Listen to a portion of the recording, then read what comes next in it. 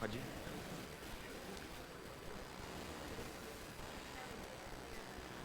Bom dia a todas e a todos. Good morning. Welcome. We are going to start our first day of the SciELO Network meeting during SciELO 25 Years Week. Open Science and Idea, Impact, Diversity, Equity, Inclusion, and Accessibility. I'm Alex Mendonça, and I'll be your MC. We would like to thank our sponsors, partners, and friends of SciELO who have helped us put together this event. SciELO model operates in open access by collecting objects of research communication with bibliographic index, web library, and meta-publisher. The poster you see on the right, through QR codes, has an interface with web contents, such as the expression of the library, as an extension of our minds, and we would like to invite all of you to explore the poster on the left. There are many QR codes that you can use and enjoy. We would like to remind you that this event has a code of conduct based on the DEIA principles, diversity, equity, inclusion, accessibility, to really provide an open, healthy, safe space to all of you. All participants have agreed to follow our code of conduct, which is available on our website 25.cielo.org and on our official app of the week, SciELO 25 Years, available in Android and iOS. All the participants were asked about accessibility. If any participant has difficulties concerning accessibility, please let us know. The official hashtag to be used in social media is hashtag SciELO25. We have a team which is fully dedicated to providing social media posting, and it will be monitoring the hashtag. So we would like to invite all of you to support us and really share the information. Today in the morning, our first session will approach the state of art of the 16 national collections and the theme collection of public health for SciELO. In the afternoon, we have a panel, Moving Towards Open Science, Searching for Visibility and Impact, which will be divided into two parts and will have most of our publishers of SciELO Network. We are going to start now with our welcoming session. We would like to invite Abel Parker, co-creator and director of the program SciELO FAPESP.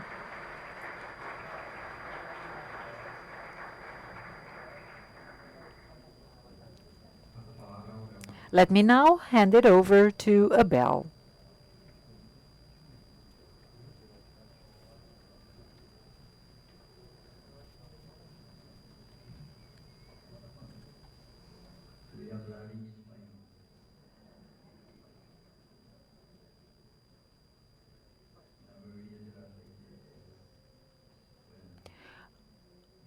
I'll speak Spanish, as most of our members are from Spanish-speaking countries. Welcome, everyone.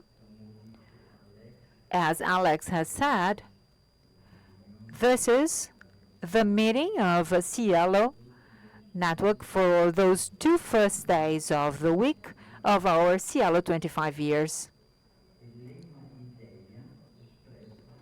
The topic idea express the nature of a SciELO program and the SciELO network.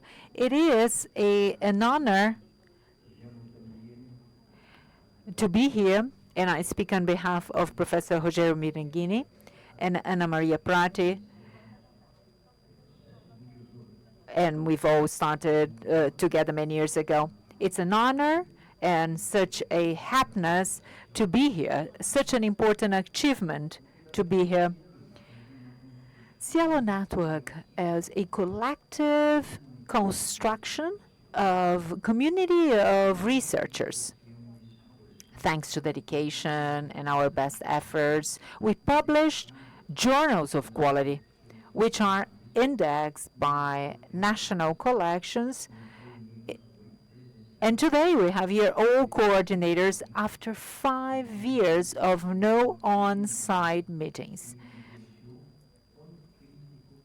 During the COVID pandemic, we've all realized how important it is to have appropriate access to information and science of quality. Today, during our first hour, those 2 days will be just a meeting so that we can just check how we are doing, what our current status is, just to check bases. And then we are going to have a global analysis of the status of communication, investigation, and the publication of periodicals and journals. It's important to highlight what a relevant role we all have.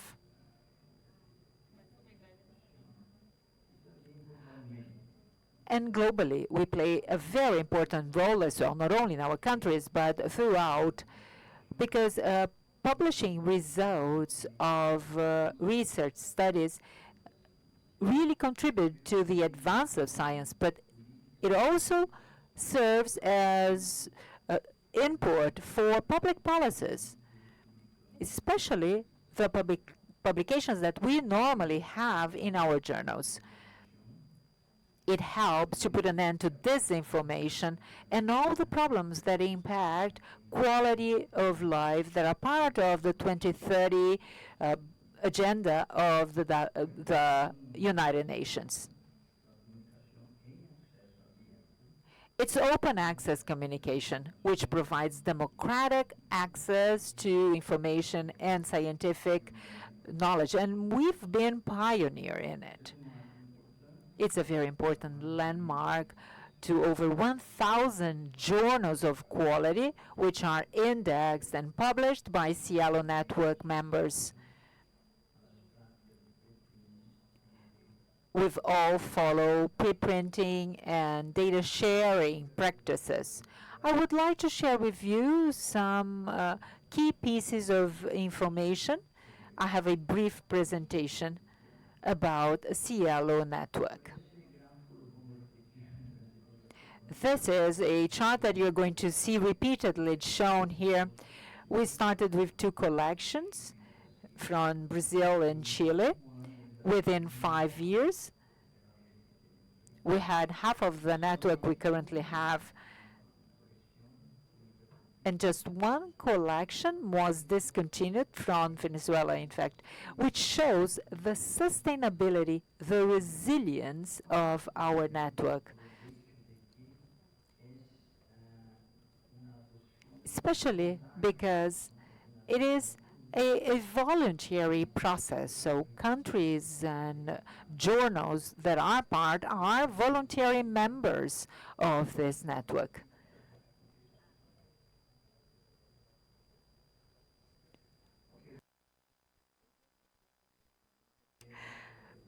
I'm going to go very quickly through the charts.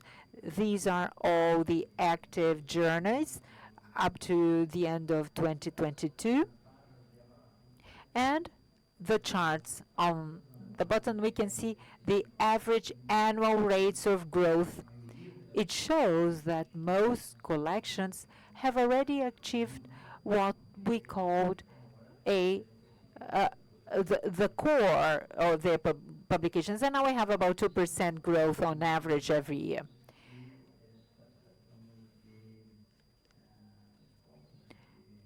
These are some charts from the World Report of Chimango showing really the world production, and we can see as represented here, Ibero-American, Latin American. We are part of a context of production of 9% of the world scientific publication. And here we have the publication of journals from the same countries. In Latin America, we amount to 18% of all those journals published in Brazil. And in Africa, 2% is our percentage. This is the number of documents for open access of OA Go journals, and Latin America and Ibero-American countries are the leaders. I think this is the main contribution. I think it's a differentiating point for our network. And for Latin America, 34% comes from journals published locally. You can see that throughout the world, 31% of the world has open access in their own journals. In SciELO network, you could also see here our percentage. The main purpose of our meeting is to renew the commitments with our principles. Recognizing everything is a public good, the work as part of a network, working as a network has a great potential, not only because we are sharing, creating scale, and reducing costs, but also because we really enhance our synchrony, our work as part of a whole single group. We want to deal with quality control and improve the quality following the principles of FAIR and DIA or DEIA. We want really to renew our commitment with our goals, which is to maximize visibility and impact of the index journals. We want scientific production of a country to be not only what is published in high impact journals, but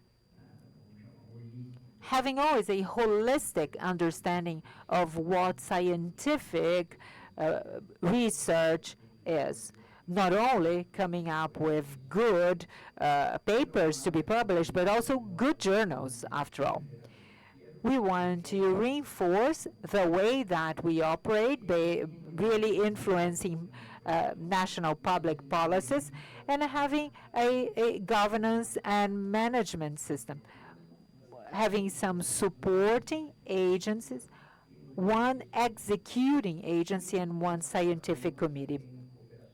And we work as part of international cooperation of SciELO network, which is a collective construction. We make collective decisions and we really promote a very good sharing of ideas.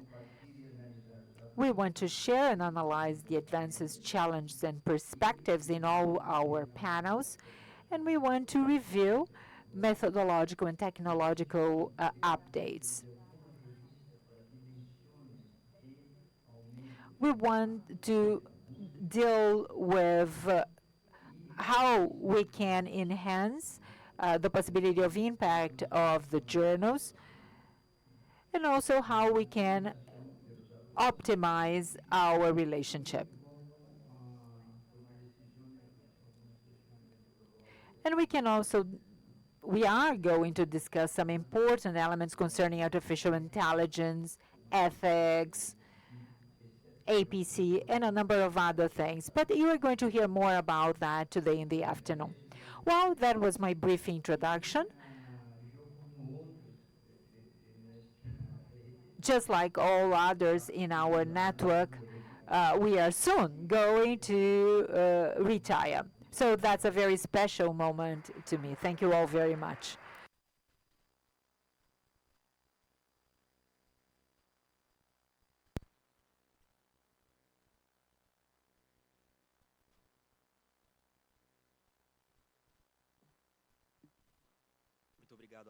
Thank you, Abel.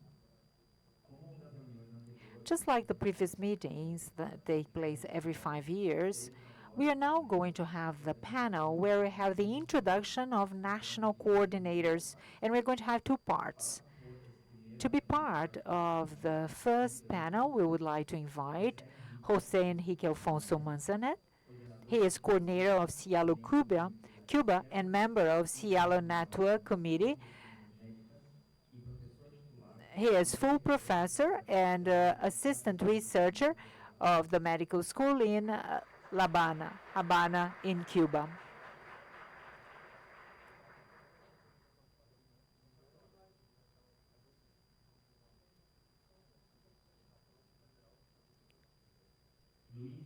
Let me also invite Luis van Heerden, Manager of Operation of SciELO South Africa from the Academy of Science of South Africa.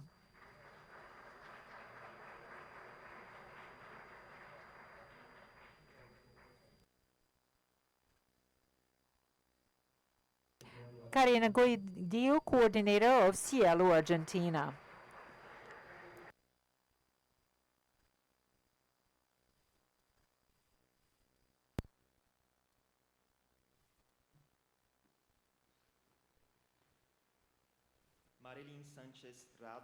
Marilyn Sanchez Rada, Coordinator of SciELO Bolívia. She's Director of Biblioteca Central e Centro de Informação e Gestão de Conhecimento from the Universidade Maior de San Andreas and National Coordinator of the Virtual Library in Salud Health Virtual Library in Bolivia. Abel Paca, Director of SciELO FAPESP Program.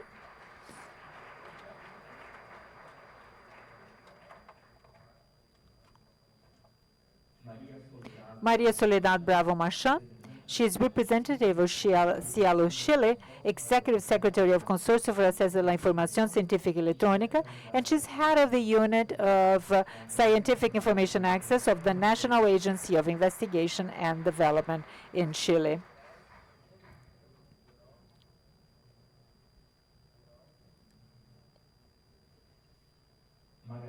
And finally, Magali Morales Ramirez. She's coordinator of SciELO Costa Rica, leader of the National Health Library and Social Security, and leader of the area of information of the Center of Strategic Development, Information and Health of Caja Costarricense of Social Welfare. Just one more seat coming for Magali Ramirez.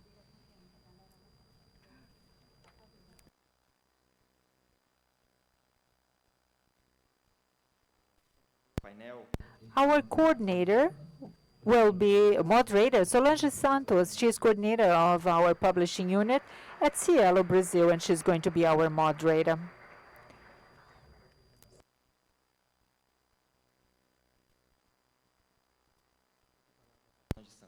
Let me hand it over to Solange Santos. Good morning. Good morning, everyone. It is such a pleasure to meet you today here on site, especially the coordinators of SciELO Network. We are going to invite Hossein Hikemasané. He's going to have his presentation summing up the self-assessment of all the coordinators performed during the year.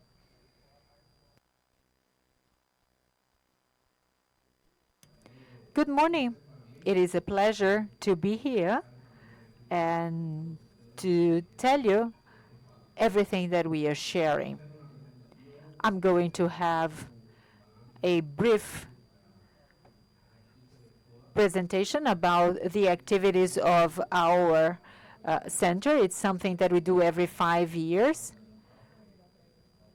And you are going to hear what we have done in the past 5 years. The next slide, please.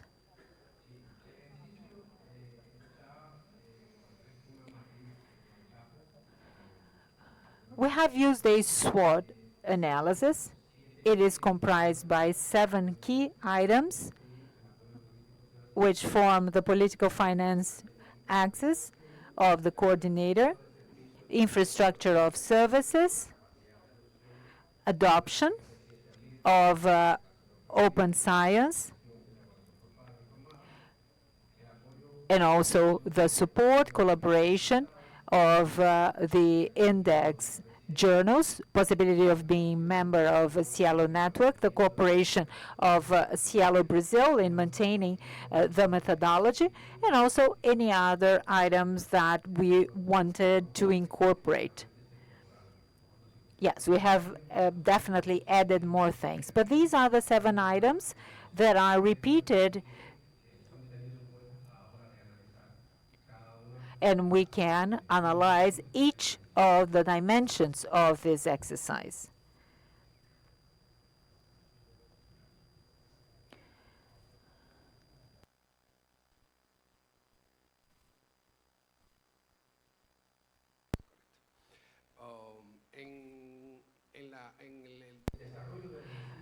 In developing the SWOT analysis, there were 14 countries involved. So 15, including SciELO Brazil. Compared to the previous one, which was in 2018, there were 2 countries missing. Venezuela and Colombia were not part of the analysis.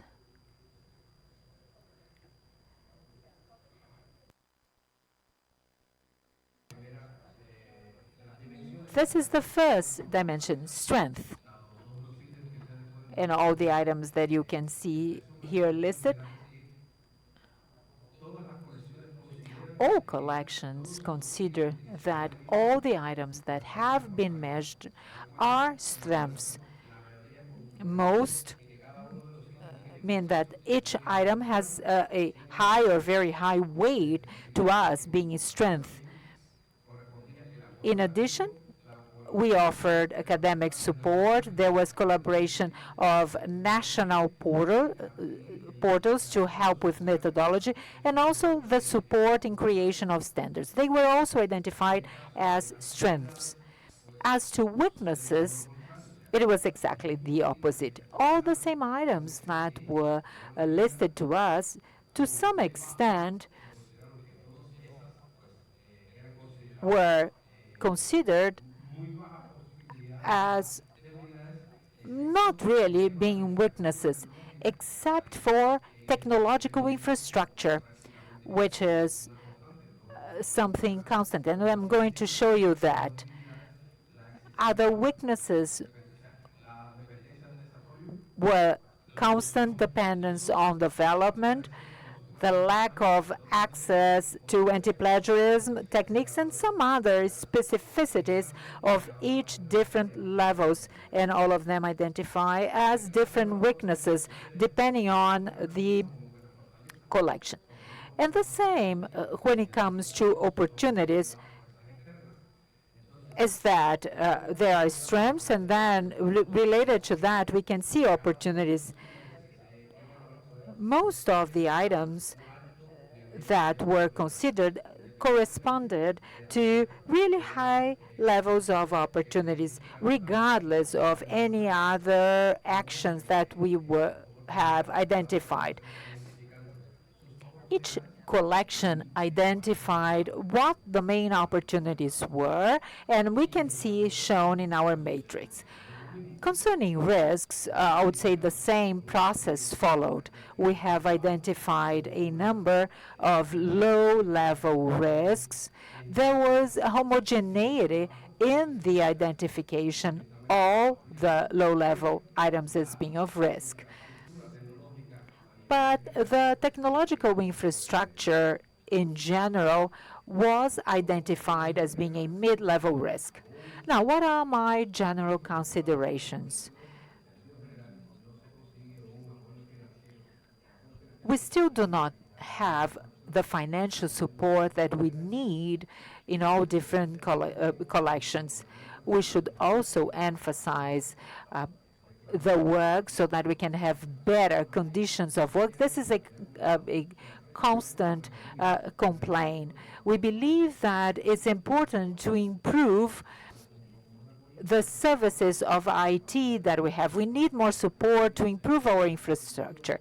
We have also recognized the importance of adopting open access publications, and also have a number of priorities that have been defined for 2018 to 2025.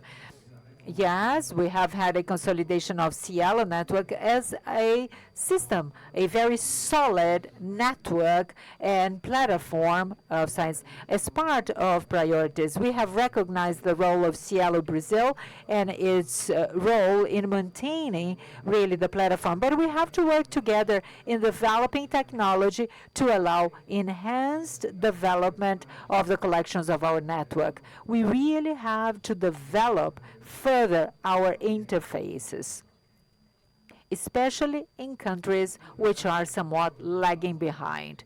So, in general lines, this is the result of our analysis of the SWOT matrix, and I thank you all very much for your attention.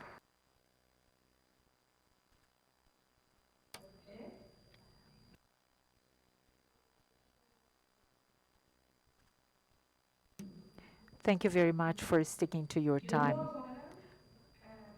I would like to invite now to make the presentation about the advances of the collection, Louise van Heerden, and she's going to share with us the results of SciELO South Africa.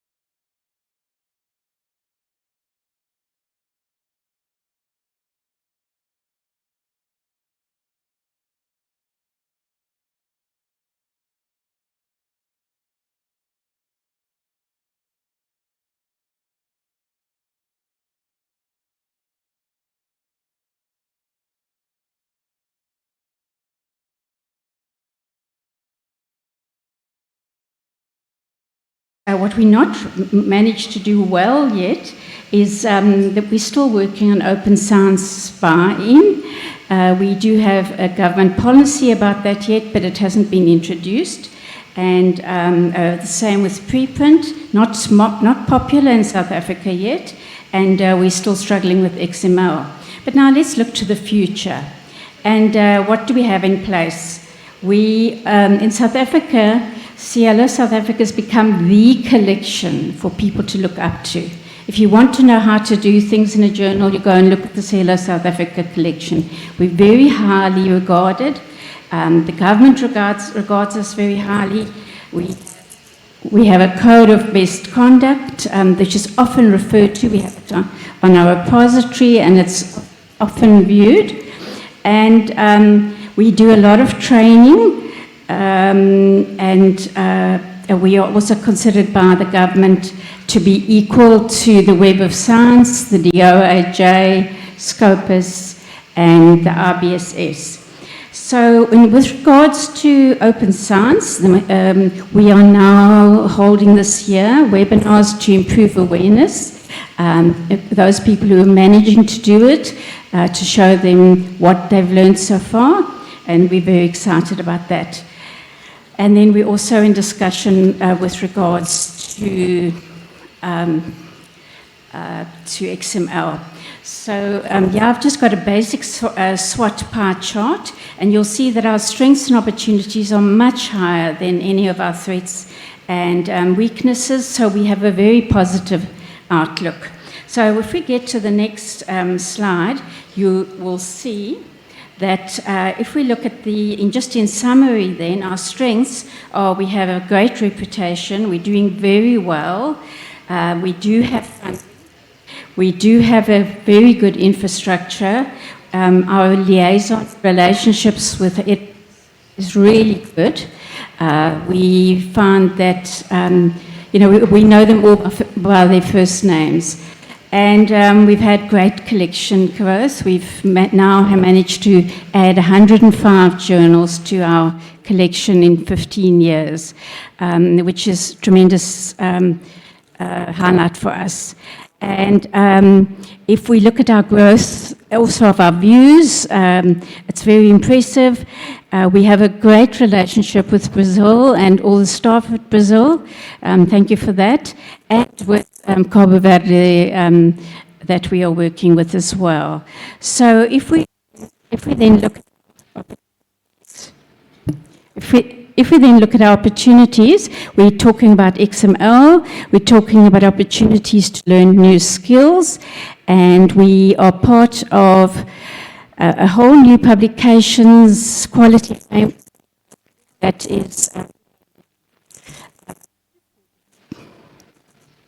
is being introduced in South Africa from this year, and my colleague Susanna has been very much part of the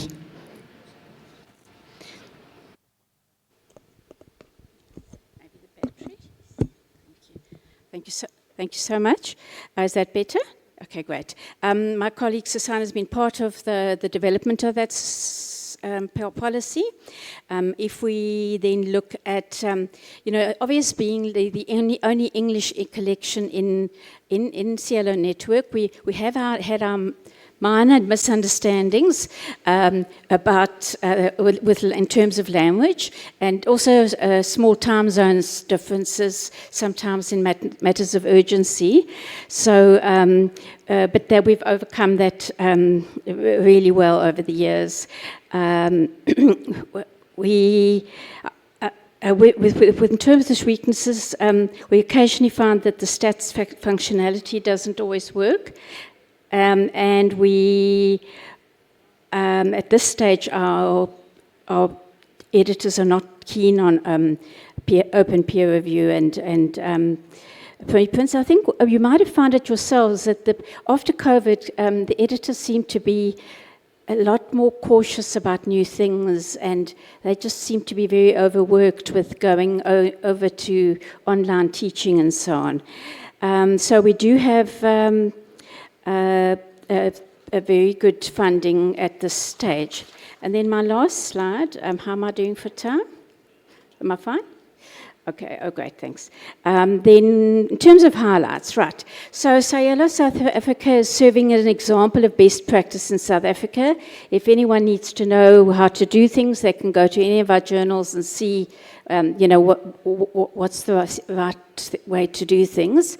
And because of the high quality measures and the collection being managed by the Academy of Science of South Africa, which is highly regarded, we also have an excellent reputation. So we have journals almost begging to get onto the collection, but we of course are very strict about who we accept. And so, we set off with high standards from the word go. In South Africa, the SciELO South Africa collection is also seen as a national standard, a national asset. And something that we've done that's different is we're getting a whole new group of editors that are coming into in terms of diversity in South Africa, a lot of more young people of different races, colors, different parts of the country, and to enable them, we've been running webinars, what we call webinars for emerging research, emerging editors, and they're actually being very well attended. Sometimes up to 150 people at a time attend these webinars, which is great diversity project. So our staff are well trained and well experienced, and as said, we have a very good relationship with SciELO Brazil and Cabo Verde. So as for that, you can.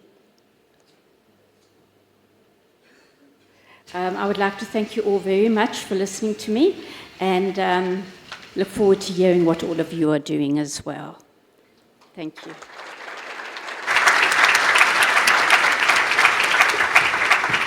Thank you very much, Luiz. Luiz ficou dentro do tempo também. Estamos conseguindo avançar no painel com sucesso.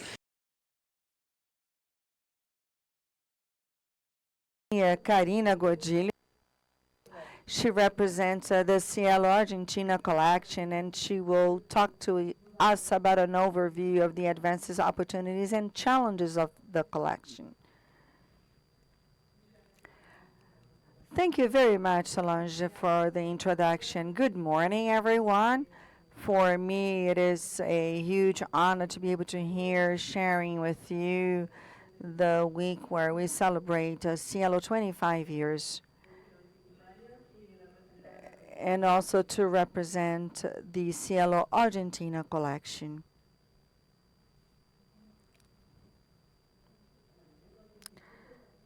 I have 10 minutes, and I will try to keep track of time.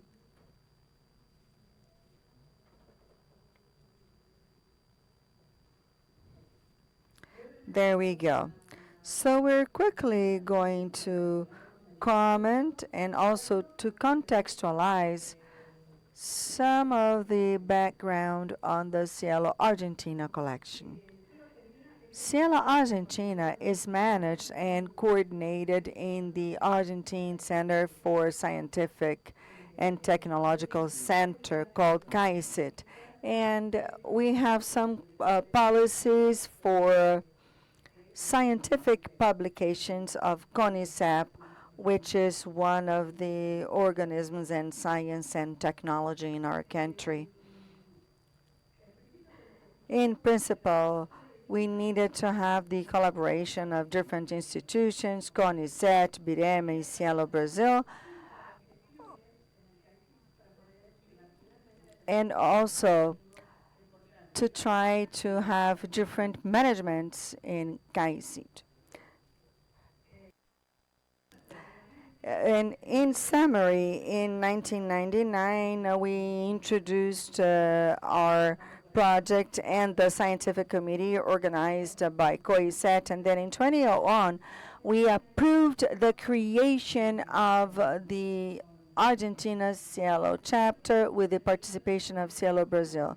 And then we had our first workshop on the SciELO methodology. In July, we started working with 5 journals in our collection, and then in October 2006, we have the 18 journals that were added, and we were able to have the certification to work as an official site regularly.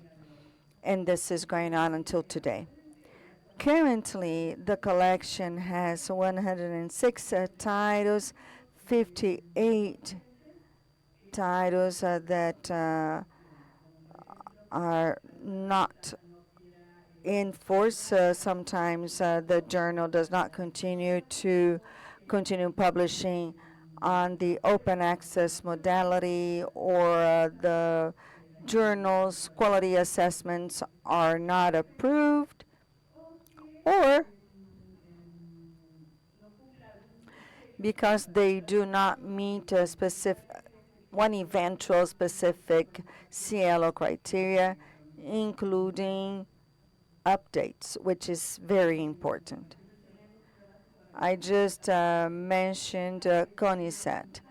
This is a prior evaluation that is required so that approval is granted. Here we have some numbers, as I just mentioned. In total, we have 164 journals in our collection and 106 titles that are still in force.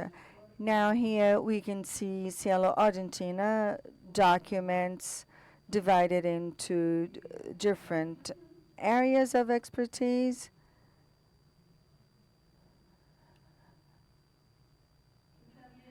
And also, we've seen the distribution according to the different areas. Our collection is based on the different disciplines prevailing: human sciences, social sciences, followed by healthcare sciences. Some considerations regarding the basic nucleus, which is a required and excluding condition to be able to participate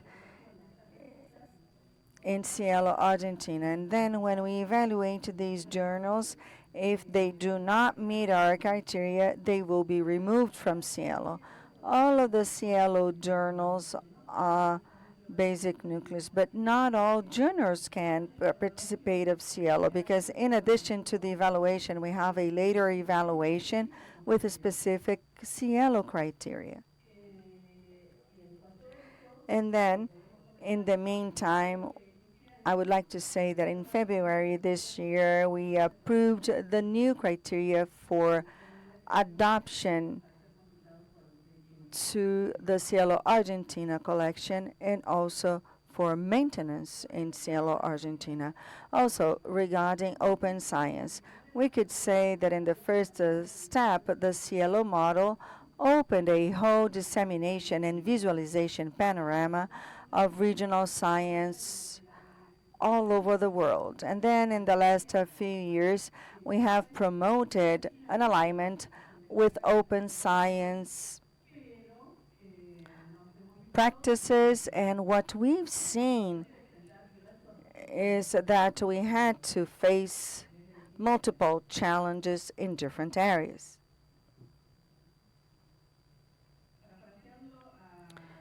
And then, paraphrasing about open science promotes transparency of different processes and the opening of contents, aiming at reuse, recycling, and also applicability. However, for this to happen and for an alignment with SciELO and open science, we need to have the adoption of new editorial practices. In the last few years, in the last 5 years, since 2018 until now, the SciELO Argentina collection and its organization tried to work on the changes of the methodology and adoption and good practices in scientific publishing, with different objectives in mind to work with these journals, both the journals that were part of the collection and those that were used for acceptance. We have DOA, the inclusion of DOI, ORCID, accreditation of authorship such as credit, ethical norms, international ethical norms, adoption of management systems. We recommend this, even though it's not a requirement. Policies on cases of copying, copyrights, digital preservation, and data management. Here in the slide, you can see preprints in red. Because of all of the topics we've worked with, this is the one that has been most difficult for us whenever we have to talk to editors.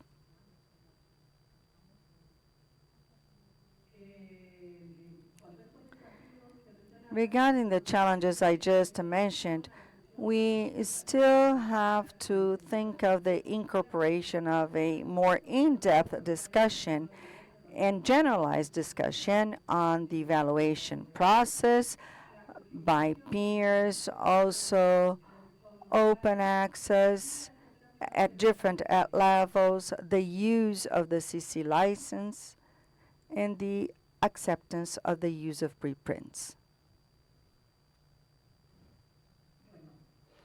Very well.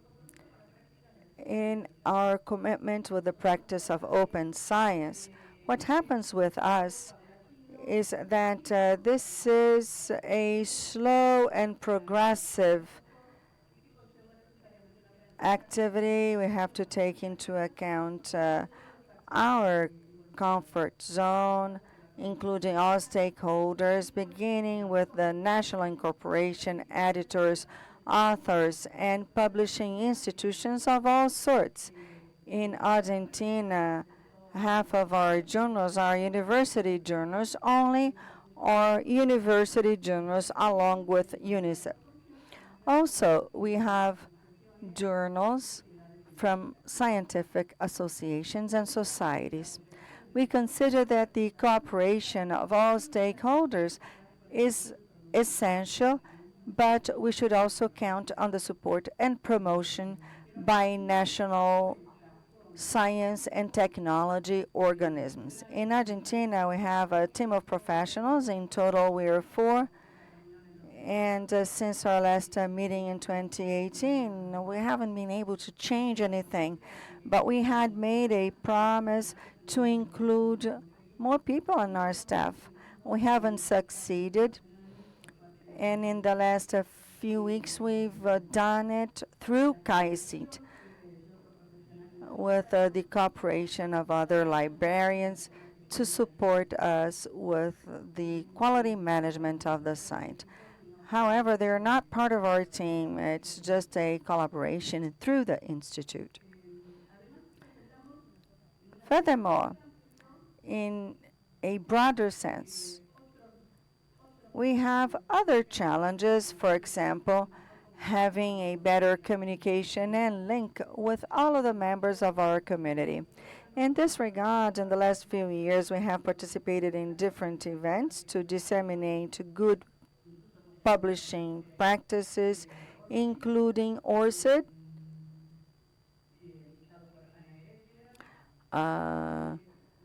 managed by Ana Radia, and it is very useful. But we also have to facilitate procedures to achieve acceptance and permanence in SciELO without losing quality.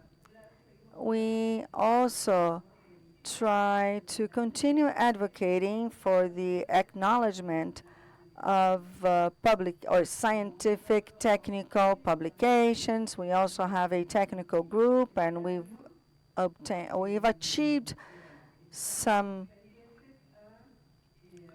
success cases, including the update of the platform. Thank you very much.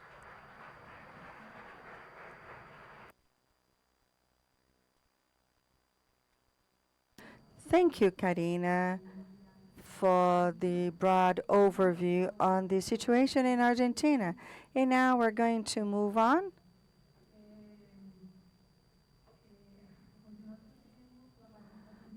With the participation from Marilyn Sanchez Rada. She represents SciELO's Bolivia coordination, and she's going to talk to us about the development of the collection in that country. Thank you. First of all, I would like to say that I bring our best regards from Bolivia. In Bolivia right now, we are waking up from the pandemic, which was really a situation that really scared us, not only at the level of what what it was in terms of life and health care, but also we had so many journals and publications that were not able to continue growing. They made extreme efforts to be able to meet with all of the requirements and criteria to remain in SciELO.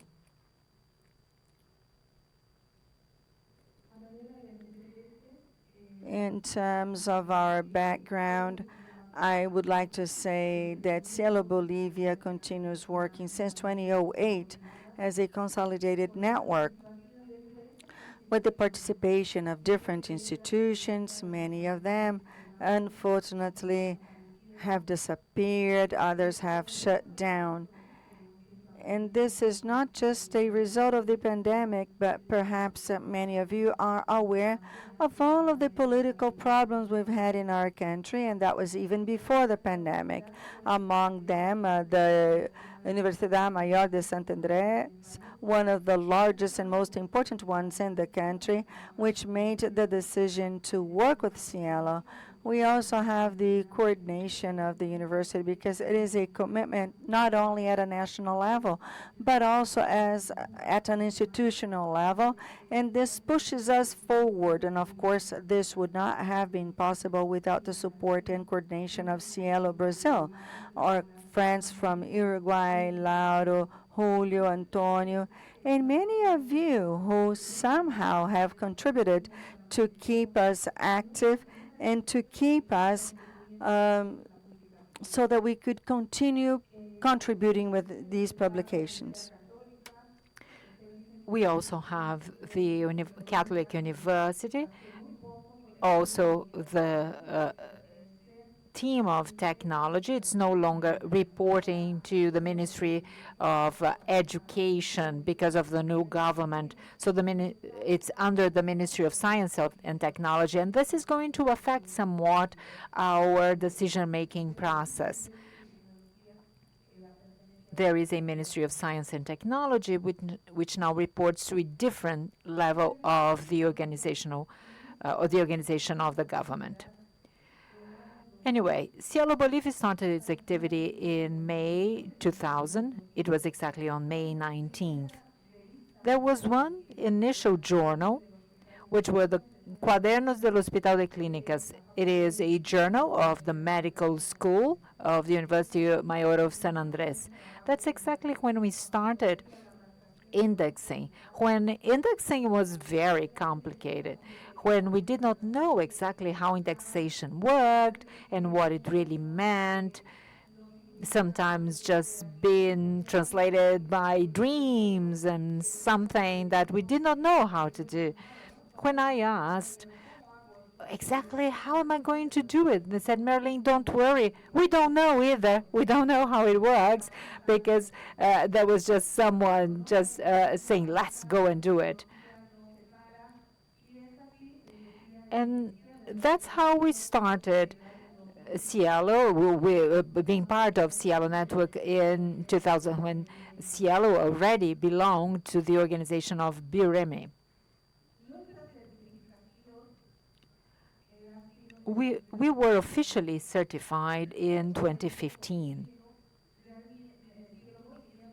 SciELO Bolivia, at that time, had really understood how to do things. And thanks to our official certification, we could really provide all the deliverables, adopt the methodology for the country, really demanding all the publishers to really meet the criteria that were part of a SciELO network so that we could keep on belonging to this group.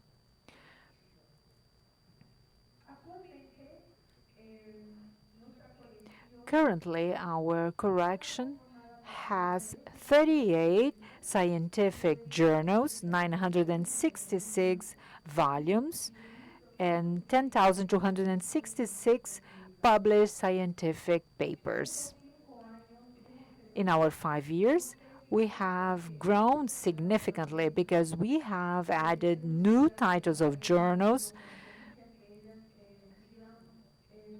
Because of COVID pandemic, some journals had problems, and some which used to be published decided just to make the publication online because the economic situation of the country. I've told you that we have increased our number of journals, but always complying with the criteria. We do have problems, of course. I'm not going to say against it. There are some ups and downs in our, let's say, performance and the results of our evaluation, especially during COVID pandemic.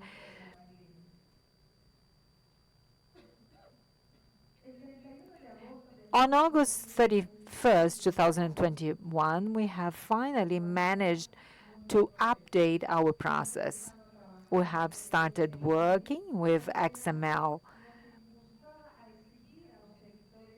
We've also asked publishers to always meet with the criteria. It's not only DOI or DOAG or ORCID. Many authors had ORCID, but the problem was DOI. Not all journals had the appropriate DOI. As we are a country that is willing to go further, to really, the authors want to have their papers indexed by SciELO. So everyone has worked very hard to achieve that. And finally, in 2021, we have succeeded with most journals in our collection, not all of them, but we've taken the first step. We have the DOI and we also have XML.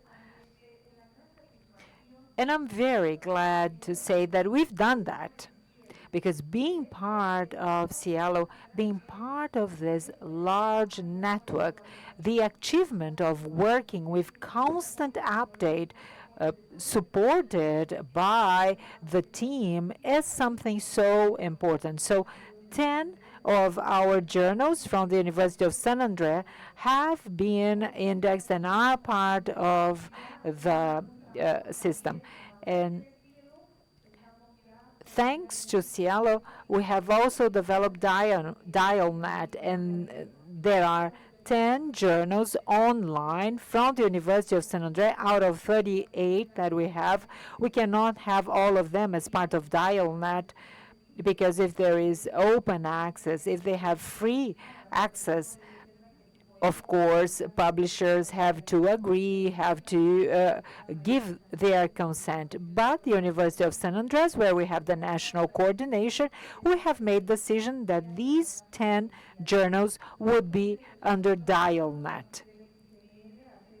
Always based on XML, we have the appropriate configuration model, and the 10 journals that are from the University of San Andreas are part of SciELO and all the other networks, and we have it indexed by DialNet.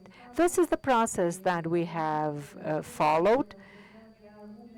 There are some other journals that have already been considering really adopting all the rules and also join us. So this is what we've planned for the next 5 years. Implement a new SciELO platform, updating the criteria of SciELO Bolivia, which is extremely important. And these are our conclusions and action plan. I would like to thank once again for all of your support. Thank you.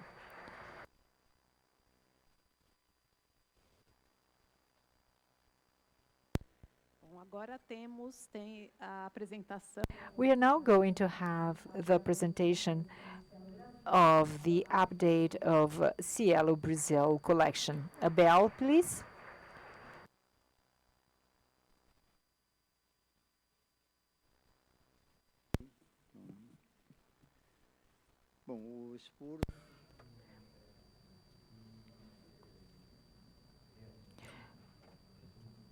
For the past 5 years, we have all worked hard towards open science. It's a huge challenge to SciELO Brazil. SciELO is part of the network, and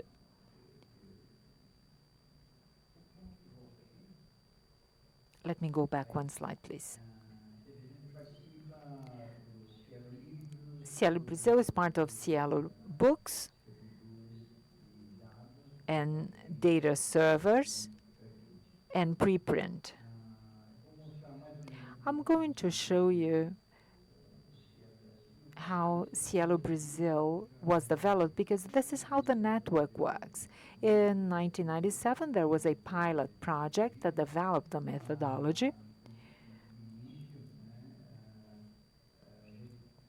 At first,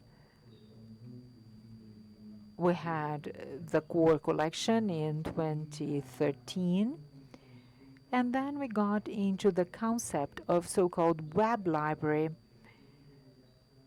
No intermediates, just a virtual operation and universalization.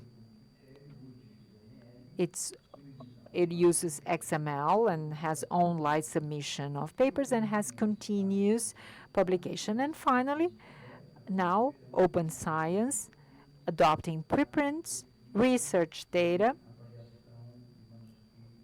and informed manuscript assessment. We've changed the name rather than saying open assessment because everyone reacted to it. So we changed and call it informed manuscript assessment. There are two basic documents which are the indexing criteria and our lines of professionalization, internationalization, and sustainability. There is a committee, our advisory committee, representing all the different areas. We have triennial projects. They are provided as grants. FAPESP just contributes with 80%, and then there are other funding agencies that fund the remaining 20%. And the execution by FAP UNIFESP. Here we have the number of journals. There was one point when we got the main core collection, and then the increase of journals on average 2% every month. This is the number of documents per year, 24,000 on average per year. It's also a flat number, as you can see. 452,000 documents are collected. So the curve in blue is publication on the specific year, and the red curve, the difference just pictures the retrospective publications. Here we have the number of journals by large areas, and I'm comparing Brazil against the network because there is a huge difference, as you can see. Brazil publishes as many journals of social science and humanities as of life sciences, whereas the network publishes much more of social science and humanities. In terms of number of documents, Brazil publishes a lot of life sciences, education, agrarian sciences, whereas the network has a more balanced number of social sciences and life sciences journals. Our Spanish-based journals are very much prevalent. They publish predominantly in Spanish. And there are few but constant English published journals. We can see some expansion from Portugal. Brazil has increased a lot its number of publications in English, and South Africa, which has English as a priority, and 4% of publications in Afrikaner. This is the distribution through social sciences, humanities, physical sciences, and life sciences. The network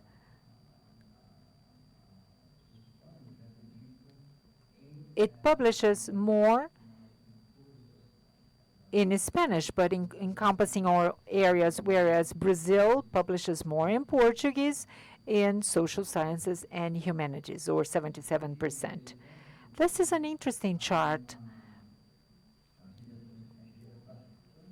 We have very significant number of foreign affiliation of our authors in Latin American countries. Brazil and South Africa have fewer foreign authors. Why? Because of language. Because let's say the discussion tends to be more in Spanish in other countries, whereas in Brazil and South Africa, the interaction with Asia, North America, and Europe. This is a very important indicator, access. Tomorrow, Rafael is going to talk more about that. This is the indicator of use. We can see here the curves.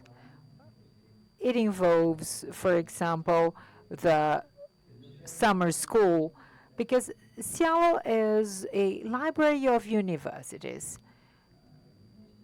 And this is the best evidence of that. During the pandemic, there was an increase over 1,000 accesses every day. And now it's resuming to previous number of accesses. We never compare to avoid, of course, sensible results, but we use the age index because it's the easiest really to understand. Brazil has the highest index because there are more people, more time on the road, but all collections have increased in terms of impact. Very important piece of data. Adoption of open science. This is a short table to show that.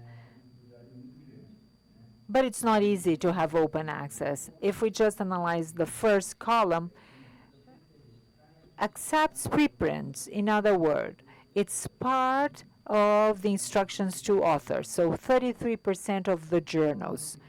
Those that have to report research data, 22%. And we also identifies the responsible publisher for peer review as another option for open access. You have to know there is a responsible publisher, and to some extent it already is indicative of the elements. And now we are working on publishing also the opinion of the reviewers. In July 23, we carried out a survey. It's something that we want to extend to the network. We've asked the journals to self-evaluate themselves. And the question is, do you think you have more strength than weaknesses in managing your journal? 85% was the total. In other words, self-evaluation proved to be, the responses were positive. They are okay in terms of self-management. And all of the journals want to increase visibility and impact. We can see more positive results in social science and humanities. However, in terms of political support and financial support, most publishing organizations saw it as something just positive. However, everyone was highly critical of the supporting agencies. Just 40% of them were satisfied. Very satisfied, very few of the organizations. So everyone wanting and needing more financial support. And the journals were very negative in terms of the Qualis system for assessing the publications. This is similar to what Jose showed us in his presentation. SciELO in Brazil is very high in political support and financial support. We can see opportunity for nationalization. The operational conditions are also high. IT infrastructure, even though we have some old applications, some even obsolete applications in Brazil, it tends to really have very high online, and system is constantly up. And we can see opportunities for artificial intelligence and other developments.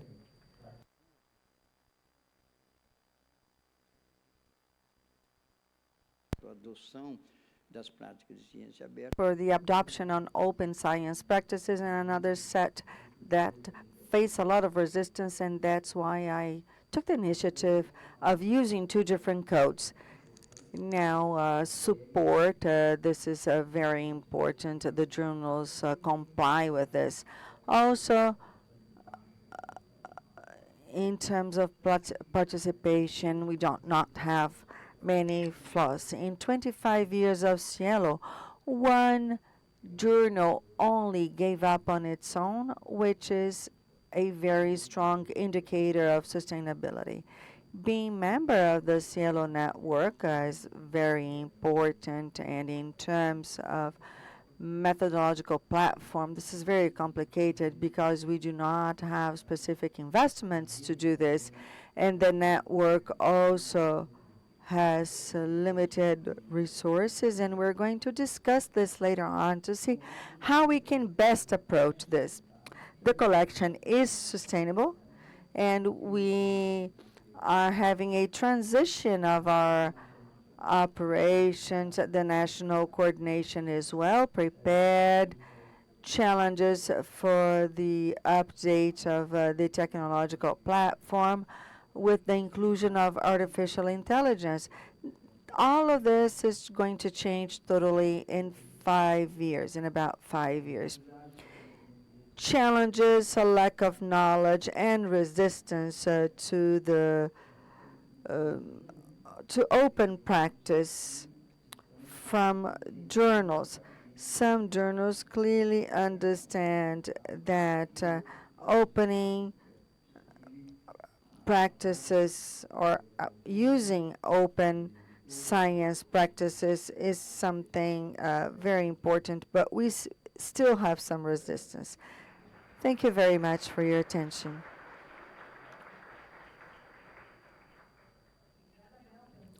Thank you, Abel, for this panoramic overview on the development of SciELO Brazil. We now have the pleasure to count on the participation of Maria Soledad Bravo Marchand.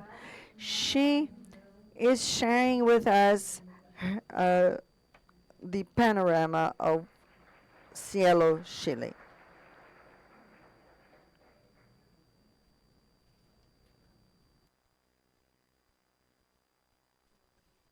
Hello, good morning, everyone. It is a pleasure to be here. I thought this meeting would have just a few people, and now we have a gigantic room here with a lot of people. So I would like to congratulate SciELO Brazil. I'm going to share with you the information we have.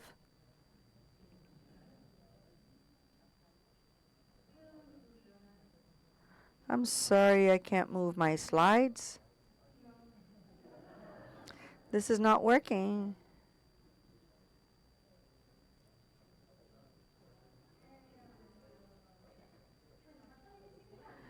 So 5 years have gone by.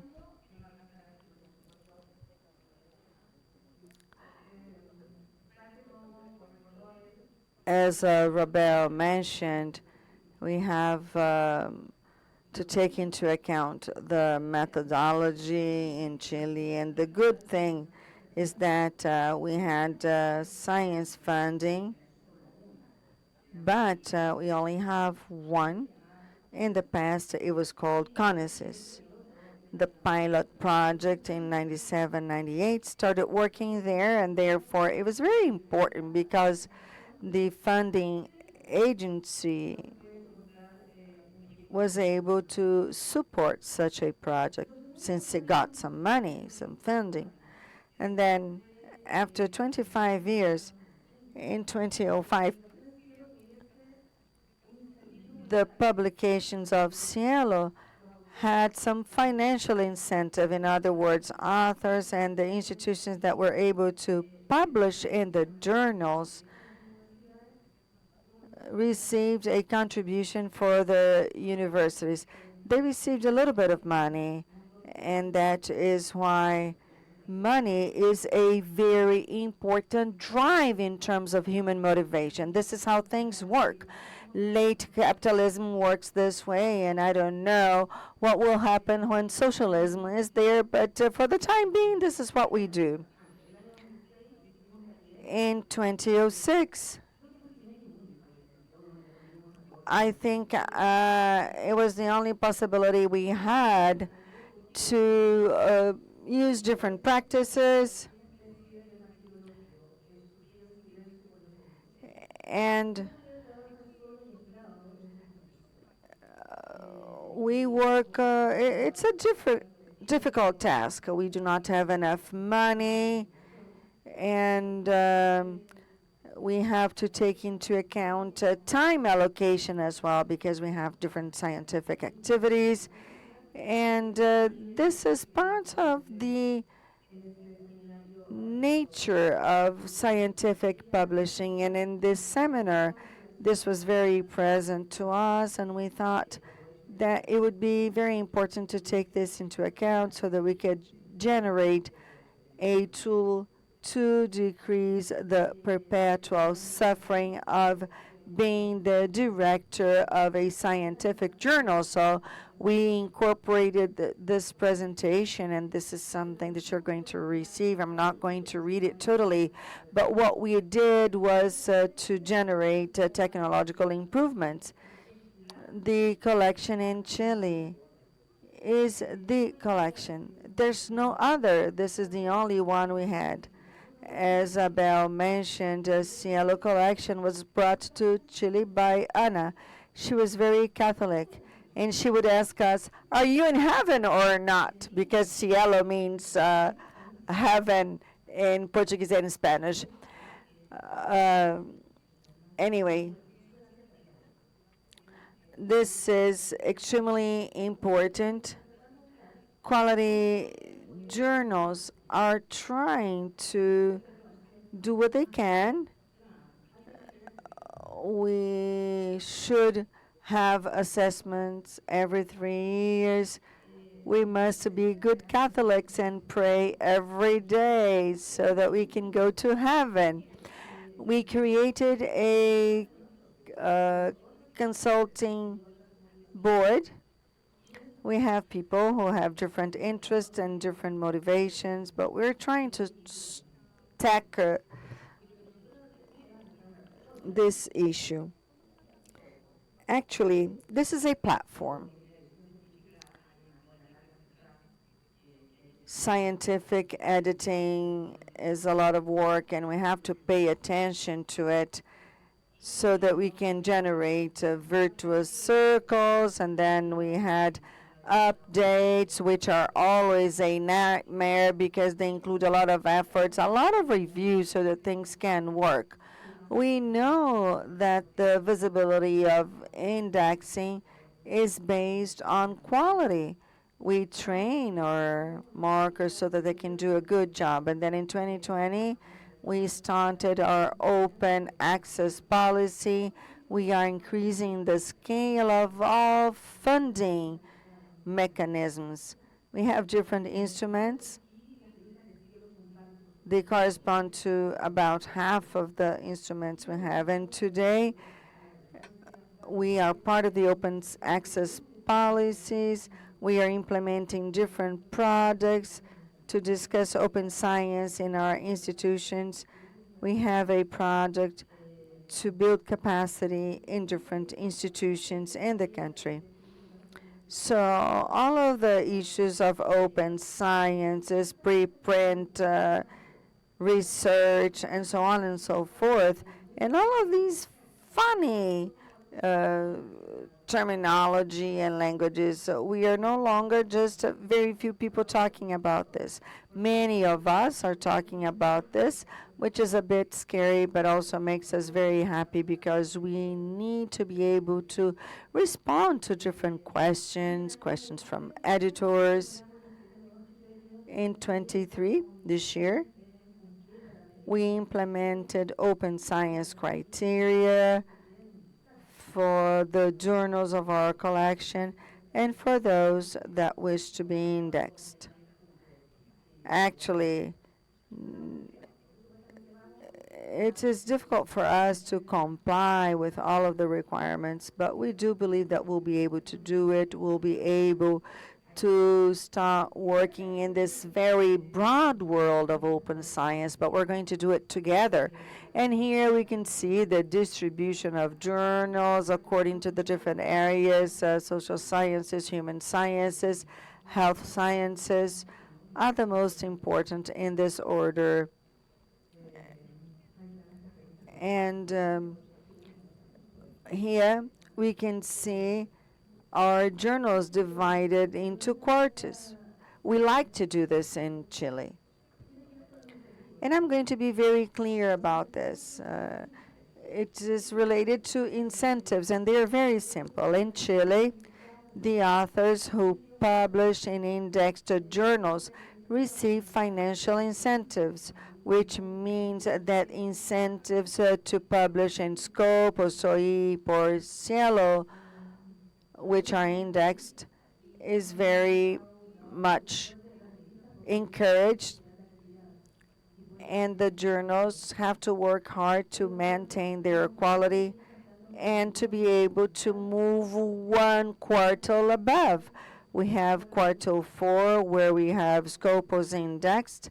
In our collection, we have 234 journals. Here we can see different journals included in our collection per year. And the journals really have to join SciELO. It's like a religious order. We can see the distribution by cities. You don't have to know how my country works and how its geography works. But here you can see the main Chilean cities. It's important to look at this because based on the different agencies, we're trying to define how we can provide a more territorial element to scientific distribution, and also how we can improve the distribution of our instruments and the focus on the different open access journals as SciELO. We work with an agency that works with the ministry, and here we can see the distribution by institution. Universities come ahead, and then we have scientific societies, other organizations, NGOs, the public sector, which edited some periodicals or some journals. They are very beautiful, very few but very good. SciELO Chile is part of the options of UNID. It's always been like this.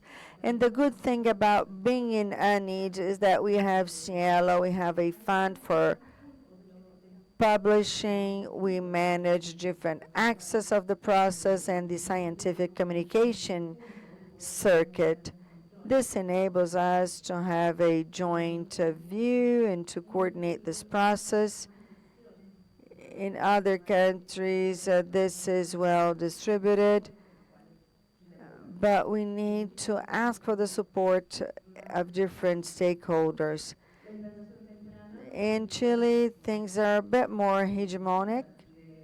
As I mentioned before, we were able to have a scientific publishing standard in terms of scientific journals. Actually, what Ana Maria said is true. And it has also contributed for the improvement of the different journals. And this is part of the so-called algorithm and tax contribution that goes direct to the universities. This is all part of the open access policy.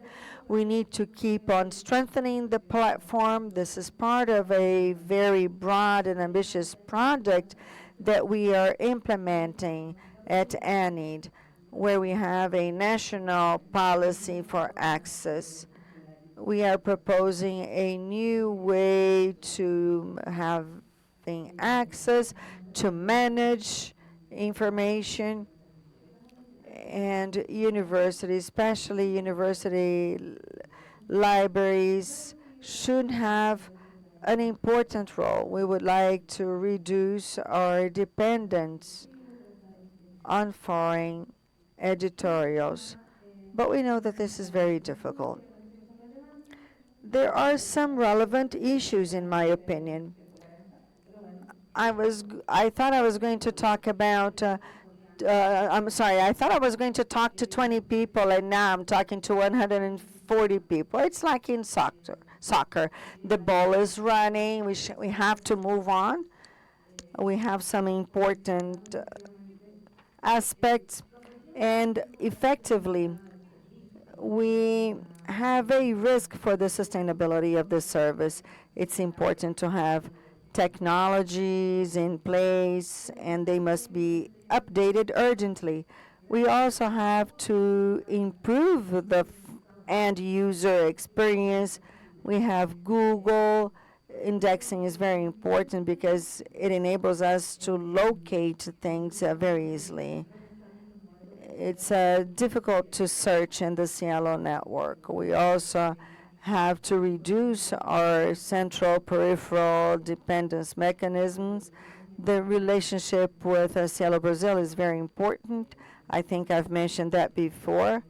And also in our SWOT analysis, because we depend a lot on what is done in Brazil and on what is done by its technical team, and this is very important for our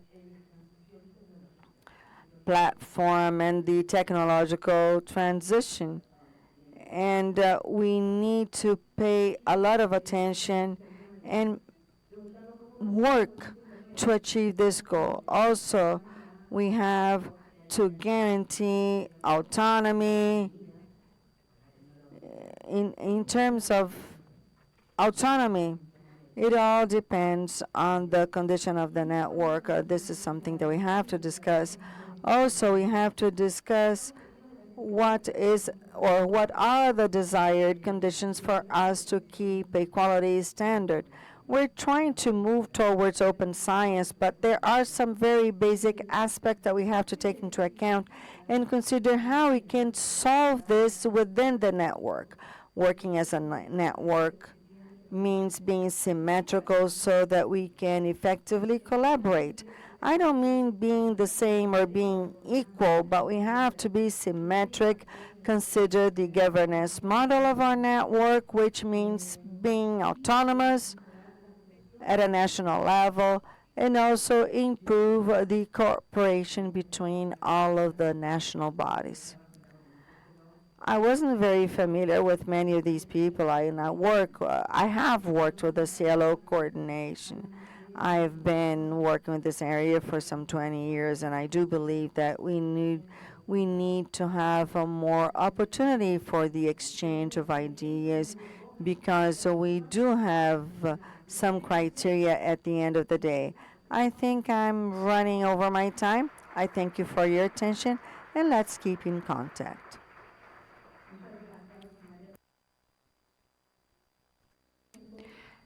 Thank you very much, not only for the questions, but the reflections about SciELO, and we are going to have that discussion today in the afternoon. We are going to discuss how we can move ahead as part of our network. Thank you very much. And now, to close our morning panel, I'd like to invite Magali Morales Ramirez, representing the coordinator of SciELO Costa Rica.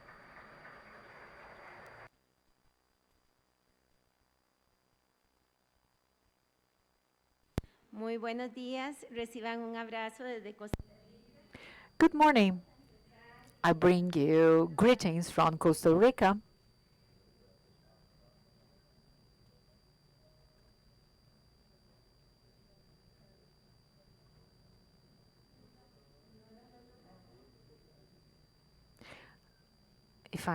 If you can help me just to change slides here, please.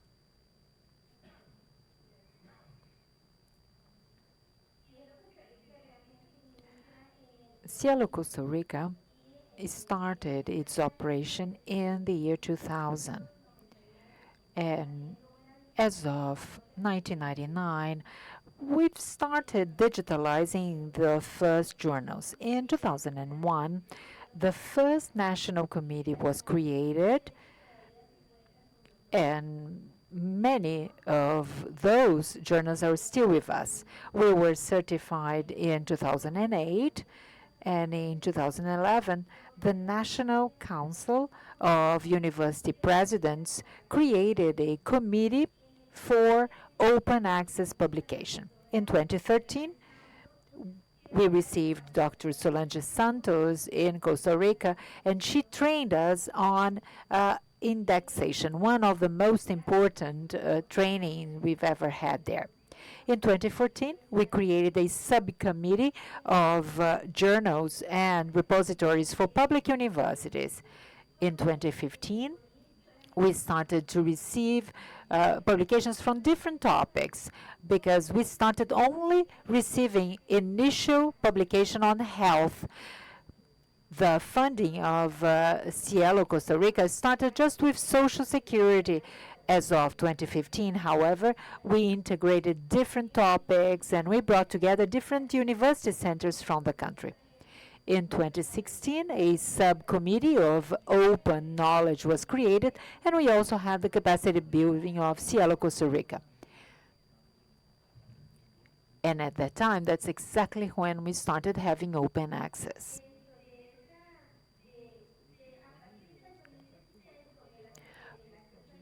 As of 2016, with open access, we have finally managed to incorporate a number of the policies, and it has really helped us deal with academic journals of all the different centers that we have, and all of them progress significantly with open access.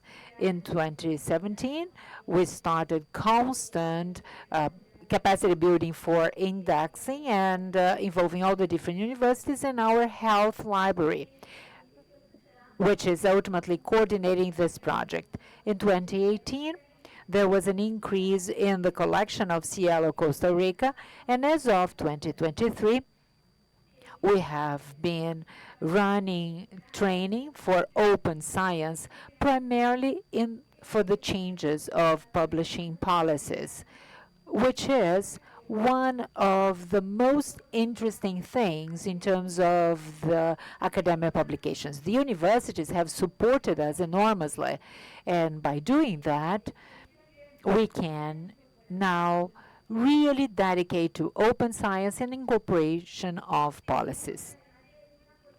We also count on the political support of the funding agency called CCSS. We also have the operational collaboration with different people who are publishers. There is also the consulting or advisory committee, and we have the infrastructure to operate accordingly. We are supported by the Ministry of Science and Technology. They help us with all the elements of web security. There had been some problems, some attacks of cybersecurity recently, so we count on the support of the Ministry of Science and Technology. We really have to count on everyone's support to avoid those threats. We also have a new server that is a repository for open access publications. And this is exactly where we also have well-informed peer review processes. We have the universities, which are national repositories of publications. They have all the integration, and with that, we have one single national repository. We have SciELO Costa Rica, where we gather most of the journals of our country. This is one important strength of ours. All the investigations and scientists, scholars really respect SciELO Costa Rica. And this is really important. Being part of SciELO Costa Rica for them, for the authors, is something very important. Many of these journals are also part of international indexes, and this has also increased the confidence. Being member of SciELO network is a very important strength for us because we can change information, exchange experience, and we are then part of a renowned network, which is really important to expand our collections. We have received constant support by SciELO network. Many of the problems that we have had involving the servers or the platforms and software have all been solved thanks to the support of SciELO network. And SciELO Costa Rica really feels very well supported thanks to the dynamic that we have. The initiative of open science is really important for the expansion of science in our country.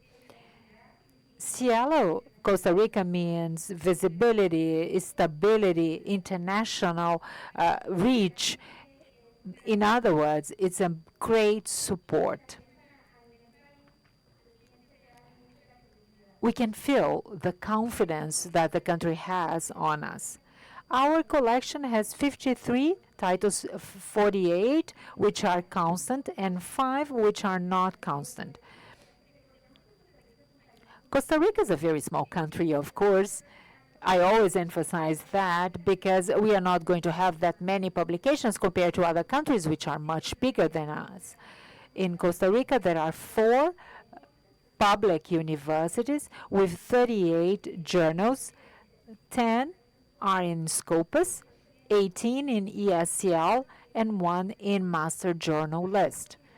There is 1 private university with 1 journal because private universities are slowly joining SciELO Costa Rica.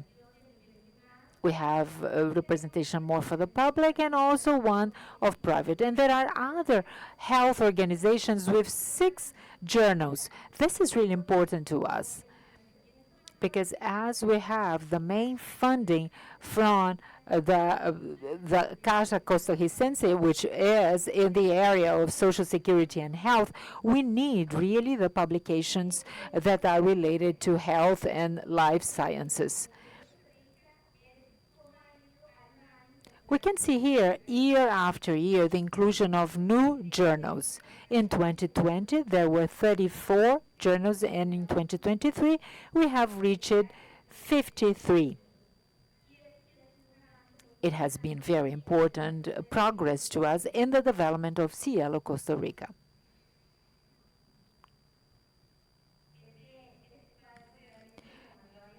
Here, a bell sent that to me, and it shows the position of Costa Rica in terms of, or compared to international index. Just for you to have a clear understanding that even though we are a small country, we've been trying to progress and really adopt international systems that show our percentage and our importance role in the publications. Here we have the main areas of knowledge that are addressed by our journals. So health science, and I've already explained why.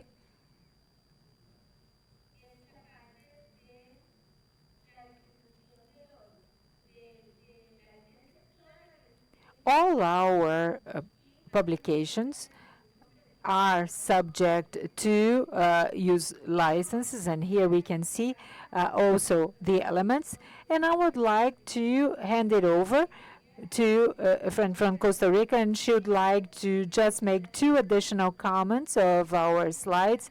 I would like to hand it over to my fellow friend from Costa Rica, SciELO Costa Rica. Thank you very much.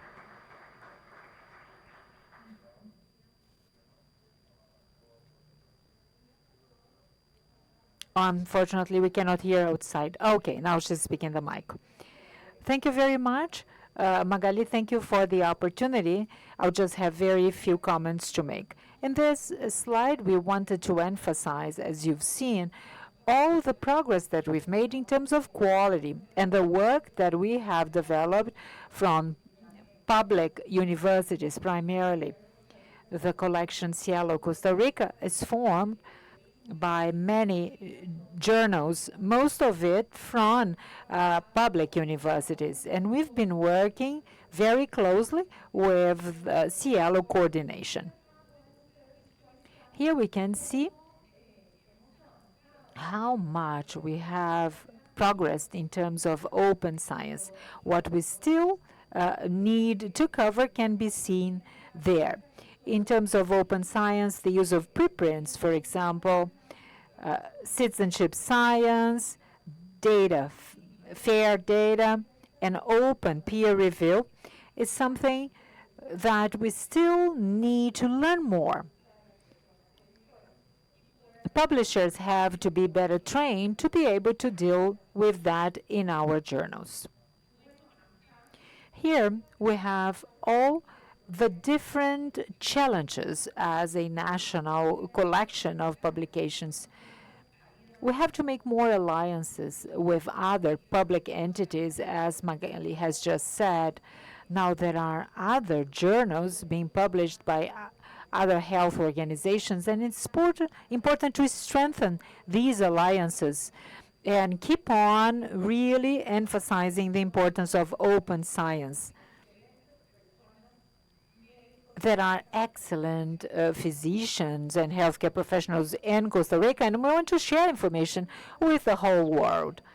Another challenge is the implementation of requirements and all the required adjustments for scientific open publication. We have to keep on expanding the understanding of a culture of quality in the publication of scientific papers. We want to adopt new techniques, as Abel has said. It's always difficult to introduce new, it's ICT, information, communication, and technology. It's extremely important to adopt more technology, more tools that can help us implement new services. We want to plan a strategy with all the publishers in Costa Rica to keep on expanding the quality of our journals. We want to make sure we have the appropriate quality and visibility of our journals, always expanding this vision, being able to communicate the high quality of science executed in our country. We want to promote open science inside the country, and now with the use of preprints and investigation data sharing. Some of the journals have already started the process, as we've seen in the previous chart, but we still need to keep on promoting and showing the best use of these practices to all publishers. There are some additional challenges inside the journals, because some journals have a constant turnover of their own staff, some level of instability in the journals' committees. Sometimes the publishing committees change. We know there are changes in publishers. These are needed, required. We know they have to be done periodically for the journals to go into different areas of science. But at the same time, it poses a risk to us. And we want the journals to meet all the criteria, especially to always be part of SciELO network. And by doing that, we can share information with other people all over the world. So thank you very much. This is what we had to share with you. Myself, Daisy Mora, and Magali Ramirez. Thank you all very much. Thank you very much. Thank you for presenting SciELO Costa Rica to us. We are a little bit late, but we are now going to break for coffee. But before that, I would like to ask Jose to join us so that we can take a group picture before we close the session. Thank you.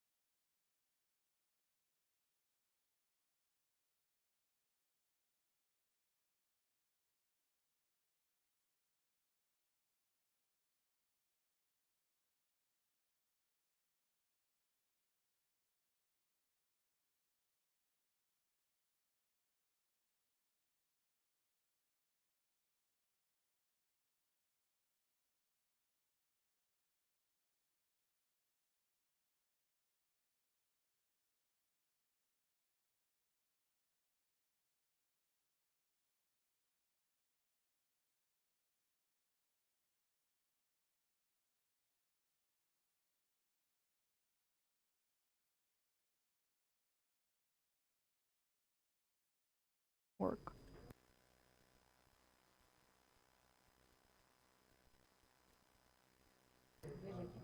Julio César Patinho, member of the SciELO Mexico Coordination Office. Cristina Fraga Medin, coordinator of SciELO Spain and coordinator of the teaching activities in the National Library of Sciences, Healthcare Sciences in Spain, and the Instituto de Salud Carlos III. José Enrico Alfonso Mansané, coordinator of SciELO Cuba and member of the SciELO Network Committee. He's also a full professor at the Universidad de Ciencias Médicas de La Habana. The coordinator of this panel will once again be Solange Santos, coordinator of the publishing unit SciELO Brazil.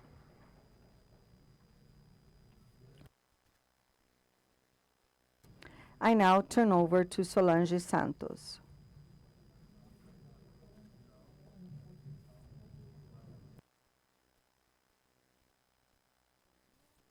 Good morning once again.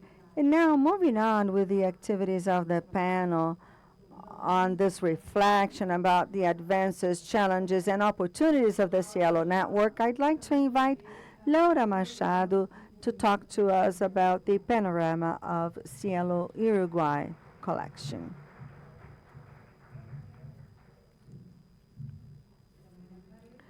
Good afternoon, everyone. First of all, I'm very happy to be able to participate of the SciELO 20 years and now SciELO 25 years. Also, you've probably seen that this year we have two editors with the Uruguayan delegation. They are very important, and it's important for me to have their support.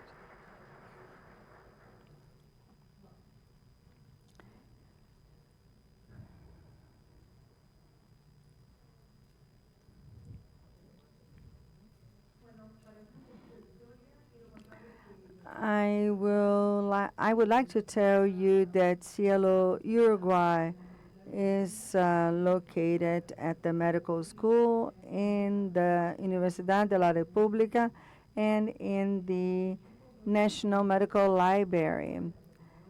Here I speak as a coordinator of our team, but today I also have Marcela Vasquez with us, and then in turn the coordinator team works with a consulting body, and we will have to change some of the people that work with us. So in our consulting board, we have the areas of healthcare, humanities, farming sciences, also the academic journal Uruguayan Association. And so how did our project started in Uruguay? In the year 2000, it was presented as an initiative of biomedical journal editorials. And then in October that year, we started training or receiving training from BIREMI. In this first pilot plan, we had the following journals: anesthesia, analgesia, and resuscitation, archives of internal medicine, Uruguayan Medical Journal, and Uruguayan archives of pediatrics, in addition to the Uruguayan Journal of Cardiology. In 2008, SciELO Brazil establishes the need to incorporate other areas of knowledge. Currently, our collection includes 27 journals. So what happens in terms of coordination? There are 3 of us.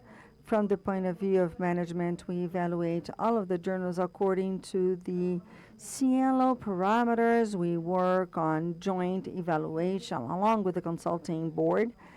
We also carry out training workshops. Regarding the markup program, we have 1 journal markation at the medical school, and then we work with the journal. We train by means of online and on-site training. And from the very beginning, we have included all of the institutions that are part of our policies. We upload volumes to our web platform. Also, we are responsible for maintenance. And once the journals are uploaded, we have a quality control of the SciELO Uruguay website. Can you hear me well? So in turn, we have dissemination through the social media. And as I mentioned before, our collection includes 27 journals, and 40% are part, or 48% are part of Universidad de la República, 33% private universities, and then 18.5% are from scientific associations. We're also working on our collection, which has publications in continued publications, 37% in half-yearly publications, and 56% in continued publications. And now talking a little bit about open access and how our collection is formed. I'm sorry, I moved the slides too fast. Okay, I apologize.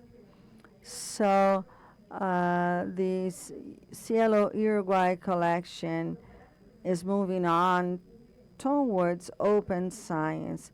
All of our journals have either CC BY, JOY, OJS, ORCID, DOAJ, and we have a list of reviewers who participate. We have the social media, accessibility to data. We're working with transparency.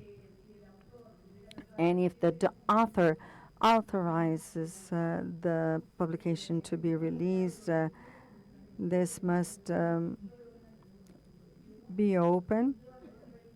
All of our journals also have who the editor in charge is, also who participated, who did what.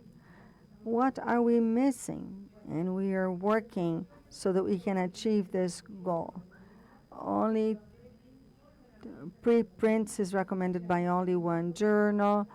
Open peer review is something that we're currently working on. Can somebody help me move the slides?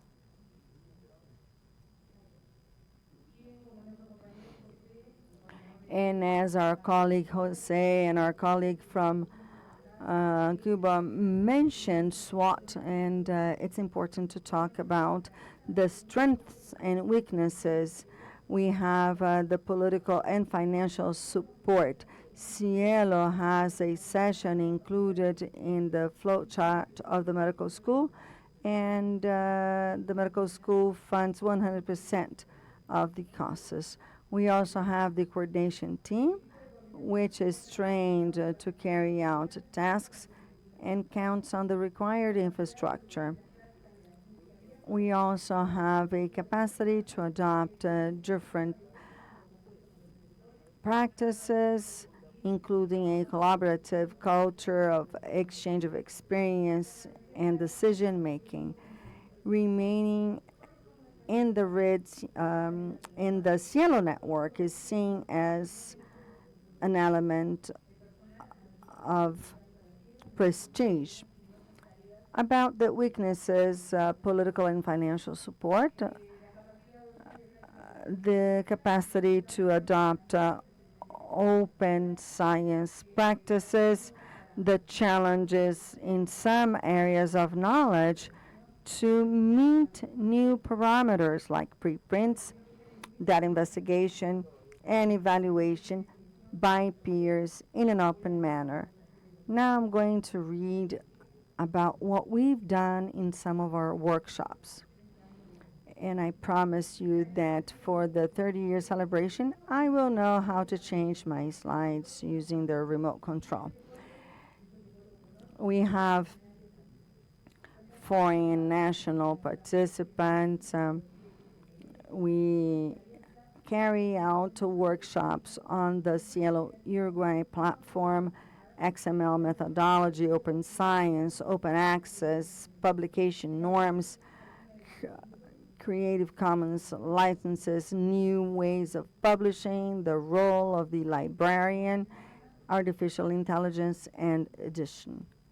And now, moving on, we would like to continue working to support the strengthening and professionalization of editorial management by means of workshops and training groups, increment an effective cooperation among the different collections in different countries, move on towards open science, meeting the requirements of the transparency guidelines, invite new journals to work in the different areas that we're lacking in our collection. And I would like to thank you for your attention.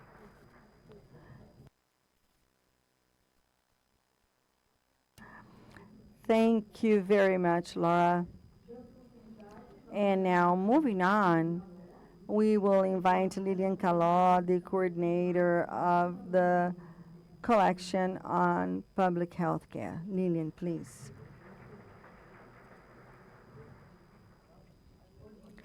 Good morning, everyone. It is a pleasure to be here with you. I prepared the slides in Spanish to make it easier, the work of the interpreters, but I am going to speak to you in Portuguese, and I will try to be as slow as I can so that I can meet all of your needs. The SciELO Public Health Care Collection was launched in the year 2000, and it is the fourth collection after the Brazil and Chile collection, both in 98, and then Costa Rica and public health care in the year 2000. Since 2006, when the consulting board was created for the area of healthcare, including editors of all of the journals that are part of this subgroup, we anticipated that the public healthcare area could become a global collection. Okay. So today, we have 17 journals in our collection, most of them in Brazil, United States, Spain, Cuba, Colombia, Argentina, and Peru. And here we can see that most of the journals are also indexed in international database. 17 are in Scopus, 10 in Medline, 11 in Web of Science, 9 in JCR. SciELO Saúde Pública is formed by editors-in-chief of all of the collections. However, to make decisions faster so that we can evaluate new journals and other topics, we created a scientific committee that was elected by the editors themselves. But they should all be confirmed by the committee. The SciELO Saúde Pública collection follows criteria for inclusion and permanence in SciELO Brazil, which is updated every 2 years, but everything should be adequate to the reality of the public health care and collective health care journals.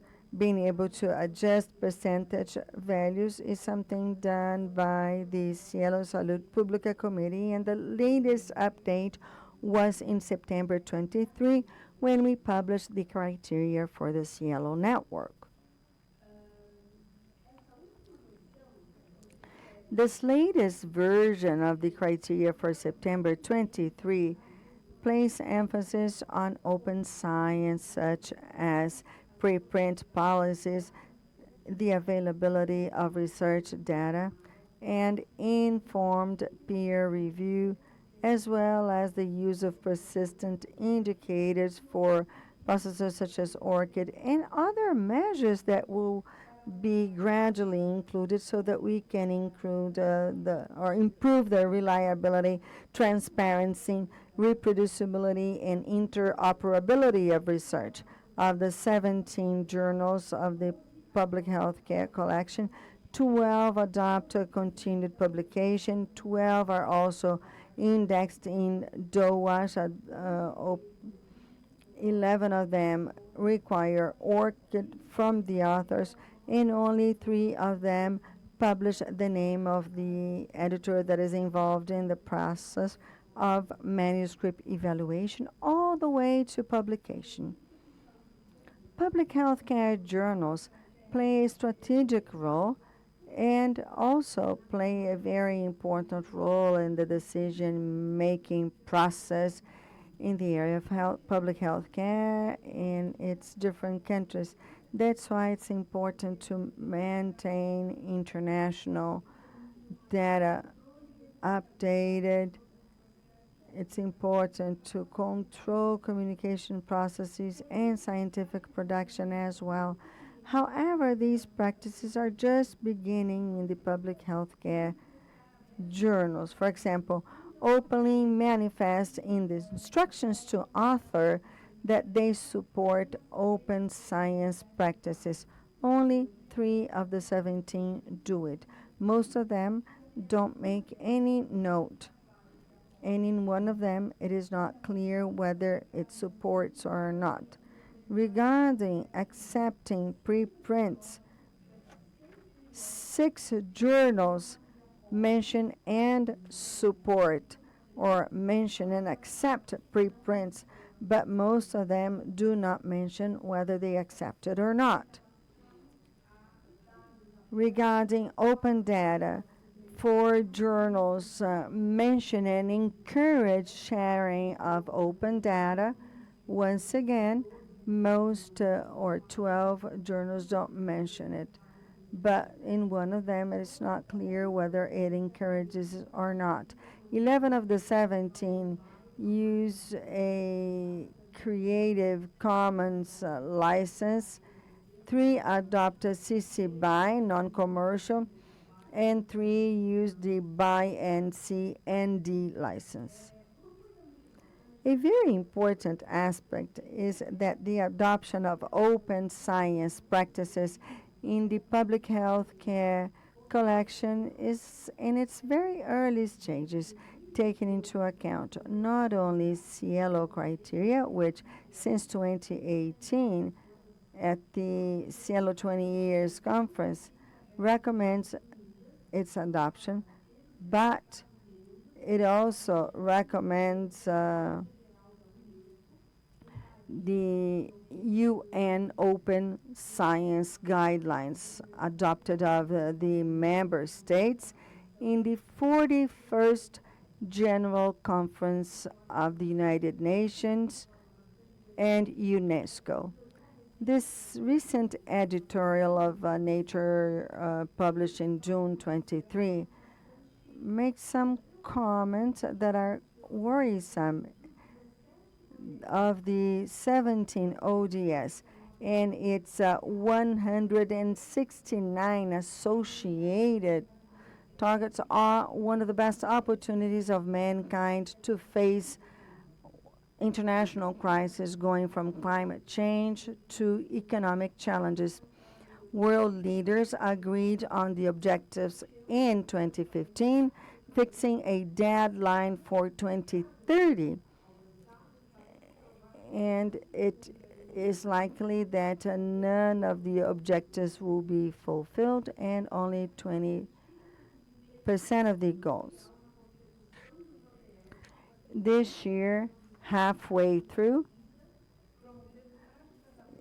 we will promote open practices, fomenting the development of countries, and in particular, the Sustainable Development Goals may benefit from an extensive interchange of the results of the research, which was evident during the pandemic.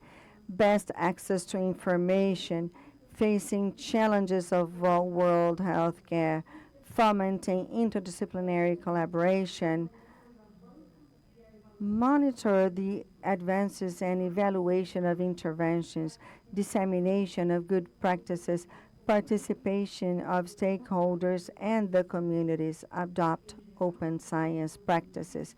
In general, scientific publishing plays an essential role in exchange of knowledge, and therefore, if humankind wants to reach 2030 with a good part of the Sustainable Development Goal, with its goals having been met, one of the way to do so, or one of the things that we could adopt in our society would be to have more open science practices so that the results of our research are not available only to researchers and professionals, but to the society as a whole.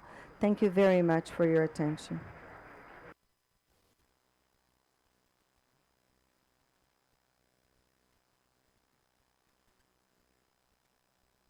Thank you very much, Lilian. To carry on, I would like to invite João Mendes Moreira. He's going to give us a general standard about SciELO Portugal. SciELO Portugal.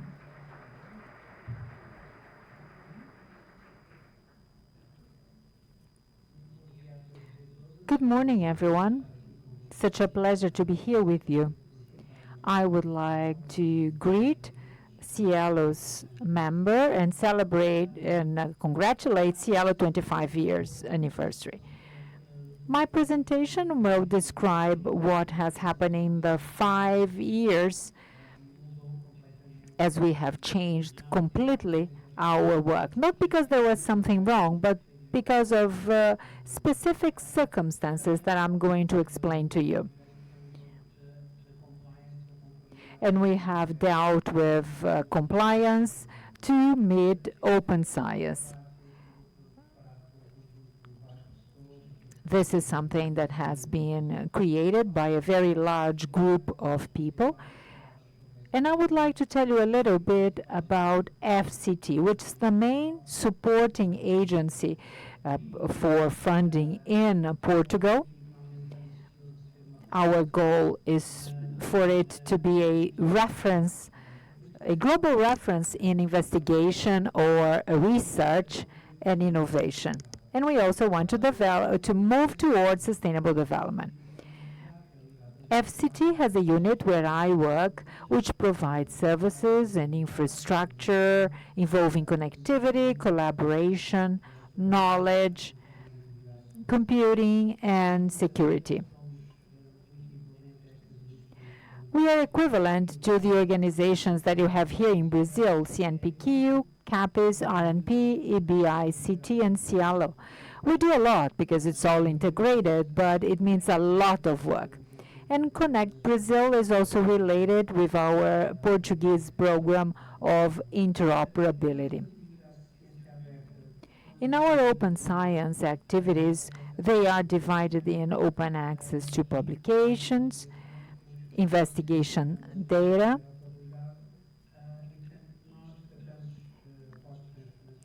we deal with transformative sections, we have Diamond OA, and also other, we belong to other organizations or other groups. In 2018, as part of our transition, there was a change of the statistics authority in Portugal, and we started to support, or to be supported to a different organization called FCT. We have created a sense of open science computing, so it would make much more sense to change the reporting structure of SciELO Portugal. We have a general distribution. There are 2 units, and we have a champion of open access in Portugal. It's the University of Milan. And there is a partnership with FCT, which supports financially the activities. Our transition started by the migration of all electronic services, the infrastructure. Then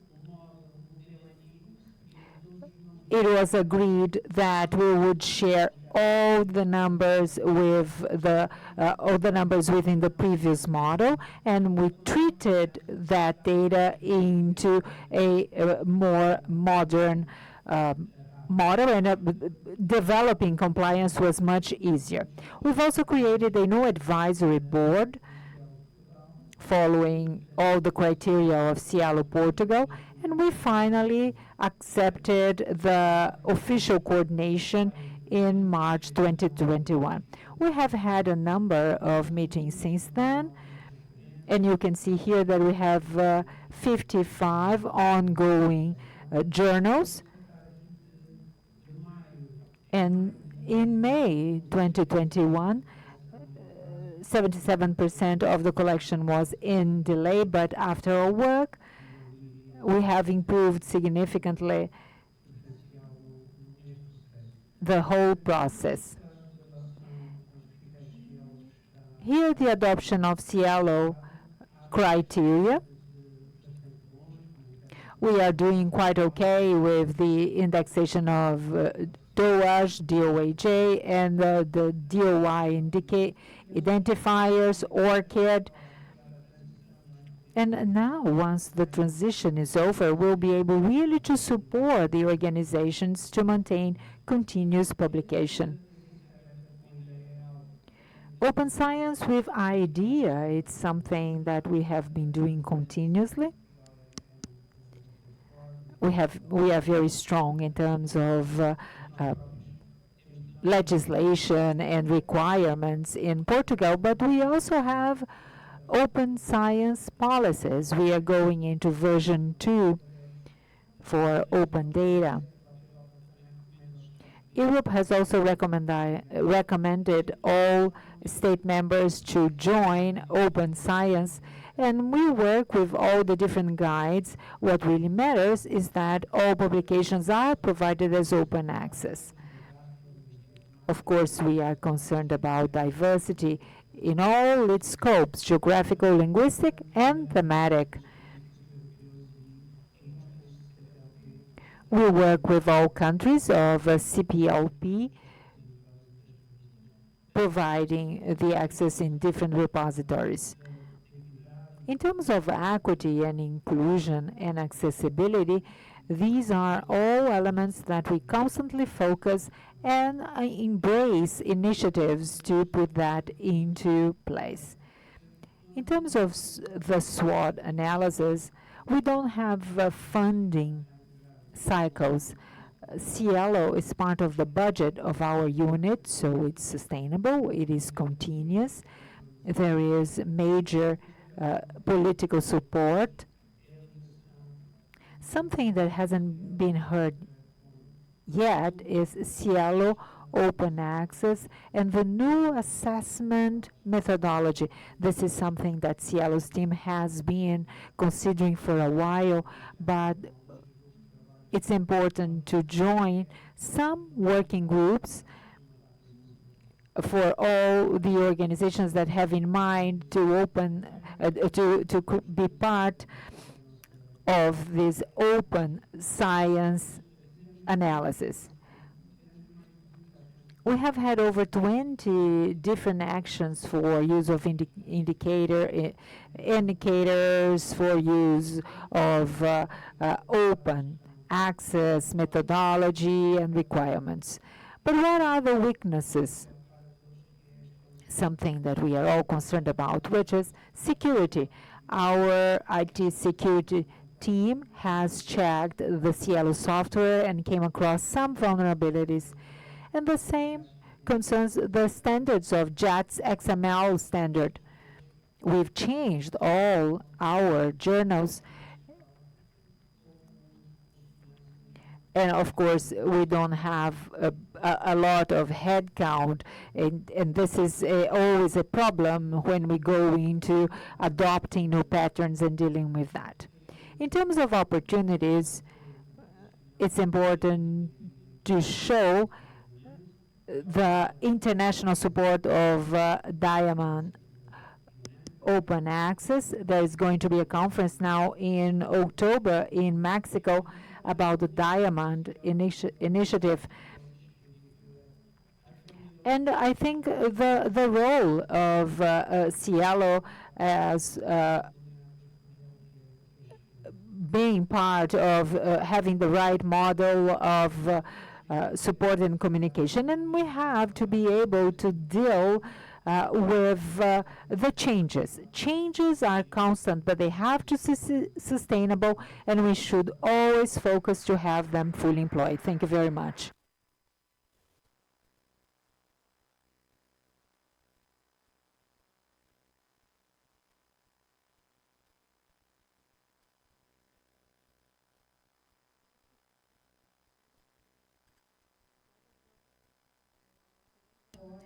Thank you, João. Now we are going to have the presentation by Edmundo Cesar Granada Villalba.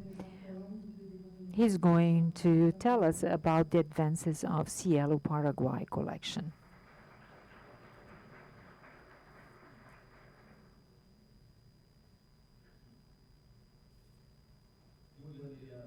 Good morning. I'm very glad to be here with you. There are people who have been with 25 years, 20 or 10 years with SciELO. I've been just for 8 months. It's just so warm in Asunción. We, from Paraguay, we are always very warm. Of course, I am just afraid of representing my organization, being so new with it, but I'm sure that by being here and by sharing with you, we are all going to get stronger. I am Edmundo. I am a biochemistry by training. SciELO Paraguay started its activity in 2005. It is financially supported by the institution that I chair, called Institute of Investigation of Health Sciences, and it's part of the National University of Asunción. It is the #1 public university in Paraguay. We have celebrated 134 years of existence. SciELO Paraguay is under the coordination of our research center. It's also supported by scientific society and publishers. And finally, it was officially launched in August 2007. What are the good things? We have the necessary human resources to really execute our activities at SciELO Paraguay. We have dedicated technological equipment for processing of all our journals, part of SciELO Paraguay. Publishers are very accepted, and they really are always open to make publications when it involves SciELO.org. It's very well accepted, this initiative.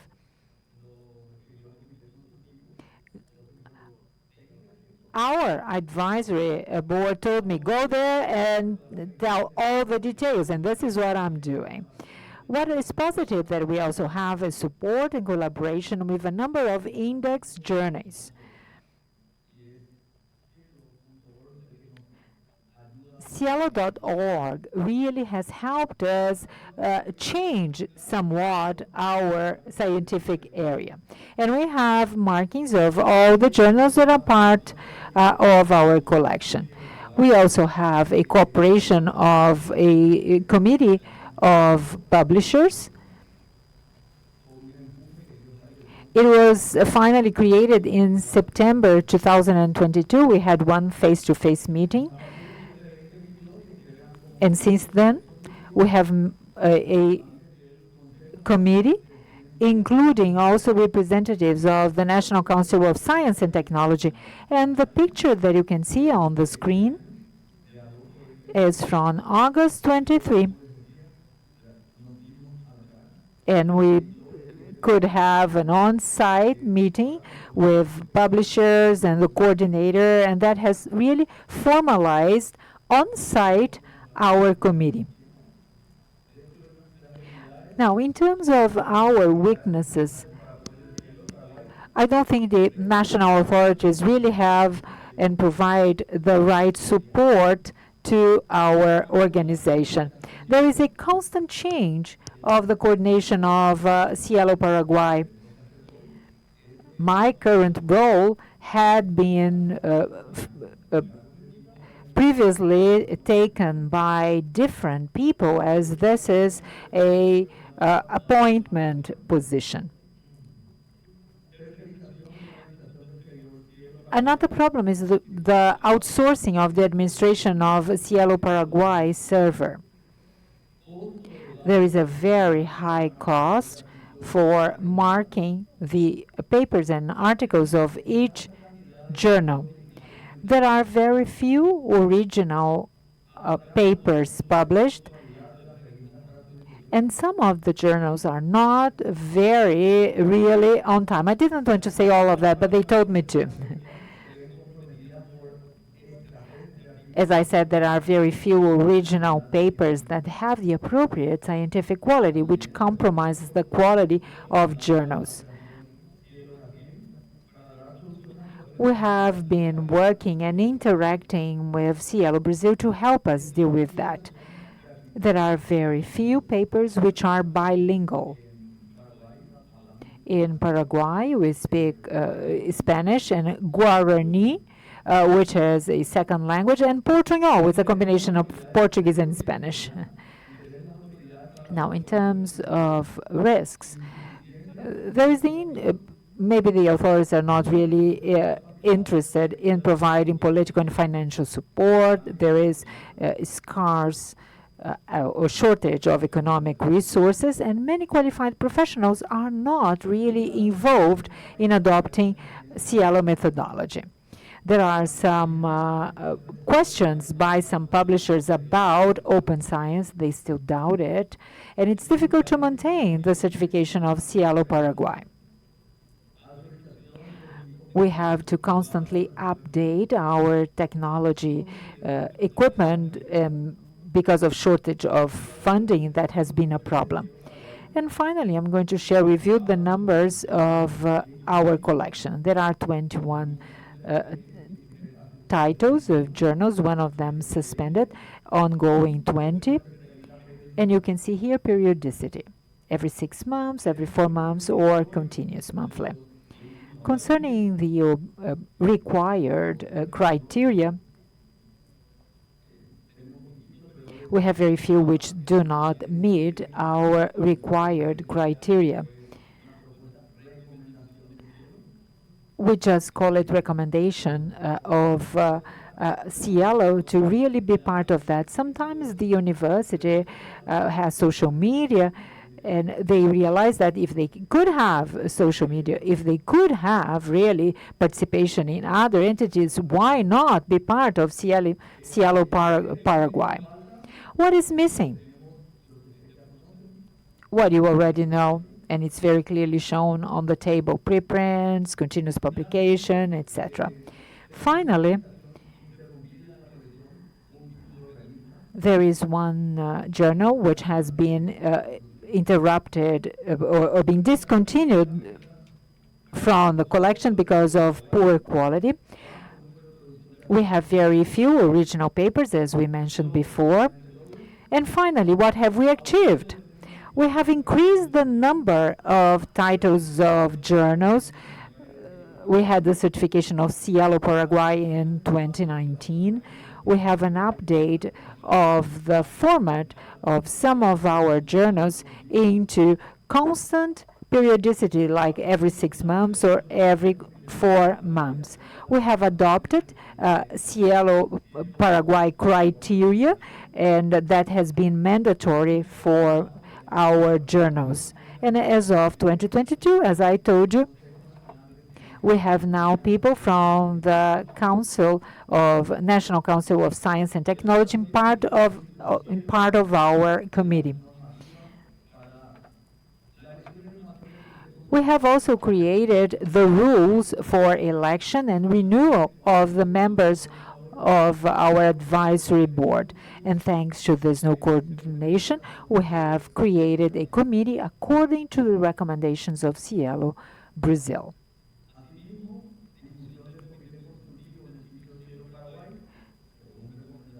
According to the recommendation of SciELO.org, we have communicated about our committee in SciELO Paraguay website, and we have all the rules to be followed by everyone. Thank you all very much.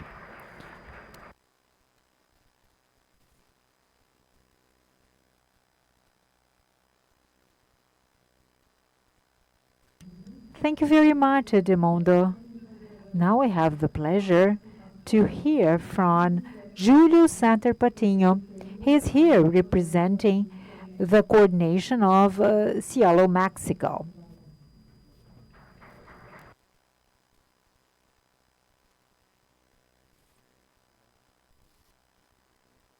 Thank you all very much for being here today.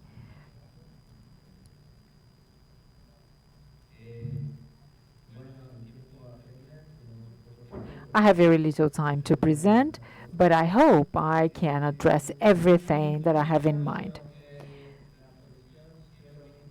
SciELO Mexico has been through 3 different directors of our libraries.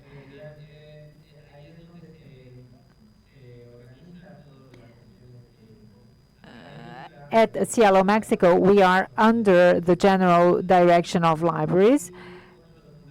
And here we have the academic founders, Antonio Sanchez Pereira, who sent me as his representative today. Unfortunately, he could not join you because he had other important commitments. The second founder is Uraya Carrillo Romero. They were the founders. They created the collection within the university with the help of the National Council of Science and Technology. It's called CONESI. Right now, we are also supported by the university because this council has not been in operation for a while because of reorganization in the government. In other words, we have no financial support from them, and our advisory board is no longer active because they are not participating. But all the scholars of the university have decided to take over this position. The university supports us through the general direction of libraries and digital services of information. It's part of the Department of Latin American Bibliography. And it has a number of databases, and I suppose you know them, such as Biblat, which includes journals, and there is a very important exchange of information in terms of publishing policies and interoperability of metadata. And definitely here we have the members of Latindex from Mexico. We also have identified another database. Here we have more or less how SciELO is organized. We have Antonio Sanchez Pereira, our director, Manuel Alejandro Flores Chavez, Edgar Duran Munoz from the Department of Latin American Library. And I would say that they are the ones who provide technical support and also organizational support. We have the SciELO coordinators, the ones who are always at the front line. So we have 5 active members, and this is the timeline, more or less, from 2003 to 2005. We carried out some tests and then we started integrating different journals with changes in the SciELO collection. We have a certified collection in 2010, and then since then we have adopted different criteria. Also, the plan we have for 2025, which is to be integrated to this area with this vision. We also have our history. Numbers have changed a little bit. We now have about 100,000 papers, more or less, with almost 3 million of indexed publications. We have 205 journals in our database, and every time I say this sentence, everybody's surprised, but we're working on it. We also support new technologies so that we can make our work easier. And now, we work at the university. We're not dedicated to SciELO alone, and therefore we also have our academic duties. We have a evaluation and normalization process that has to do with the database itself, but we also develop other tasks such as the indexation of BBLAT database. We have projects for XML activities. We prepare our reports, which are in line with the activities. We have academic activities. We have a series of communications reports. We have a line or where we communicate our references so that those who want to be trained can follow what we do that. We also have a leaflet that is called SciELO Mexico. It's well known. We're always sharing a lot of information, and we have heard that this is very useful. We also provide working shops on updates, and this is something that we implemented this year because we cannot just come and say, okay, we need you to change your policies, or how can you do that? So we have some editors who do not know how to do it, and it's important to be able to share examples.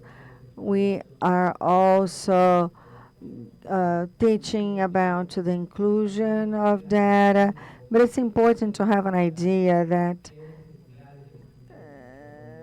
where or what are our needs.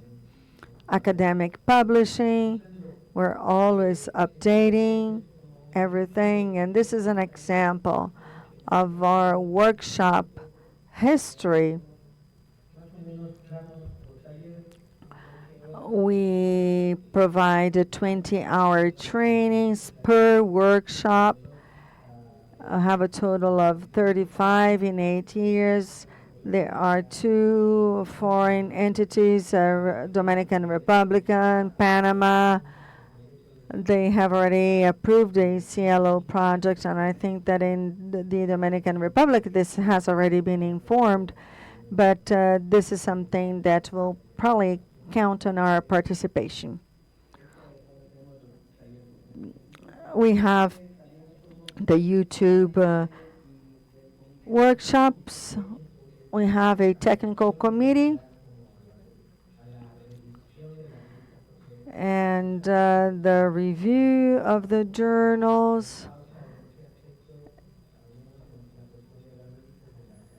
And we are qualifying the journals, and we cannot tell people that we no longer accept journals because they're always insisting on it. But this is like a religion. You must be there and believe. No, you should not believe blindly. We must have good arguments.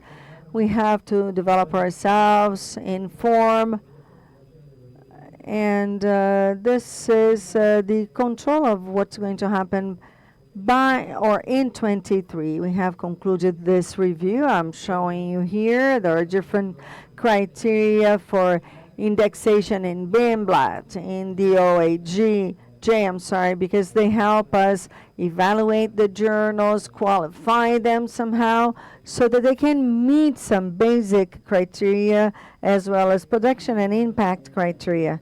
They also help us with the DOAJ criteria,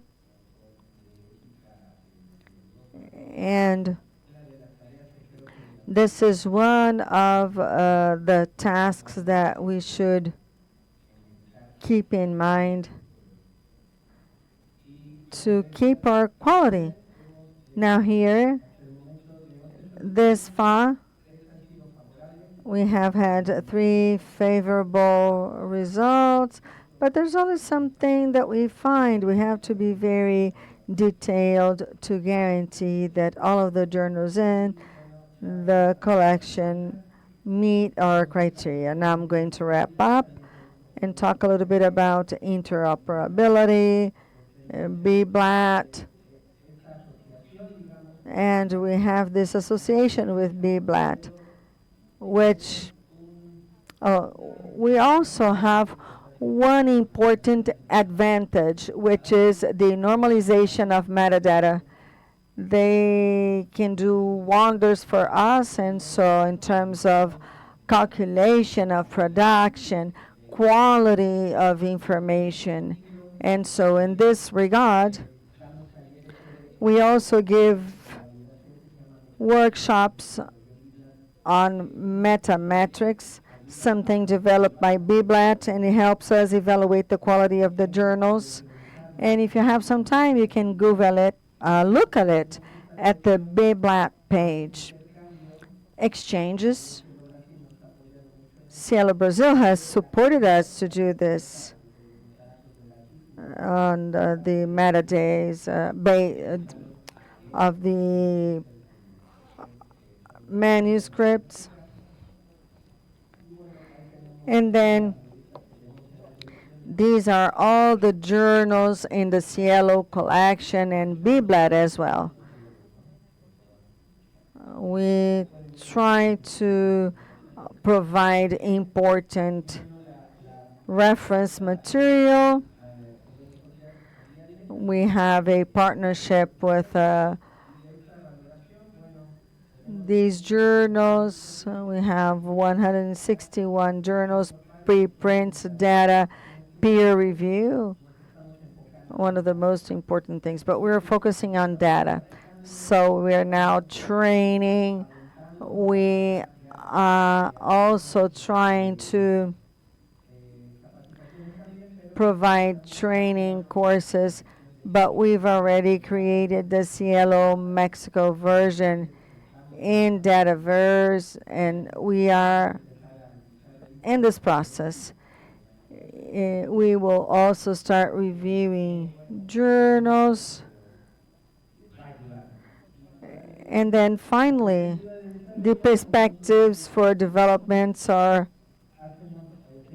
for the short term, to maintain and review the publication of journals, have an effective response to the requests for training, capacity building approach, and develop a strategy to reduce the journals that are no longer working, update indexation criteria. And with this, I wrap up. I thank you all for your attention.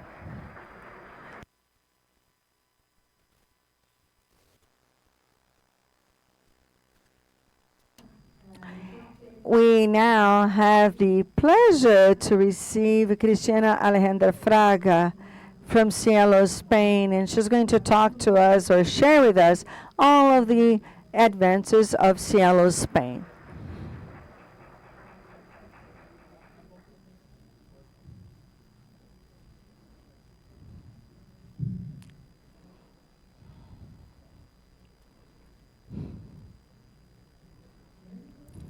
Can you hear me? Good morning. It's a pleasure to be here, and I thank you for the invitation.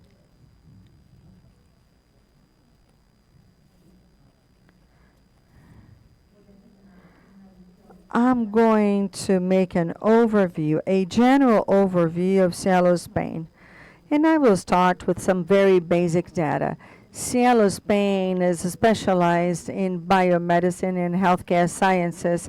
For years, we have tried to expand the portal, trying to find partnerships with other scientific institutions, but we have not been successful thus far because they all have their own projects. But we keep on trying because we would like to have a multidisciplinary approach. And in addition to that, we want to be able to raise awareness of how important it is to have more disciplines. And the SciELO España portal, which started in 2001, is supported by the National Healthcare Sciences, which belongs to a biomedical science center.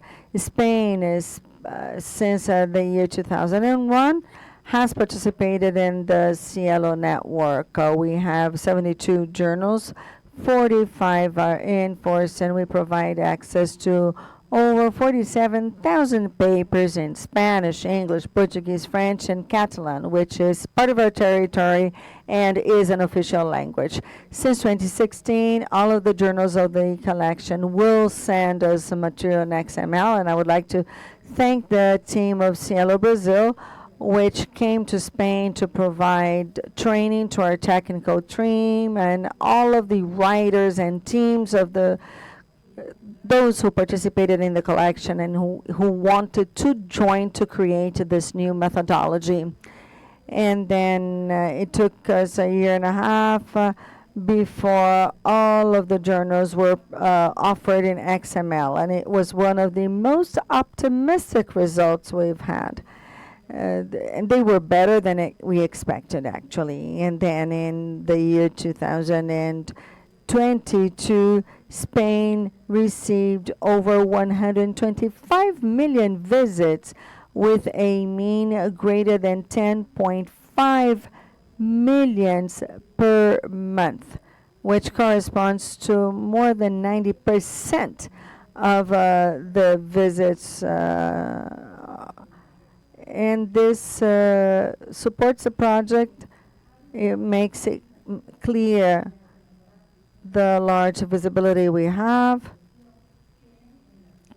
Also, we had a significant increase in the presence of the journals of the collection in international publications such as Scopus, Medline, WS, and ESCI.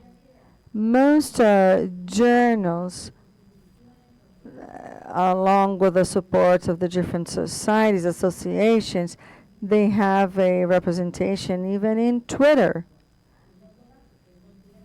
Not all of them think that it's important to have an individual profile, because the associations, universities, and business editorials would include the participation by means of a single professional.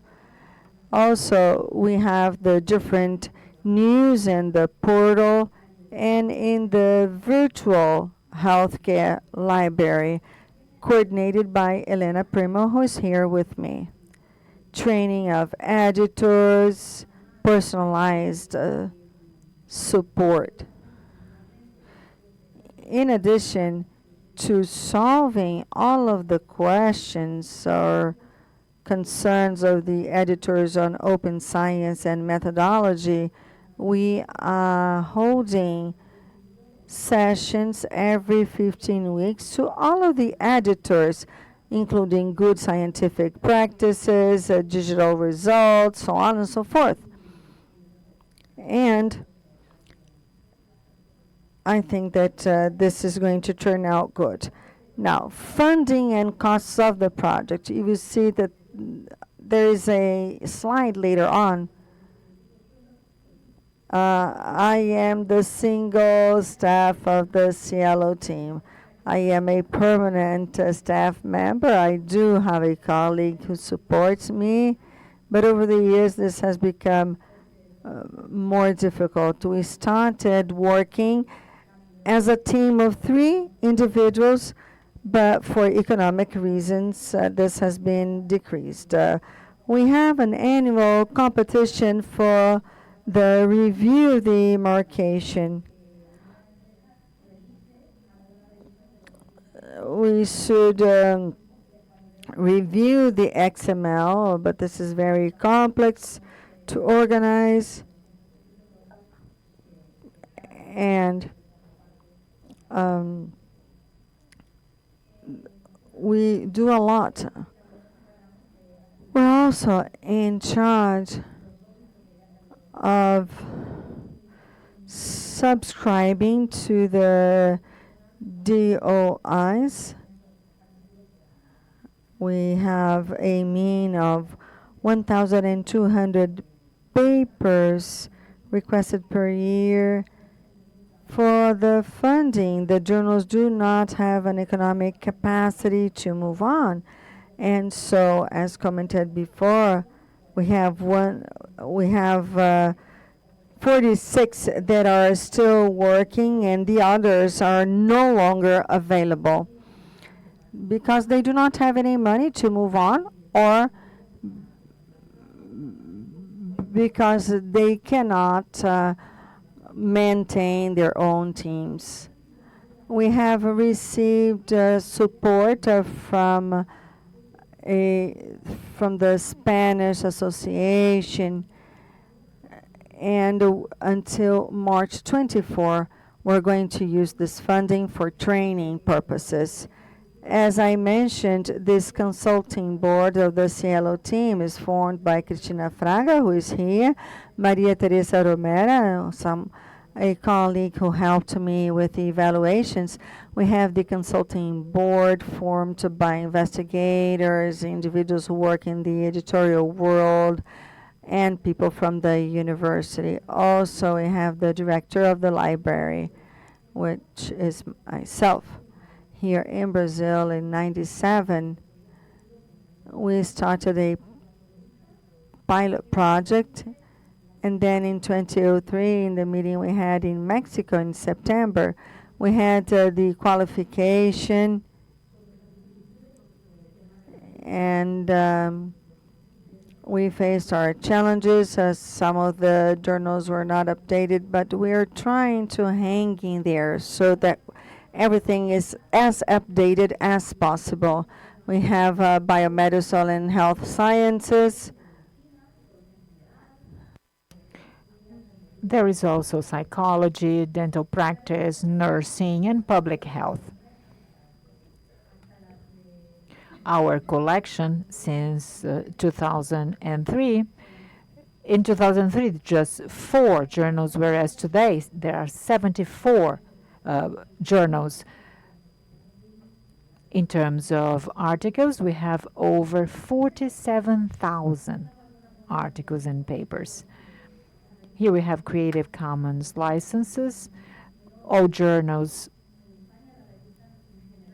maybe have a reach smaller than expected, because journals in Spain,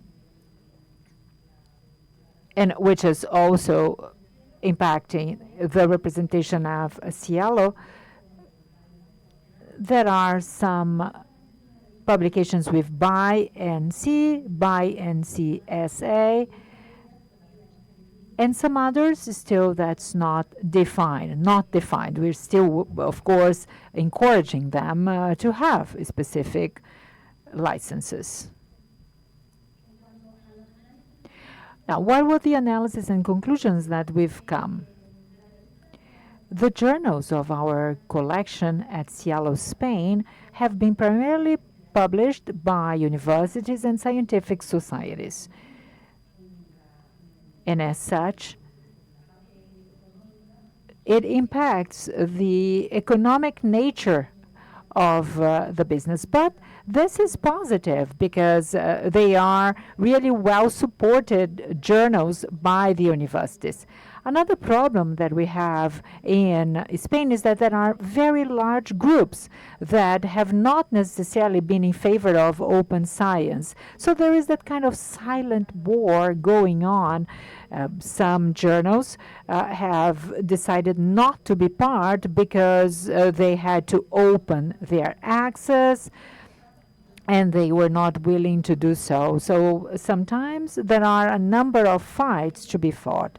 Many of these journals decided to leave because the society said, no, we have to have a publication which is not for open access. There is a constant strive to deal with costs. But we know that journals that join us are those that tend to have well-trained teams, that they are, let's say, better organized. In our last meeting, there were 20 journals which were approved, but half of them are still struggling a little bit with the administration part of it, and also financial issues. But it's necessary to expand dedicated teams to the project.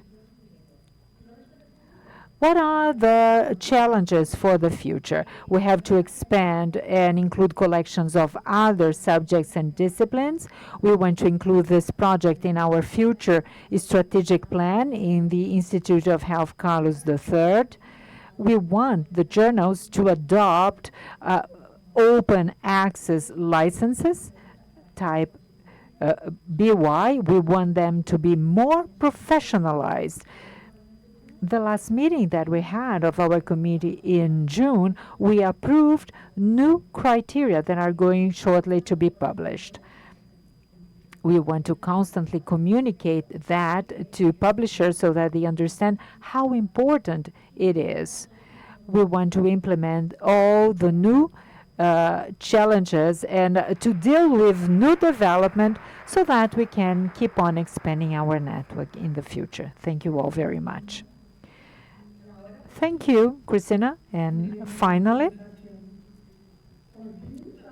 let's hear from Jose Henrique. So he is what lies between us and lunch. No pressure whatsoever.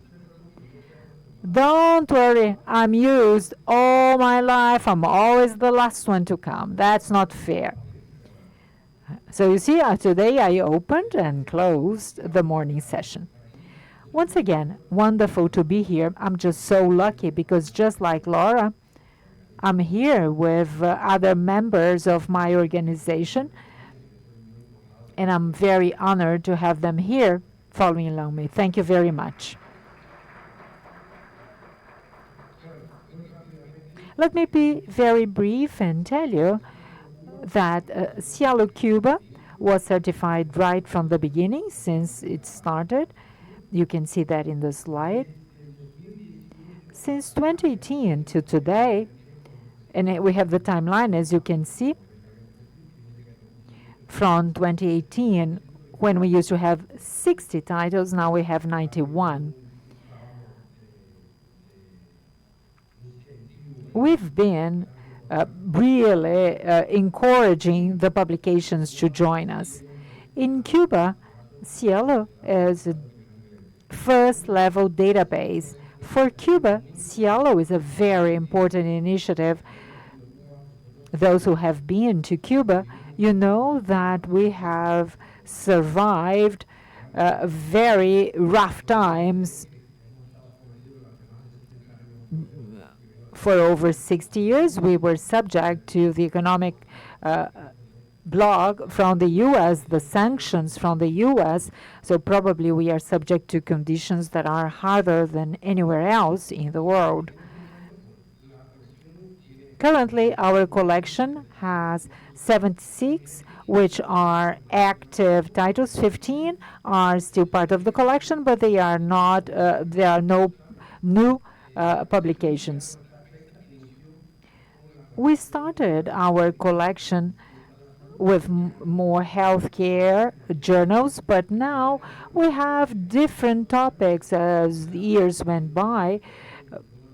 We have increased the number of journals of other areas. So now it's 50% health sciences and 50% other areas of science. Most of the journals are still healthcare, of course. In terms of governance of our organization, in Cuba, there is a system of science which is very organized. It's comfortable to work because it's a system, right? It's put in place. As you can see, there is a unit of national coordination. It interacts with all areas of science. There is no problem whatsoever, and everything runs quite well in a cascade model. Of course, each department of science works differently, healthcare and social science, etc. But they are all subject to the same system. Here it's our governance structure. We have the Ministry of Science and Technology, and all the areas report to it. Very well organized system. Now, what have been our main achievements in Cuba? For the past 5 years, we've been working primarily with the policies of journals because we believe that the policies can really change and help us deal with all the new requirements. Most journals accept preprint because not all areas evolve the same, of course, but most journals have incorporated in their policies the acceptance of preprints, and we can now also have the continuous publication. Many journals have continuous publication by number, not necessarily with fixed periodicity. This is something that has been evolved throughout time. And of course, it also offers an advantage in terms of publication. We've been using ORCID. It's required. All journals rely on ORCID, so 100% of them. And also the authorship statement of credit, which is present in all journals and all papers. And the license of Creative Commons International 4.0. In Cuba, open access is to all scientific journals. This is how we work. There is a renovation and strengthening of our consulting committee.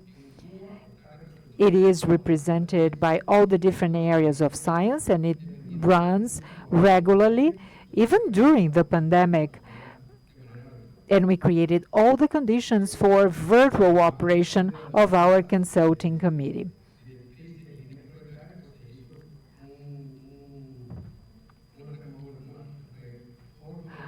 We have somewhat renovated the criteria that we had in place, and we've created some tools for automation of submission of papers.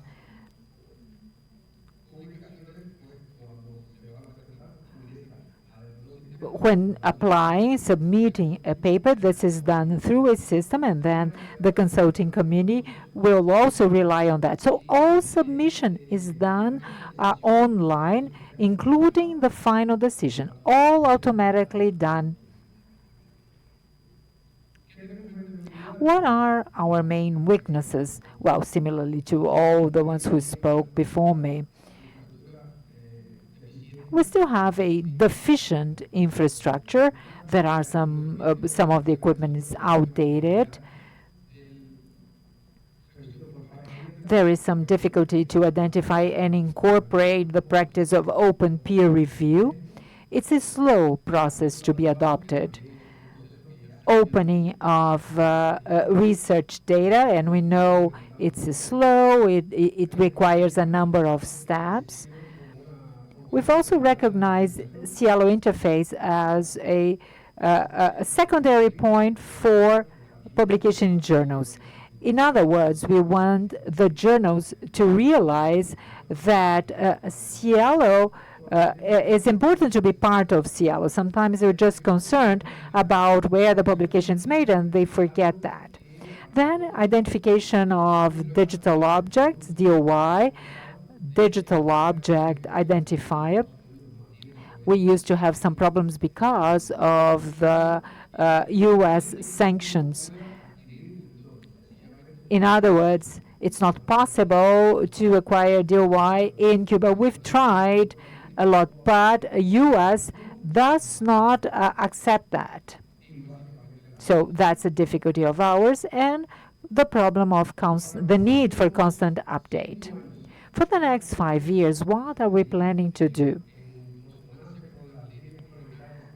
According to the guiding lines, we want to keep on focusing on what's missing, what's deficient. We want by 2025, 2027 to have really evolved further and obtain more than what we currently have in place. Thank you all very much.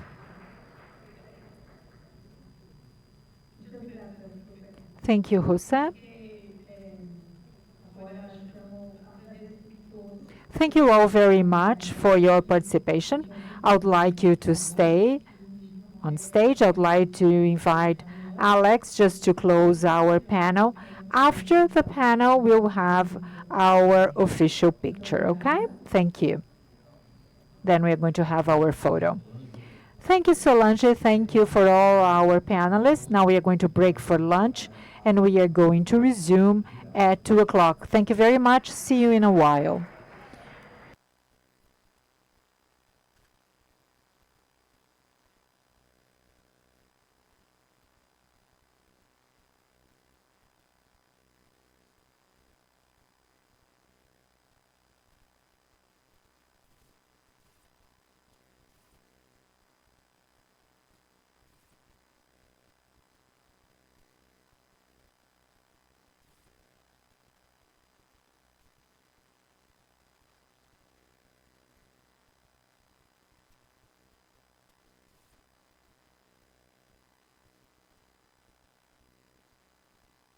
Peço a todos que tomem seus lugares.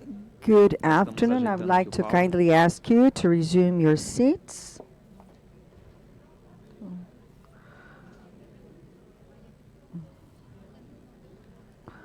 Okay.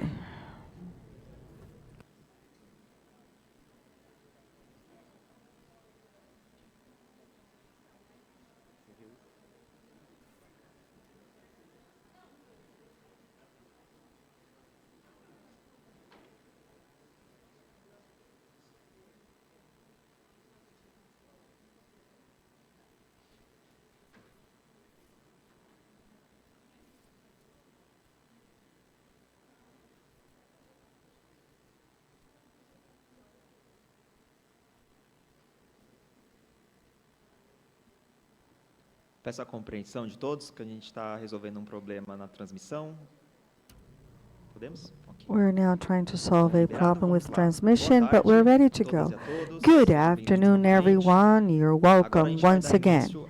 We will now start the other panel with 2 parts, and we're starting the first part.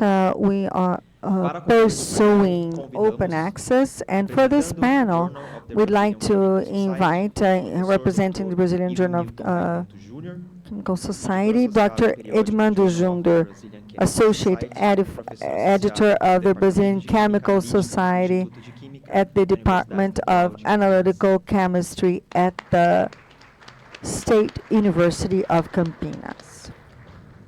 Representando a agência Bore, And now a doutora representing Natália Martins Flores, Body gerente de Agency, conteúdo Natalia da agência Martins Bore, Flori, jornalista Content de Manager, ciência e pesquisadora de comunicação e Science divulgação Journalist, científica. and Scientific Dissemination. Representando o periódico Ambiente e And Sociedade, representing professor Dr. Environment and Máximo Society, Di Felice, Dr. Massimo Di professor titular da Universidade de Felice, São full Paulo, professor membro at the do University of Conselho São Paulo, Científico e Editorial and do member periódico of the Ambiente e Sociedade. editorial board of Ambiente and Sociedade.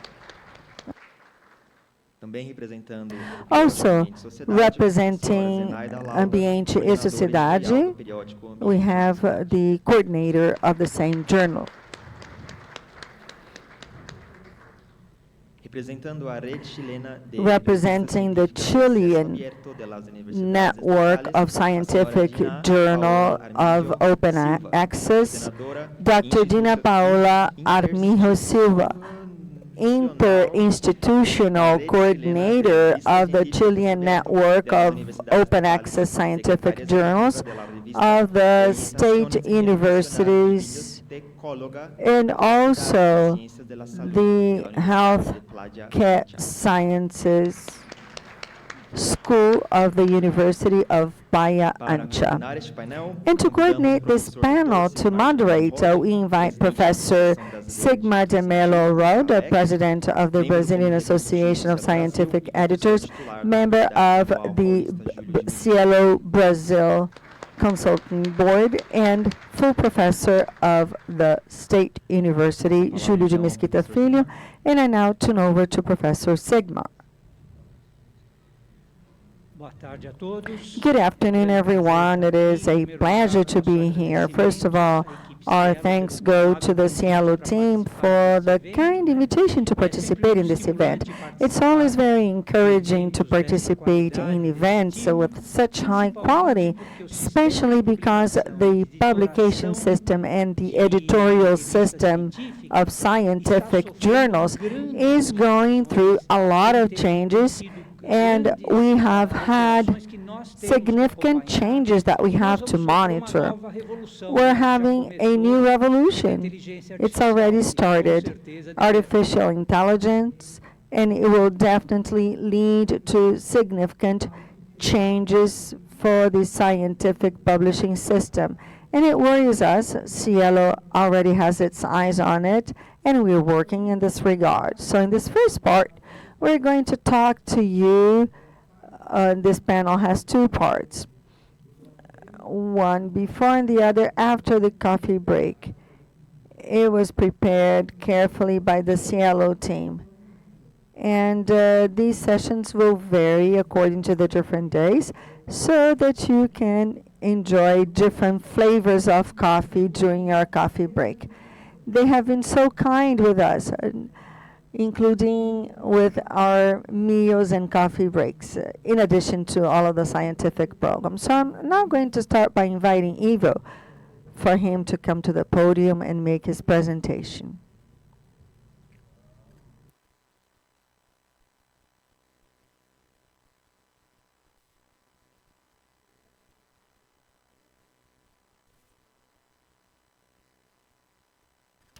Good afternoon, everyone. It is an honor to be here at the SciELO meeting representing the Journal of the Brazilian Chemical Society. And I've also replaced Professor Celso Vieira, the editor-in-chief of our journal.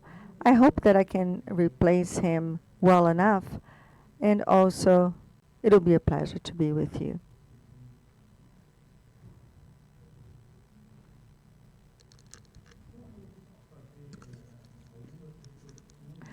I'm going to make a few comments about JBCS, and I have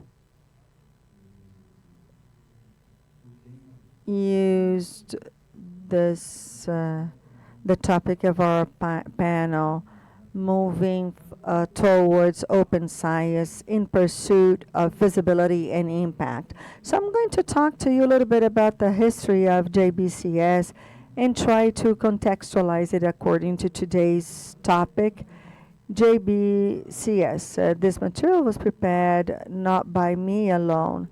It is a material prepared by the publishing division of the society. We have 4 journals.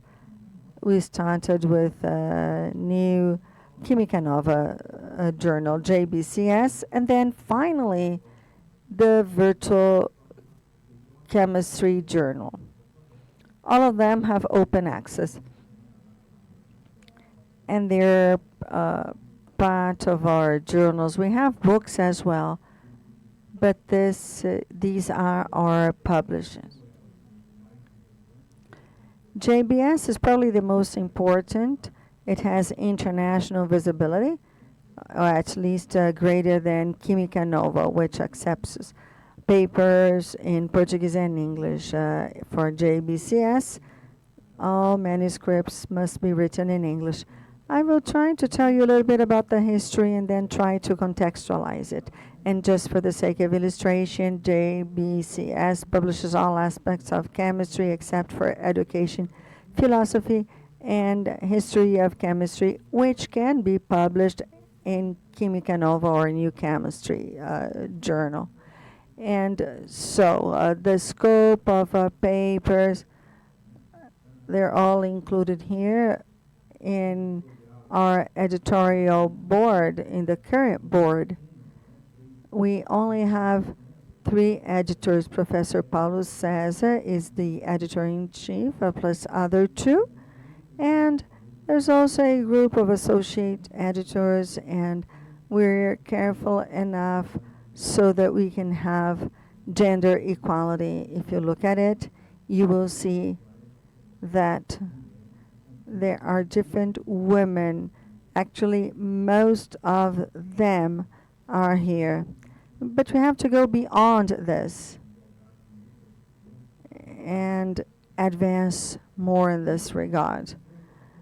We only have 3 editors. Professor Jaiza recently left us. So we have a policy for the renewal of editors. They stay with us for 4 years, which can be renewed for 4 additional years. We have also 2 meetings of editors, their annual meetings, and with the associate editors. And so we have meetings from time to time to deal with all of these topics. The editorial advisory board, of course, has Brazilian and international researchers, and our staff includes only 2 people, Susana and Christina. Only the 2 of them, and they take care of editing and all of the other editorial aspects involved. But of course, we ask for the support of a 3rd person. We are indexed in different bases, Web of Sciences, SciELO, of course, among others. And that's why we are, actually, it shows that we are concerned about indexing. This is our website. You have all of the information on the left side. It is in red. It's probably more difficult for you to read. But here you have the topics that one can find. Papers that are in the pipeline, early access, current version. All of our publishings are online. This is an important slide. It is very important because it includes all of the evolution of JBCS. We started in 1990. We started having monthly editions in 2005, and then in 2002, even though we have been open access from the very beginning, a lot of the printed material, I'm sorry, a lot of the materials were printed back in 1990. And then we went through the digitalization process so that everything was available online. So we've been with Schedule 1 since 2013. In 2014, we created Publi.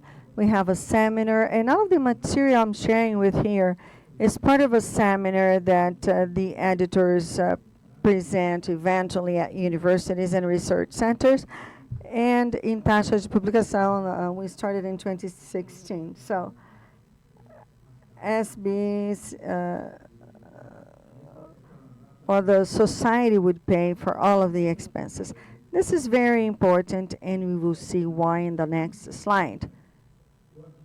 If the manuscript has more than 6 authors, we ask for individual support for each one of the authors, and this is very important in my opinion because we constantly see a larger number of papers with a larger number of authors, and it's important for us to know what it means, reviewer recognition, name of editor on the paper as of 2021, so we're transferring to the editor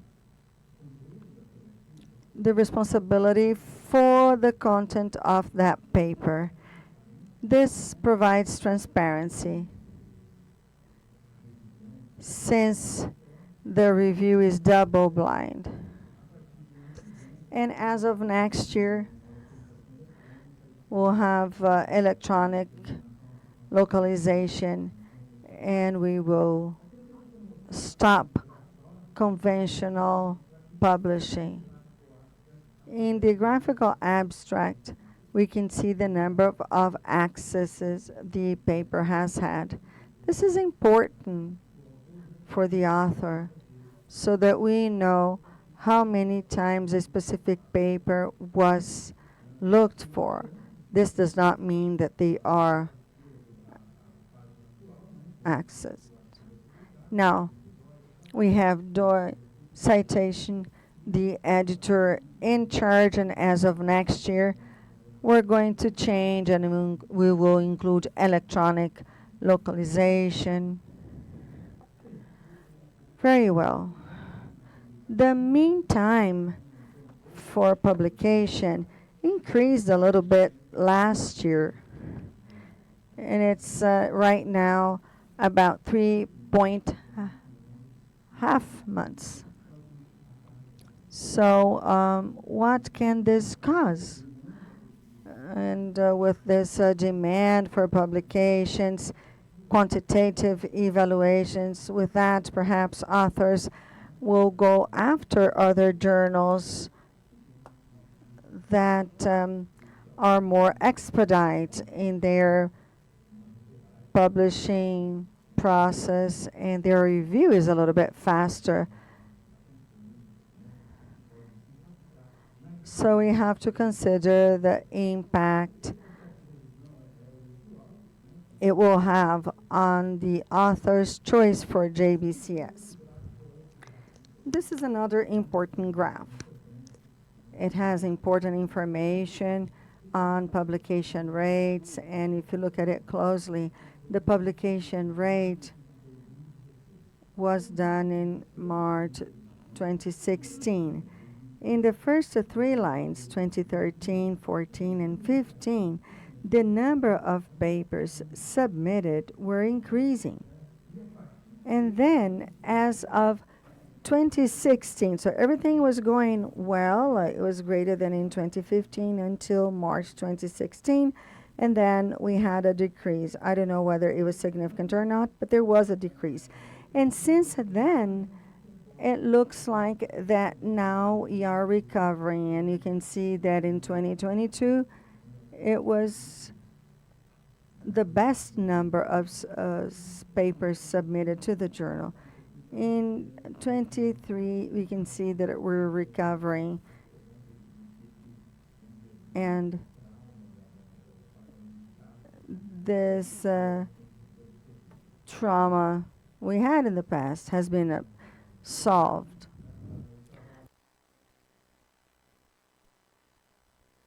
So here we have the paper that was submitted and published. You can see the different rates. Publication overseas, which is very significant for us, and the submission of researchers from other countries has gone down, and this is a concern we have. Impact indices went down in 22, and the score is kept constant. Self-citation is another concern. This is controlled by our staff. We only have 5% of self-citation. How much does it cost? Diagramming corresponds to 40% of the journal's cost, except for the staff with the crisis and Susanna, as well as the cost, which was about 2,000 BRLs per paper.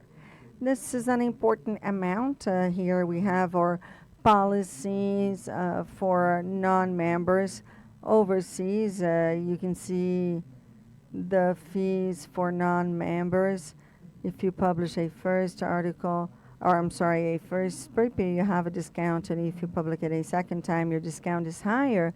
And also for those members who are up-to-date members for a period of 2 years, the discount is a little bit lower than those who are up to date with their dues. Another important aspect, the publication rate and cover does not cover the cost of editing. We have a deficit between 100 and 200,000 BRLs per month. So there is a concern on how we can move on so that this is all self-sustainable, always keeping in mind that we should move on, publish on chemistry with ethics. This is a very important aspect that we should highlight, especially in these very strange days we're going through. And of course, visibility and impact. Thank you very much. And I finish before my time is over.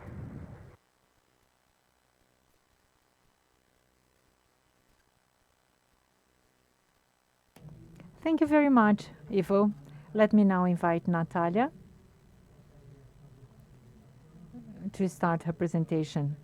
Agência Bore, I was part of the launch with Sabine. Such an honor to be part of that.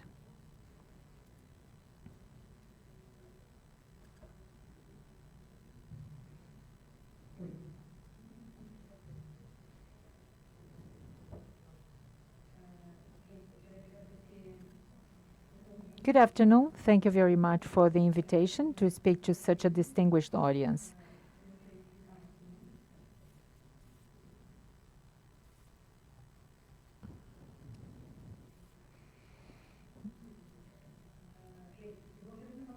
I'm going to share with you what we've done at Agência Bore together with scientific journals to bring science to the media, just giving more visibility to science and to Brazilian journals in general.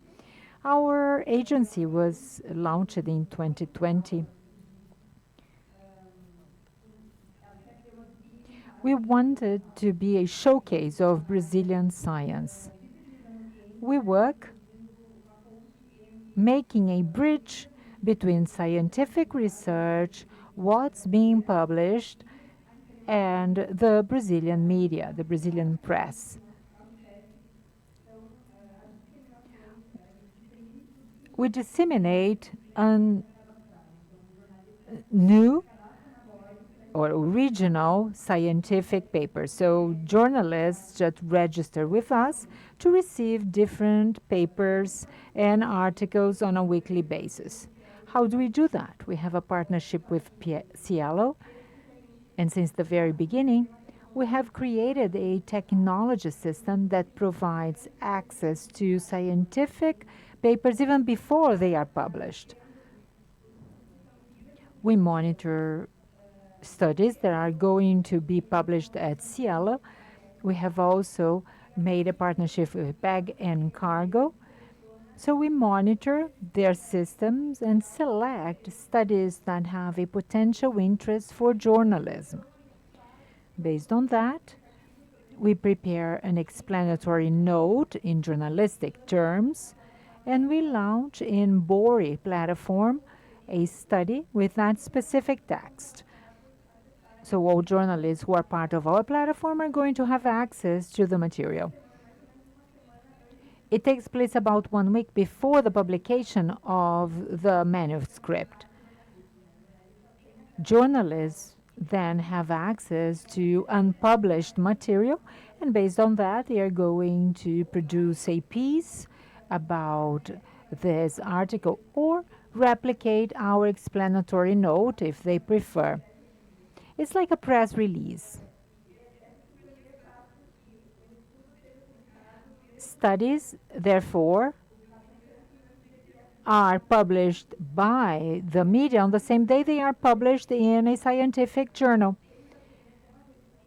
We have partnership with 150 journals at SciELO, and we are always trying to bring more journals on board so that we can monitor even more content.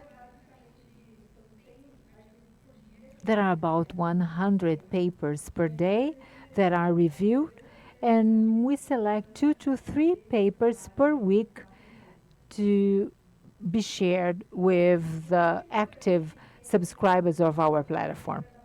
Why is it interesting to be part of BORI? So if you are an academic publisher, you might be interested. I think there are 3 main points in favor of being part of our platform. And why is BORI a partner in this dissemination? First of all, we impact on the media. There are over 3,000 journalists from all over Brazil who are part of our network. They check every day our system looking for information. The likelihood of having a scientific study be published by media in Brazil is going to be very high. On average, there are 30 repercussions per study, and it includes media outlets of all sizes, all of them having access to the material provided through our platform. This is an example. It's a study that had over 46 immediate replies in digital and written media. It's a study from the Brazilian Journal of Epidemiology. And newspaper outlets such as O Povo, Agência Brasil, and Critica, different media outlets published it. So it got to places that we had never thought in terms of visibility. It means that the name of the journal is brought to a different audience. So it shows how we produce and publish science in Brazil. In addition, it goes beyond the media. BORI has got to decision makers to some extent. When a study has its repercussion through BORI, decision makers pay more attention. There were some of the studies we prepared, the review were mentioned during the discussions about COVID in Brazil. some studies have changed the decision about the Ministry of Mining and Energy. For example, it was a study showing a technique that was going to be implemented, and it would bring environmental and economic, negative environmental and economic impact in Manaus. So the study served as a reference for the decision of the ministry. We've also published another paper about illegal trade of bees. It served as an argument for the discussion in the area of Manaus. So it goes beyond the scientific journal and even beyond the media per se. And thirdly, there is an impact involving the science. All the studies published through Boris also increases the alternative metrics. We've been carrying out some preliminary studies comparing some studies compared through Bori and those which were not published by us, and the out metrics of our studies seem to be much higher. This is the study that I mentioned compared to other studies in the same edition. So there is an impact of visibility to the scientific community and beyond it, considering the out metrics. So after telling you about the impact on public policies, on media, and on science, how can you become a Bori partner? We map all scientific journals at SciELO. You just have to confirm, allowing us to monitor your material through SciELO system.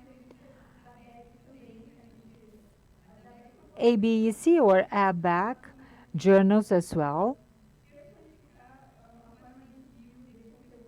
We are still working on how to submit content to us because there is not a unified system through ABAC.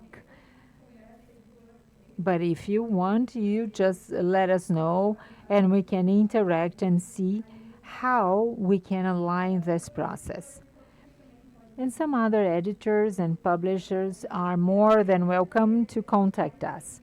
We always want more journals to be monitored, expanding the shared content. We'll be here during the whole week, myself and Raquel Bibeiro and Sabine Rigat. We are here to interact with you. If you want to talk further about scientific communication, learn how we can help you, please let us know. And finally, my last point. How can partnering journals help us? How can we improve further the process that was created by us? We've been facing some difficulties. And there are 3 key points. First, we have to make sure that we are talking about one original manuscript. It shouldn't have been published yet. And there are some journals that publish the article in the website before SciELO. So we really have to discuss it on a magazine by magazine basis because it should never be published before we present our review and summary. We want to engage researchers for this communication strategy, and there are 2 important points for researchers. There are many studies that are communicated through Bori, and others are not, because we don't talk to the researcher does not agree, or some researchers say, no, I don't want my study to be communicated to the media. So I think the scientific journal is instrumental to show them that it's also important to communicate the studies to the media. If you have, let's say, mobile phone of the authors, that would be a good way of contacting them.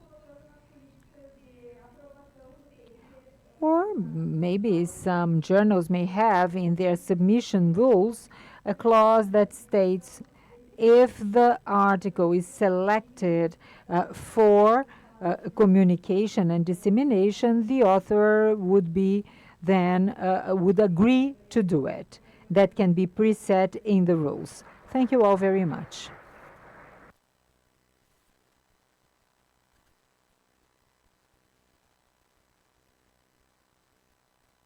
Thank you, Natalia. The journals which have still not accept Boris system, they are really missing an opportunity to communicate their papers, and that's going to bring a better result to society. Let me now invite Massimo. First Zenaide.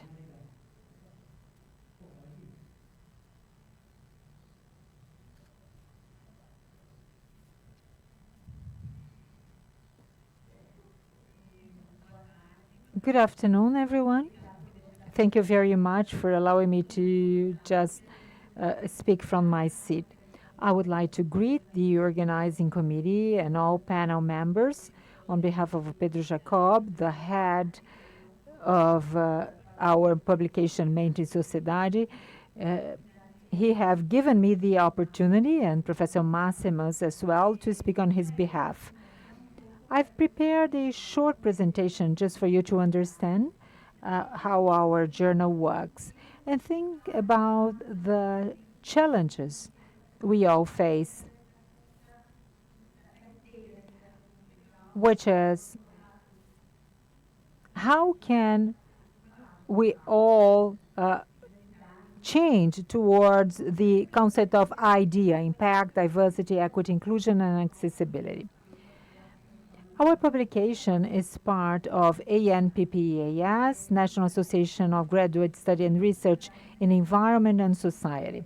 We've been in operation since 1997, but at first it was under the administrative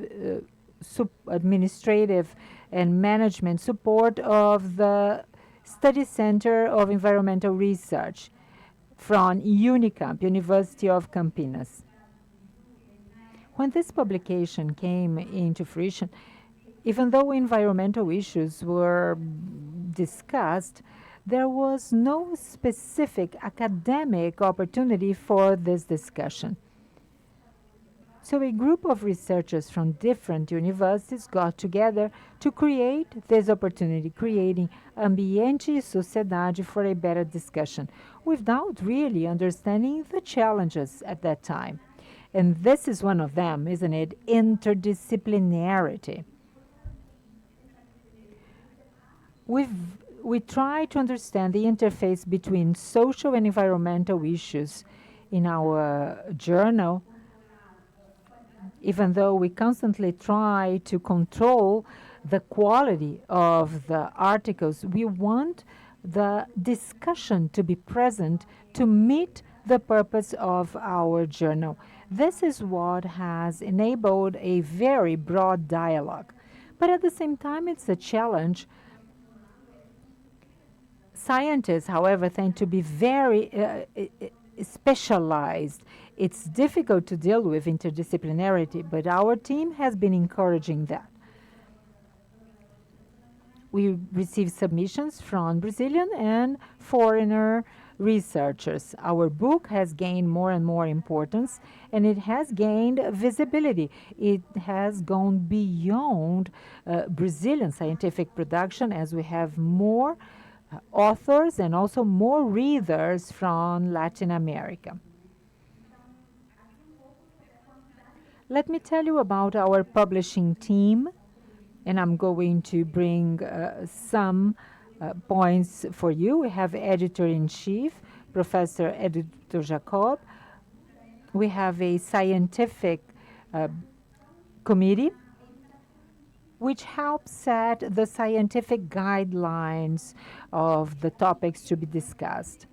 There is a team of joint editors which work on the desk review about the focus and scope of the journal. There are 25 associate editors, and I'm going to talk more about that. There are 9 assistant editors which perform a checklist about the format of articles. We have the executive secretary, which goes from the peer review and also editing, and finally the editorial board. We have many editors and reviewers because most of the members work voluntarily. It's a time, it takes time and dedication, so they have to find time in their busy schedule to work with us. So I'm sure you understand it's not easy to constantly have everyone involved. Now, thinking further about the topic of the event and what SciELO has put together, these are some points towards understanding open science involving impact, diversity and inclusion, equity and accessibility. We've analyzed how we have evolved towards all these elements. Even though in our journal we have never thought pragmatically about that, we have been doing a number of initiatives concerning these elements.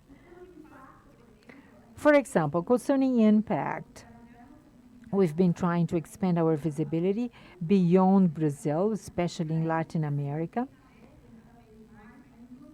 We have included members from other states of Brazil because at first, members of the editorial board were just from São Paulo. Now we have people coming from other states of Brazil, and we are also including people from other countries. Some are Brazilians living and working abroad. Others are here for, let's say, internships or things like that. But we are really making an effort to open it to editors from abroad. We are also requiring mandatory publication in English, and we've been communicating it through social media because we know people spend many hours in social media every day. Therefore, we use Facebook, LinkedIn, and others. Now, concerning diversity and inclusion, we've opened a special section which is called Narrative and Reflection. Here we have participation of the civil society in academic production based on experience and field research.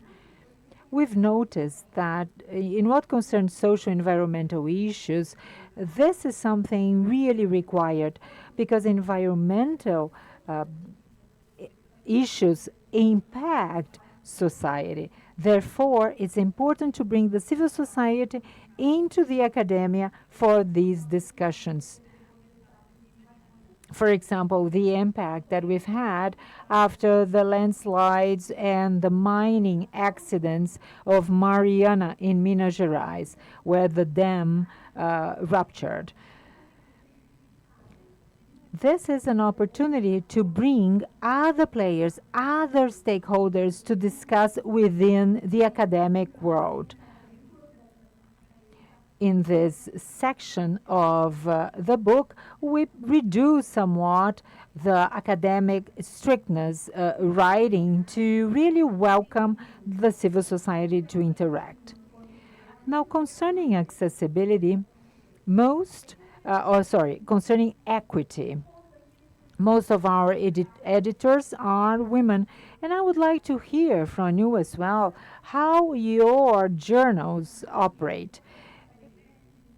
In our editorial team, there were 25, so 20 are women.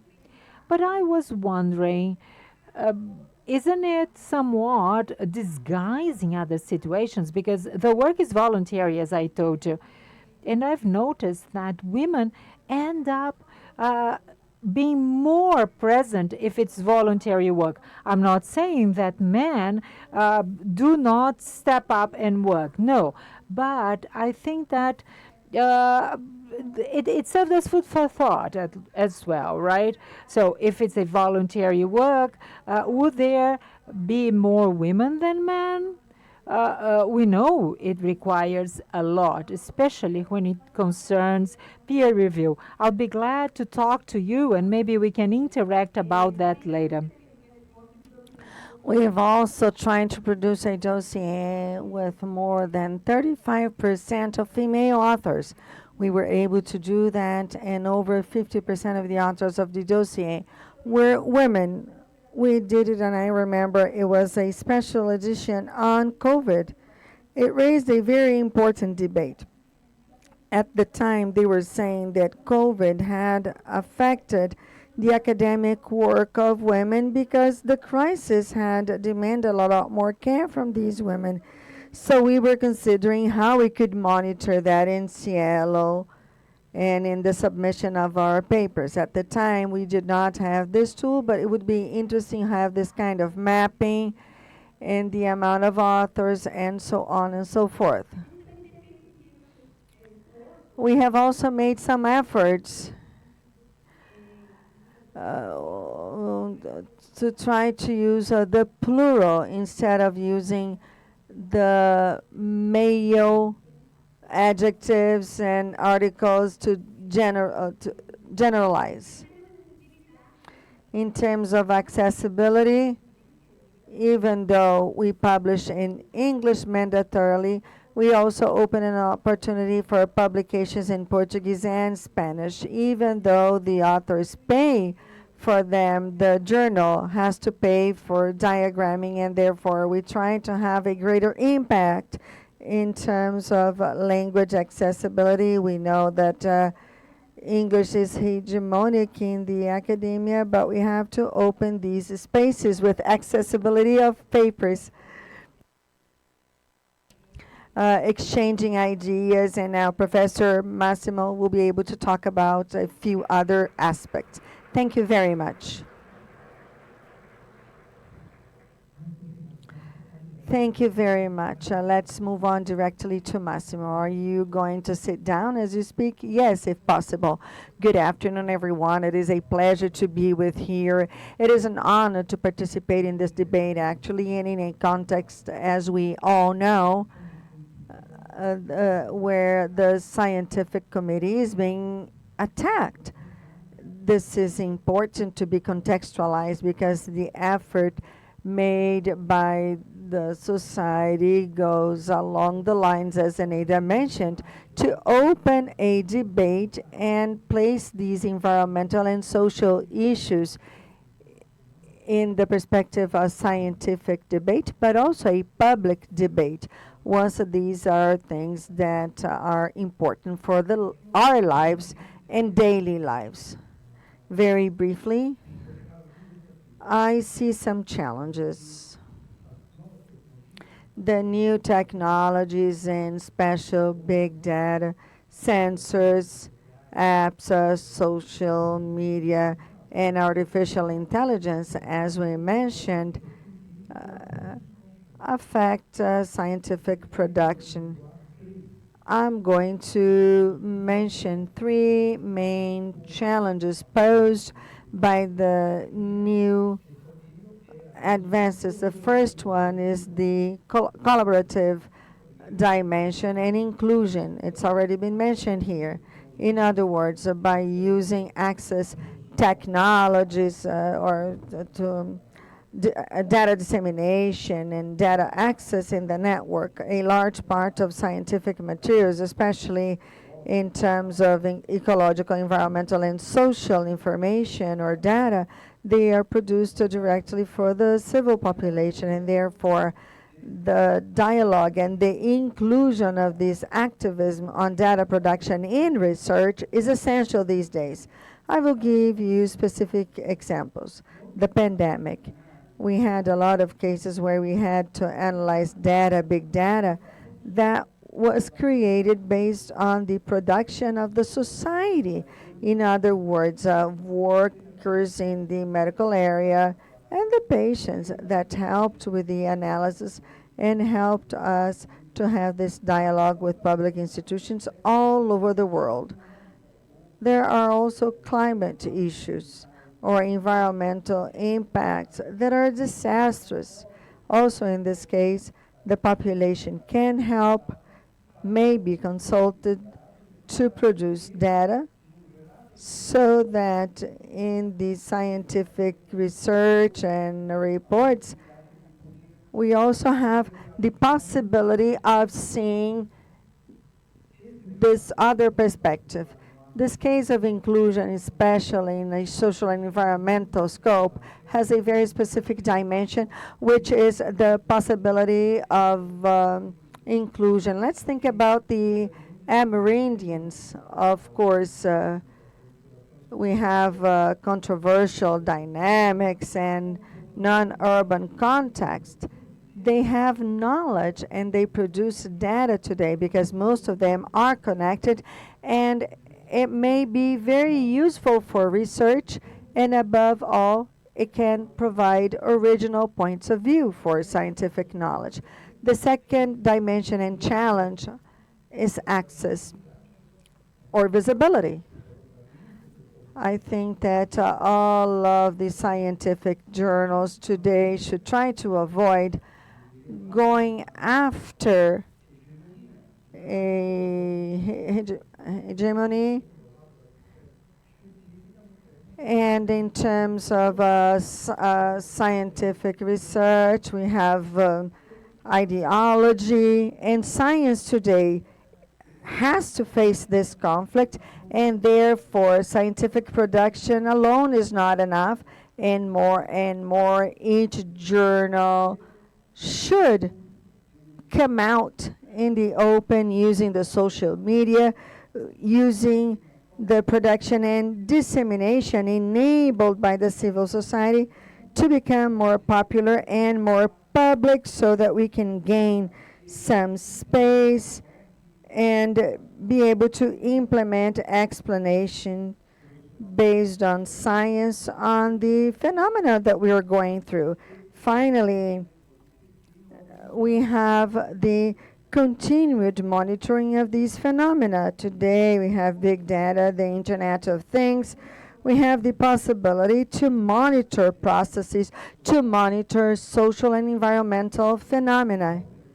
And this has a challenge in itself, and there's also a possibility to conceive that the expansion, the dialogue, inclusion, and therefore the development of an open science, more than being an ethical imperative, today takes a different meaning to allow science to progress, to evolve, so that we can give explanations, rational explanations to our society. Thank you very much for your attention. Massimo, you still have some time. Would you like to add anything? No, I wasn't watching for the timer. That's okay. Well, it's really worthwhile giving a look at it. They have a very important communication system with our society, and that's very interesting to look at. Dina, would you like to say a few words here or on the podium?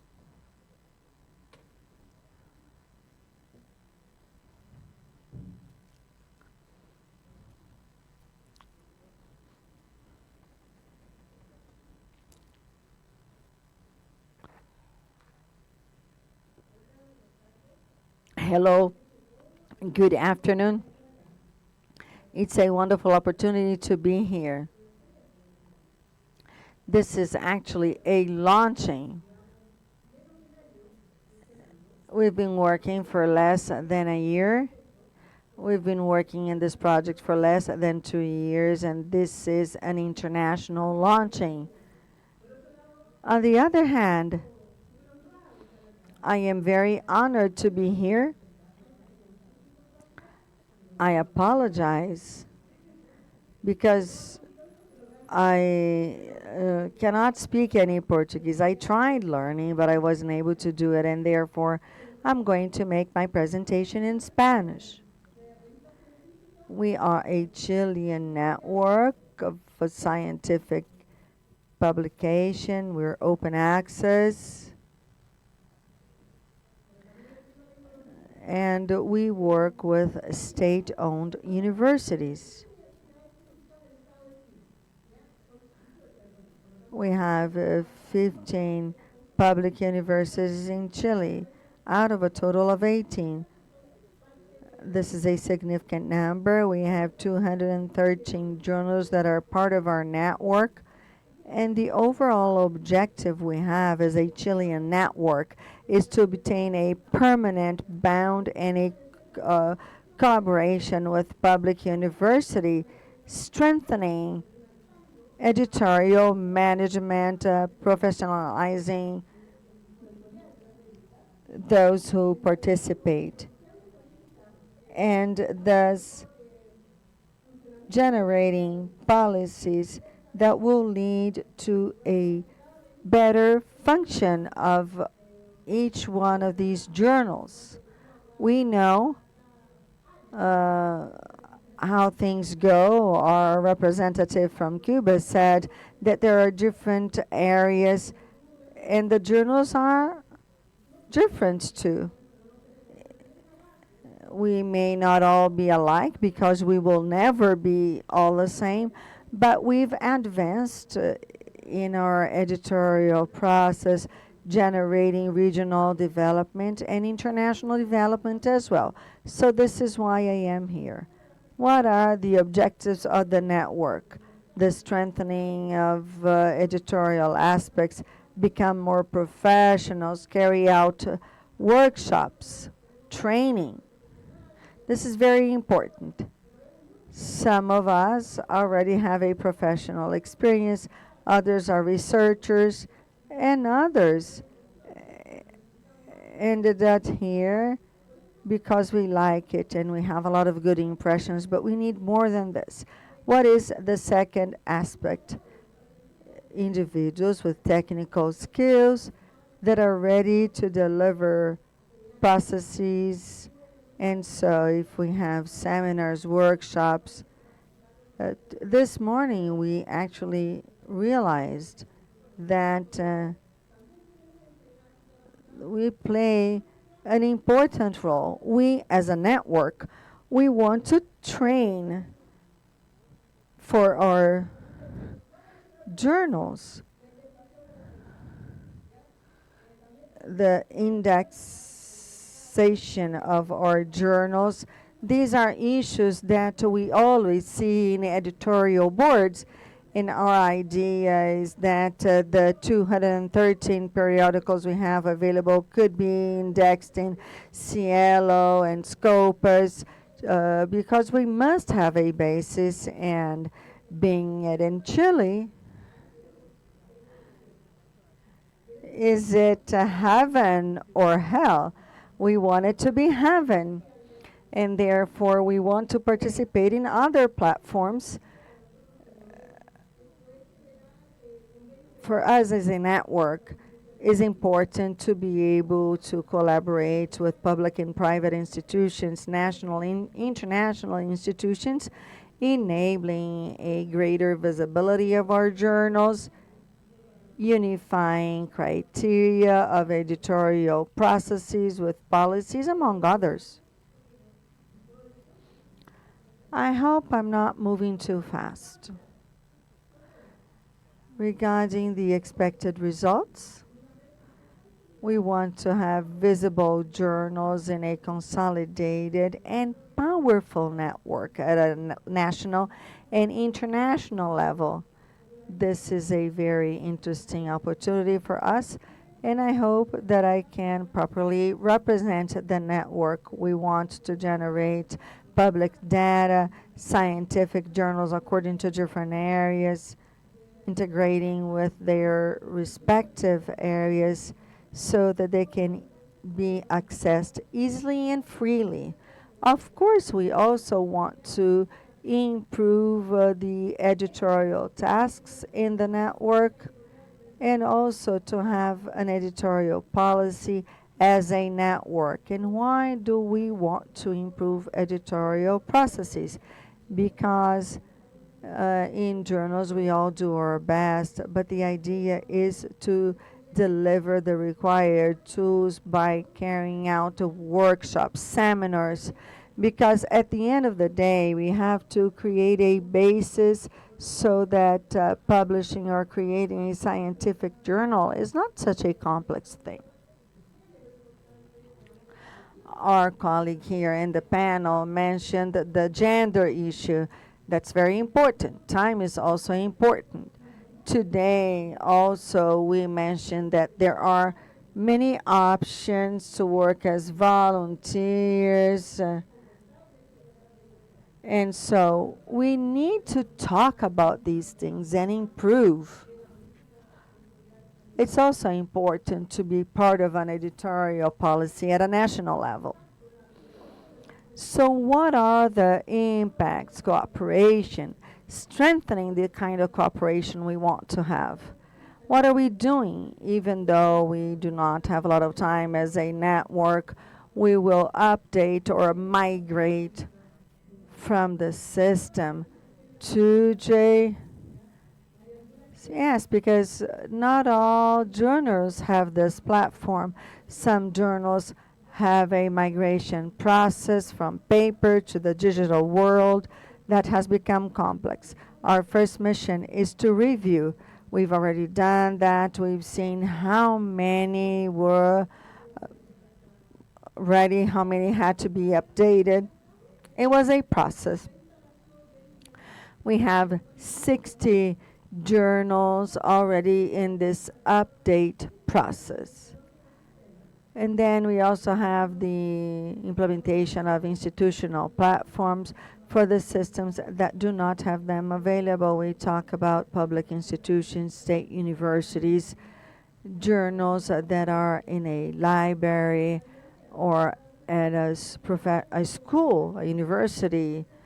And it's important that these universities have a portal and that we create a portal. The idea would be to have a portal for the network where access to information is a lot faster. We want to train. We can do it in different ways. We can have credits using different systems, different forms to publish. The idea is to gradually train. The network is already operating, and I hope that this process goes on for many more years. We also want to have a database that will allow us to gather information from all of our journals, making it easier to access information, and of course, cooperating, helping in the indexing processes. Regarding our journals, we have 213. 37 from SciELO Chile, and this is a low number. We've already mentioned high. It's very difficult to be a candidate. Also, some journals work in a different manner, and they have to meet criteria that are not met today. This is all very complex, and it seems that to us, the network is something we do on the day-to-day. But if you look closely at it, the answer is no. We have some challenges that make it more difficult for us to face this challenge, but we want all of our journals to be part of SciELO Chile. This is the consulting board of the journal. We have our director, Francisco Osorio, who is sitting here. There are two of us in the network. I'm not the only one. We also have Patricia Reyes from the University of Valparaíso, Ana from the University of Los Lagos, Francisco from the University of Chile. We also have a coordinator of communication strategies. I love the social media. I love knowing that institutions can participate, that it is a plus to be in the social media. The coordinator is Marcelo Mayorga. He works at the University of Magallanes. And myself, I am the interinstitutional coordinator of the networks. I am responsible to establish contacts, but this is only the visible part of my work. But behind it, we have the efforts made by all of us. Thank you for your attention.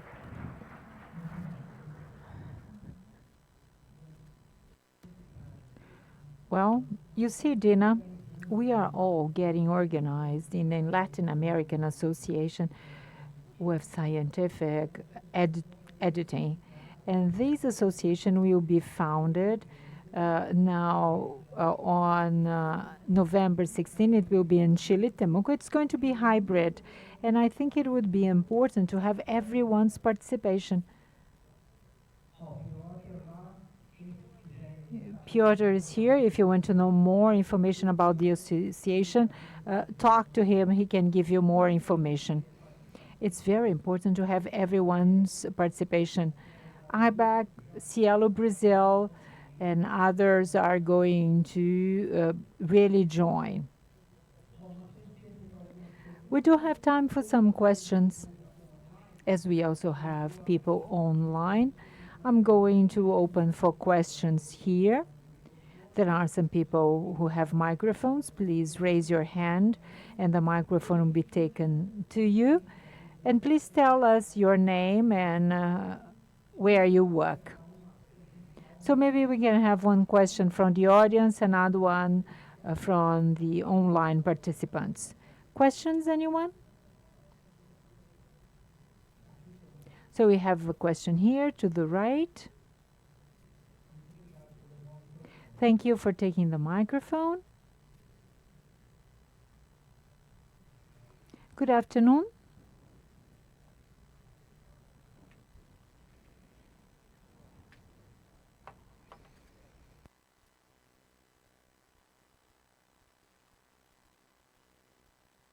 Good afternoon, Zenaide.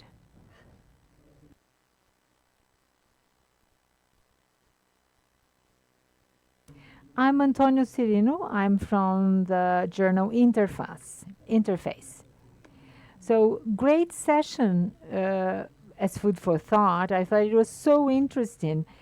It opens rooms to really bringing the knowledge from traditional population, indigenous groups. I was wondering whether there is any curatorship work from your side once the paper is submitted for publication. Zenaide or Massimo, any of you? I'm sorry, we cannot hear outside the microphone.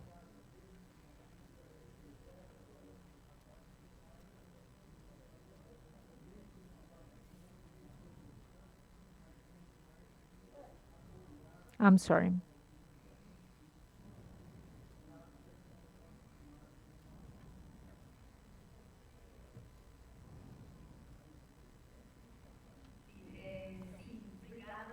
Yes, thank you very much for complimenting your question.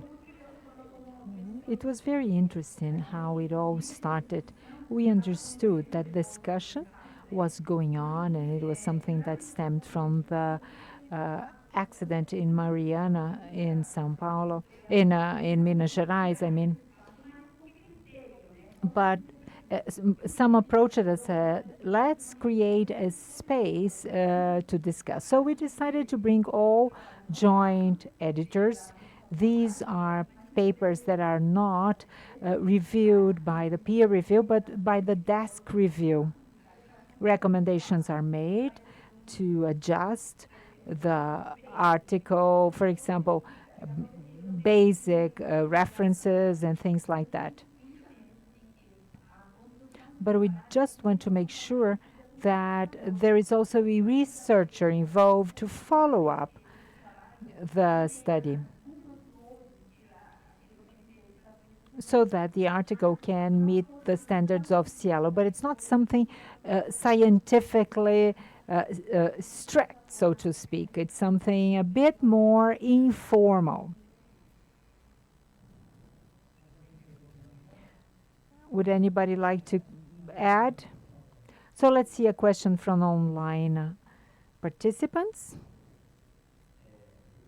This is a question that was asked through the internet, through Maria Amélia de Campos Oliveira. She asked to Sabine from BOR, and I think that would be applicable to everyone, Natalia, Sabine. What about preprint and head of print?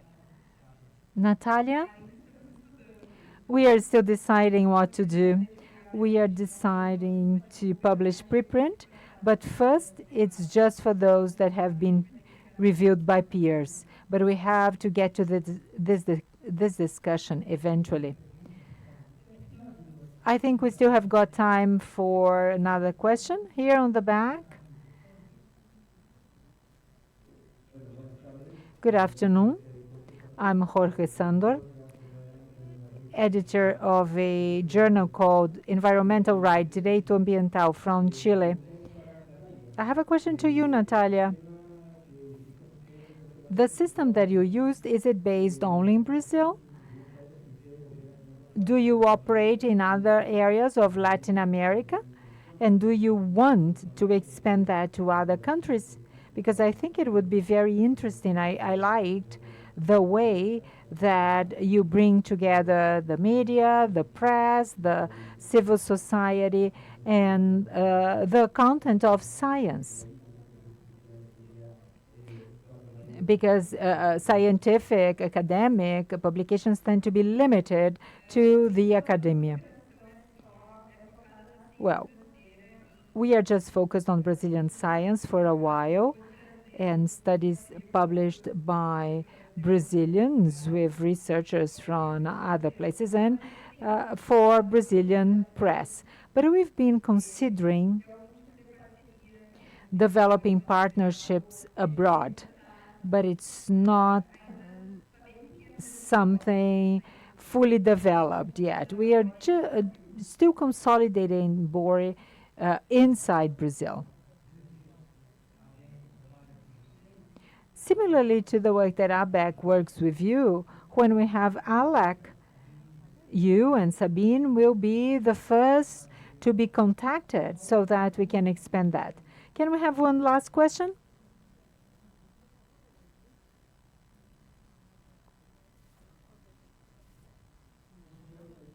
I'm Luciano from Editora Cubo. I was surprised at the amount of coverage of SciELO journals. And the question about preprints, let me expand that. We've been recommending journals to consider reviewing papers that have been preprinted. Do you also consider them? It has been part of the process, but maybe it has been communicated before. Is there an embargo there? How does it influence your work? In these cases, we've brought some flexibility. There are some studies that have been through preprint, and we think they're still important to be considered. To have preprint, we have to teach the media what preprint is, because it's very specific. It's known of the scientific community and journalists that work with science. But at BORE, there are also journalists that cover any topic and then decide to address science in some piece of article. And they don't know much about scientific publication. So whenever there is preprint, we have to teach them what preprint is and how it is different from a peer-reviewed article. There are about 160 journals. That's almost half of what SciELO has. So there are 160, but we want more. Yeah, no, we want more. We have intentions, right? I'm just a great supporter of BOREC. Well, let me thank for the participation of all our speakers, your great presentations. And now let me hand it over to Alex.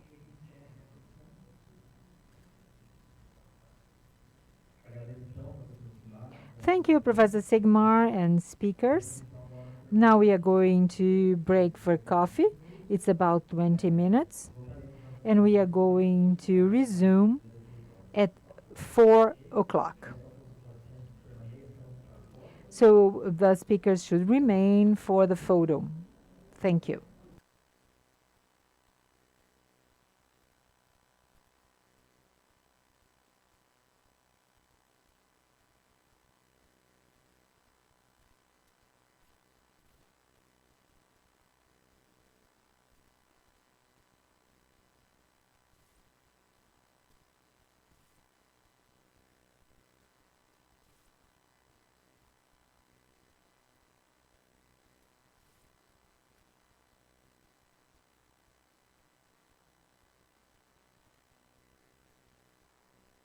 Good afternoon once again.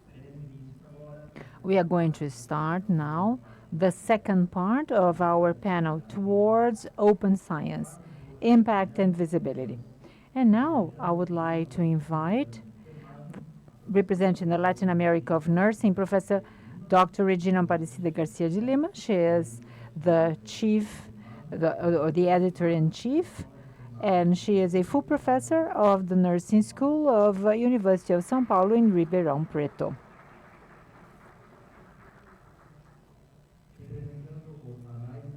On behalf of Annals of Brazilian Academy of Science, we have Professor Dr. Alessandro Kellner.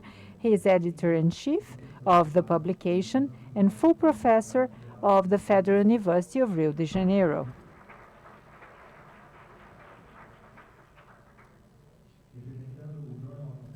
On behalf of Journal of Applied Oral Science, we have Professor Dr. Ana Carolina Magalhães. She's editor-in-chief of Journal of Applied Oral Science and full professor of the School of Dentistry in the University of São Paulo in Bauru.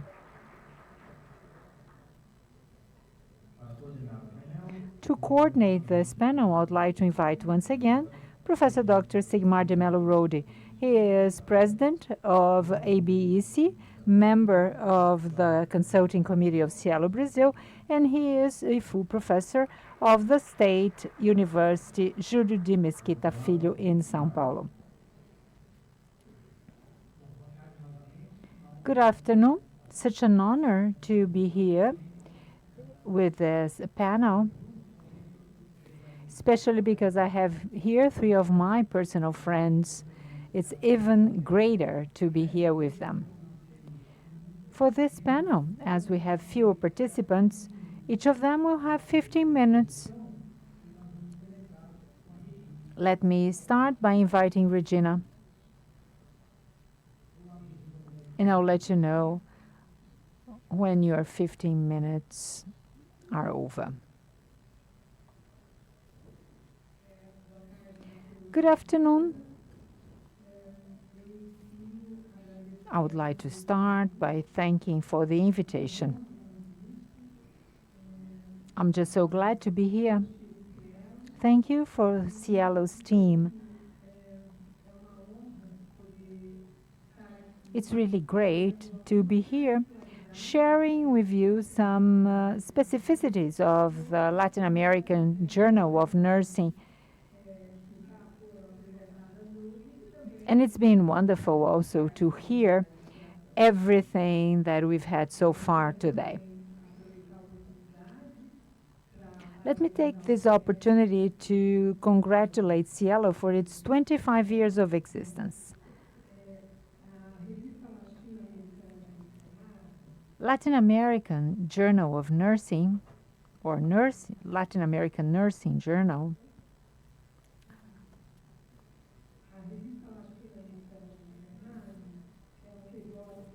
it is a Brazilian journal, but it circulates outside Brazil. The first edition was published in 1993. We are celebrating 30 years of our publication. About 1 month ago,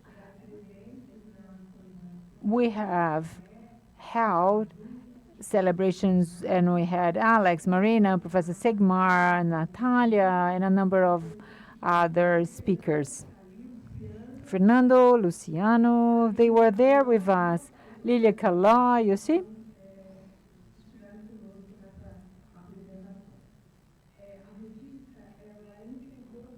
Our journal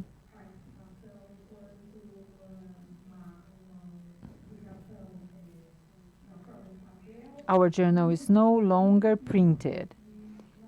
And that has been so since 2015. And then we started as a rolling pass since that. We want to contribute for scientific knowledge and professional practice of nursing and other healthcare areas through a publication of scientific and social relevant papers. There are 3 categories: original papers, reviews, and letters to the editor. Our journal is one of the official communication means of the Nursing School of Ribeirão Preto in the University of São Paulo, which is a collaborating center of PAHO, WHO, for development of nursing research.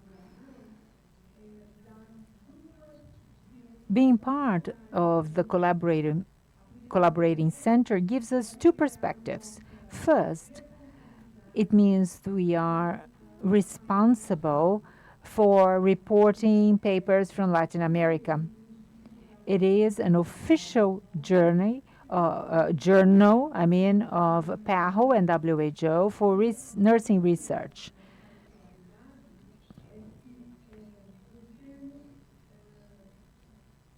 In addition, being a Brazilian journal and being in Latin America, and as English is the universal language, all papers are published in the 3 languages: Portuguese, Spanish, and English.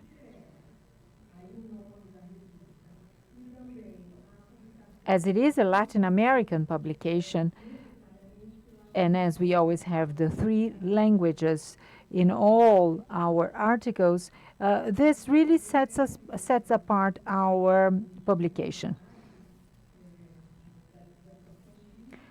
We follow all the due scientific publication, code of conduct of COPE. Clinical trials have to be registered in one of the registries for clinical trials,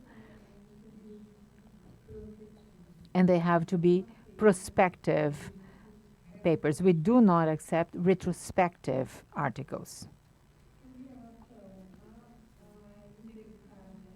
Concerning scientific integrity, our journal does not accept duplicates or fragmentation. They are considered ethical violations. We also have tools to detect similarity and plagiarism. We always operate within the data protection general law. And right now we are working on really specify that through a number of clauses.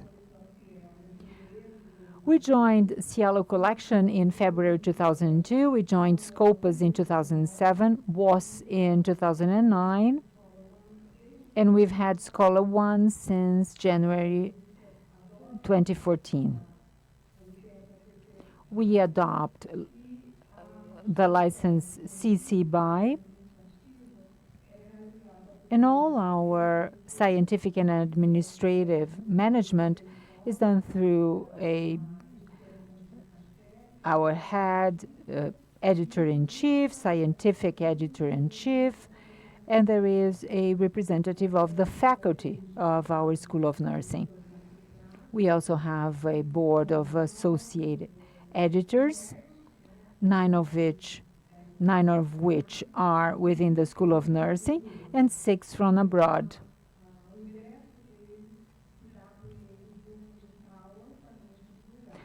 We offer that for all interested applicants to join us. We also have a committee of consulting, and we have ad hoc committees. There are 3 staff who are responsible for the technical administrative nature of that. 1 librarian and 2 monitors that are students of the university.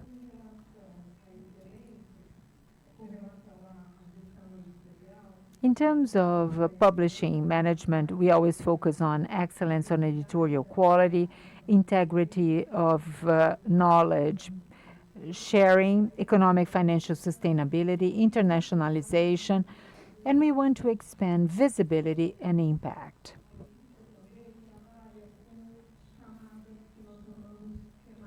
We also work on specific themes. Some result from the area of knowledge, from nursing itself, and others depend on the collaborating center. Depending on the topic that PAHO requests from us, we can then select our papers.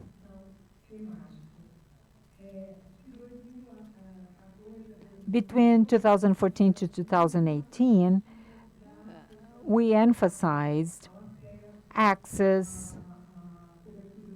universal coverage to health care. But recently, we have been working with more specific topics. COVID pandemic, of course. And then in 2020, it was a whole year dedicated to nursing. So we opened for a call for papers. It was called Nursing Now and Nursing in the Future.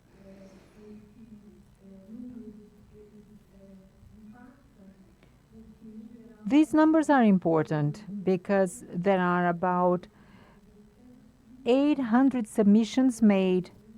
But when we open for a call for papers, we get sometimes to nearly 1,000 submissions. Of course, not all of them are approved. Now there is an open call for papers, which is part of a reference term of PAHO and WHO for digital health.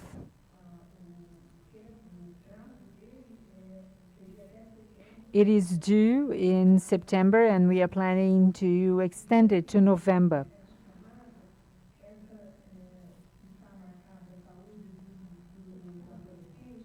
There is one for health of adolescents. It was a different call for papers in terms of fundings available. WHO PAHO funded it entirely.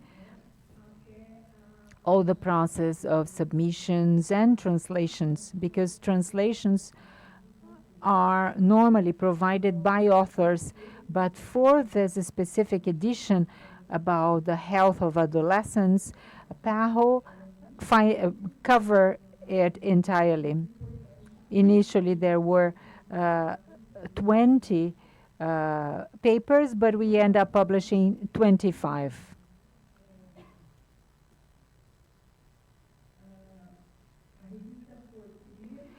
Our journal was the first nursing journal published in Brazil to be part of WOS.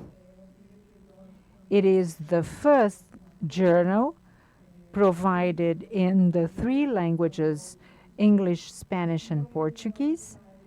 And it is the nursing journal that has the highest penetration in the Ibero-American region. Speaking of being a pioneer, since 2019, we have invested in hiring a company for digital marketing. All papers that are published are also, all papers are summed up in a card with basic description, and they are shared in social media and in all different stakeholders groups.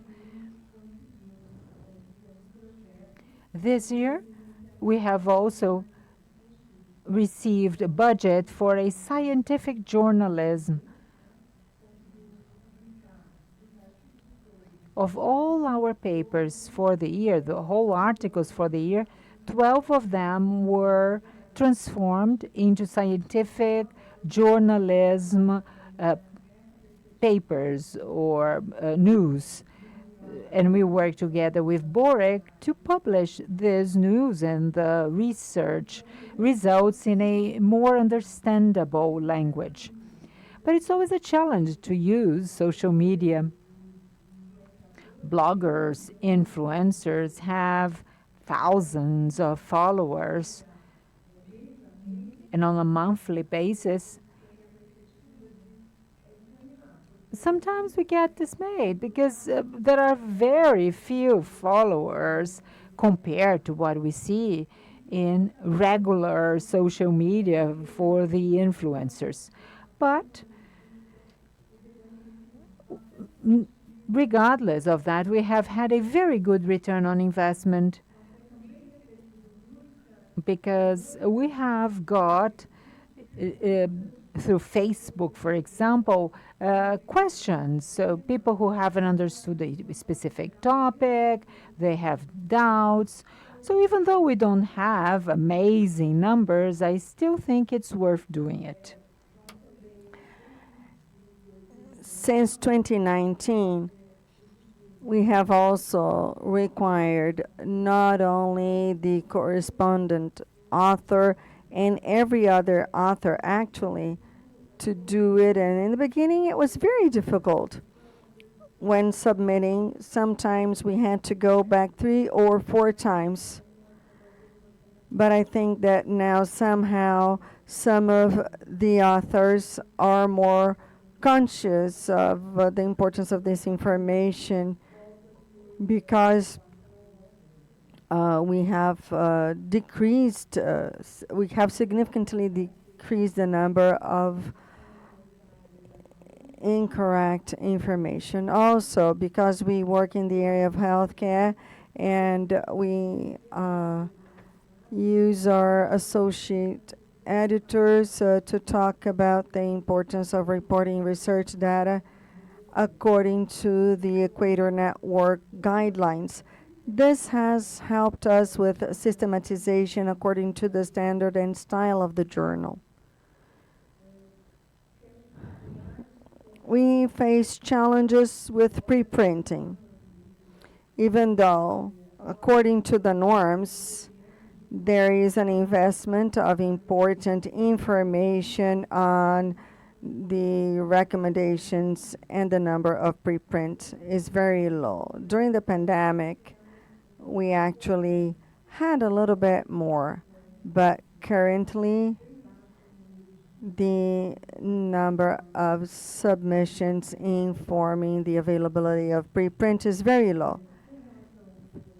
Regarding the repositories, we have in the norm that we're about to publish, we will demand that the papers that are published should make this deposit, except for those that have some consideration regarding sensitive data.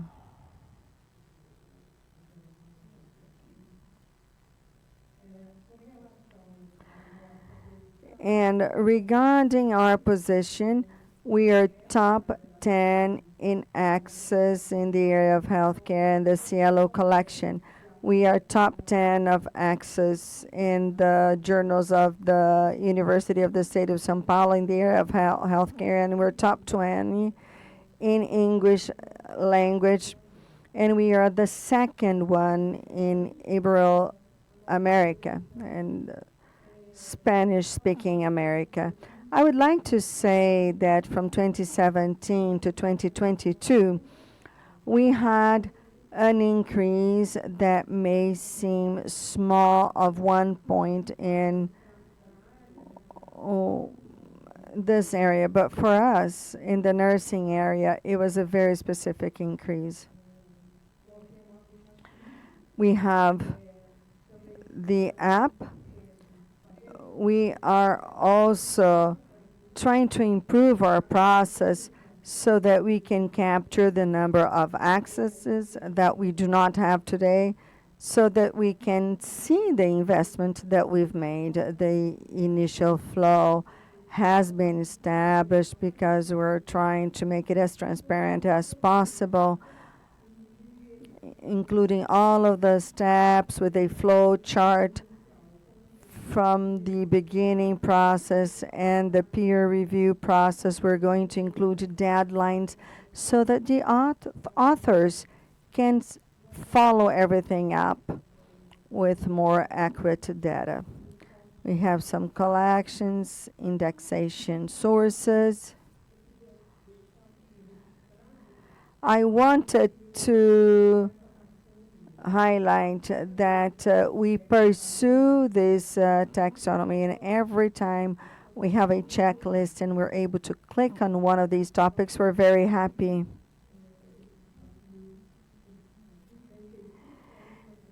And it has to do with funding in special. We have the processing of the manuscripts that are approved in a pre-analysis, and for 1,000 it's a small number, and I wanted to show you the journal's representation in the area of editing. We're part of the network, the Latin American Forum on Scientific Editing and Nursing, the Editor Forum for Nursing Journals, and we've also frequently participated in the annual meetings of SciELO. And finally, we have some initiatives. I have already talked about them. Digital marketing by a specialized firm, scientific journalism, and we also have some actions that are related to the opinions given. We have some regular courses, offered to our reviewers.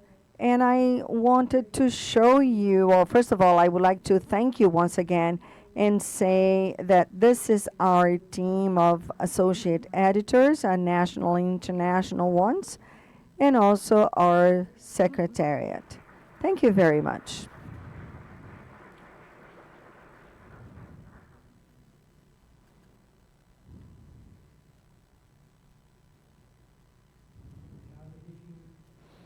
Thank you very much, Regina.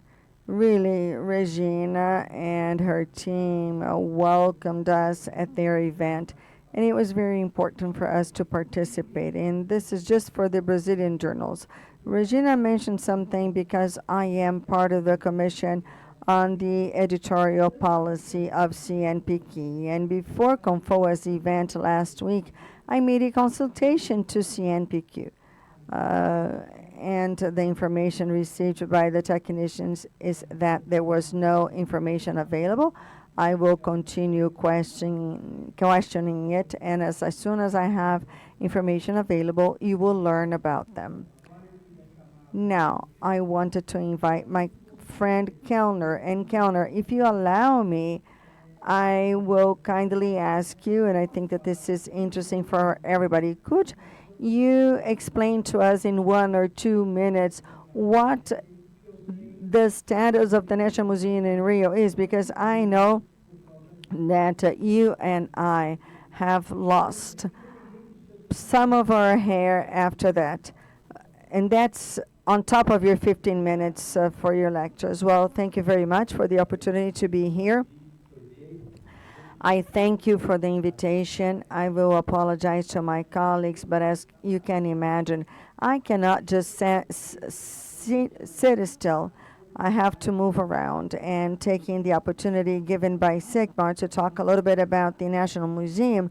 I do not have a lot of time, and I will try to be quick, otherwise he will be angry at me. But the National Museum went through what we can call the greatest tragedy in the scientific and cultural world of our country.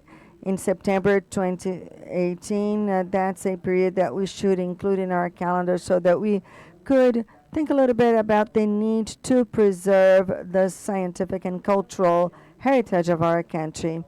I do not want to spoil the celebration of the 25th anniversary of SciELO. This could not have happened, like January 8th is something that should never have happened, but also the fire in the National Museum showed our lack of capacity to take care of such an asset. And I don't even know if you know about this, and it has to do with everything we're discussing here. The first scientific journal in our country was created in the National Museum in 1776 by Di Melo Neto, a brilliant director who took over in 1874, and then he created the journal immediately after that when he started working in the museum. And then in February 2018, we thought of reactivating this journal since it was our first journal ever. But now let's talk about my motivation to be here today. And also, okay, let me press it here, of course. And let me go back a little bit. So what is my idea? I'm here to talk to you about some issues, and Sigmar made it very clear in the preparation for this panel. I will talk a little bit more about current issues, what affects us, what we can learn, and naturally analyze the perspectives of the Brazilian Academy of Science. And one of the first things we have to mention, and I don't know whether this is true for everybody, but I do believe that it's true for many of us, we are directly linked to the quality systems. I don't even want to know what the impact level is. Is it in Qualis? Tell me right away so I know whether my student will submit his or her paper according to the Qualis. I was once reprimanded by my graduate program. He said, how can you publish such a good paper in the annals of the Brazilian Academy of Science? And that's not even to mention other situations.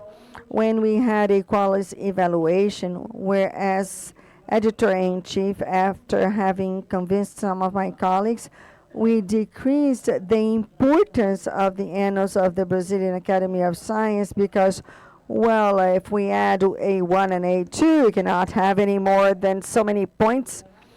But the fact is that the annals of the Brazilian Academy of Science were created in 1929, and now they celebrate 95 years of continued publication. And according to the information I have received, it is the oldest journal that has never stopped being published since it was created.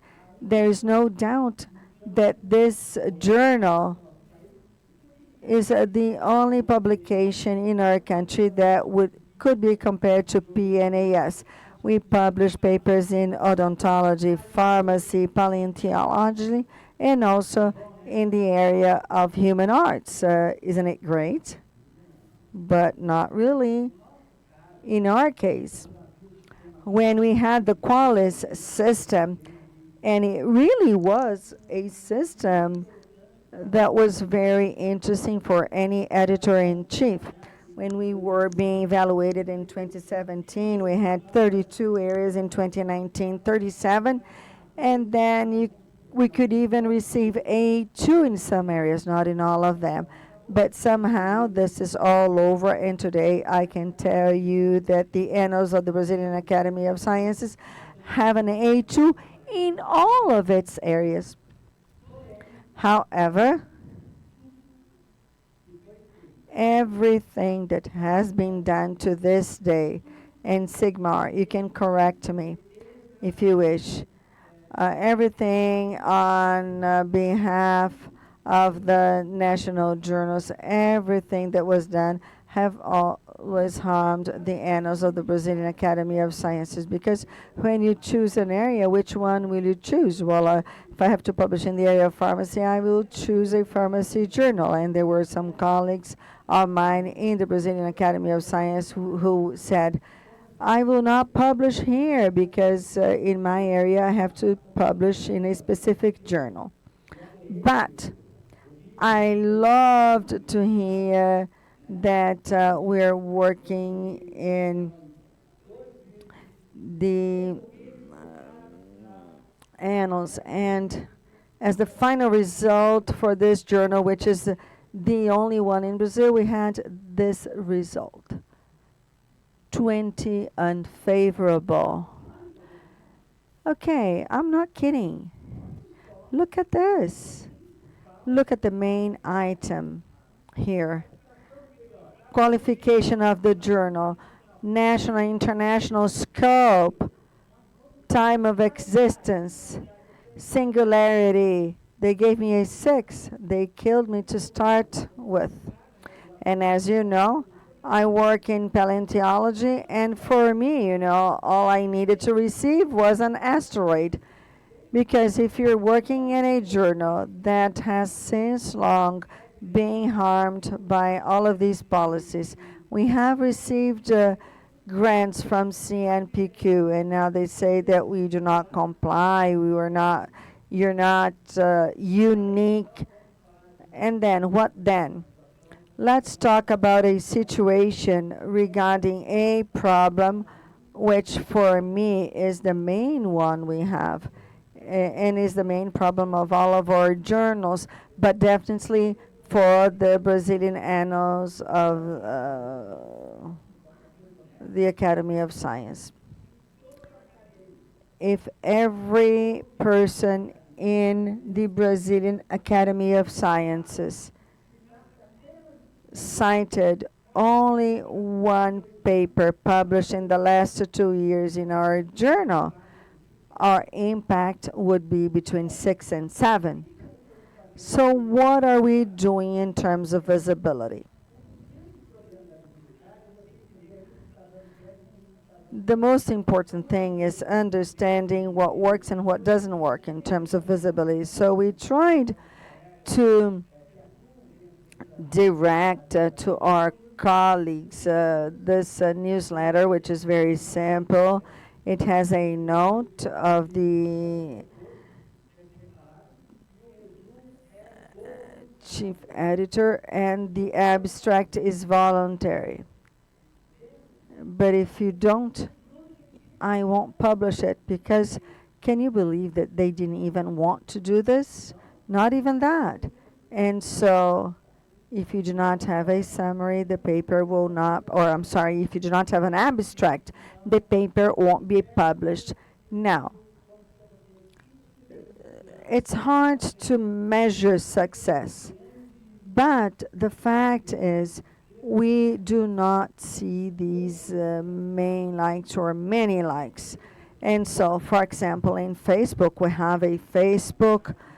have a page only for the Annals of the Brazilian Academy of Science. We make posts. We have 1 or 2 likes and things like that.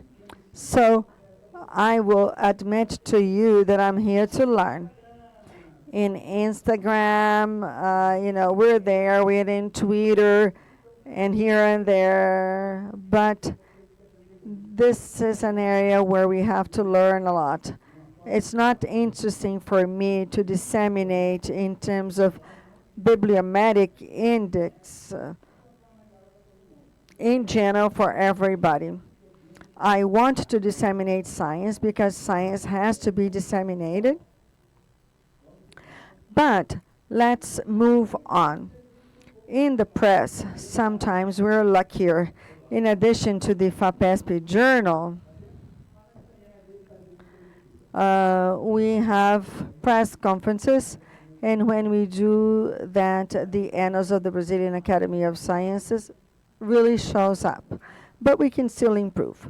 When we talk about impact, what does it mean? We could talk about it for hours, but the fact is we have to consider quality.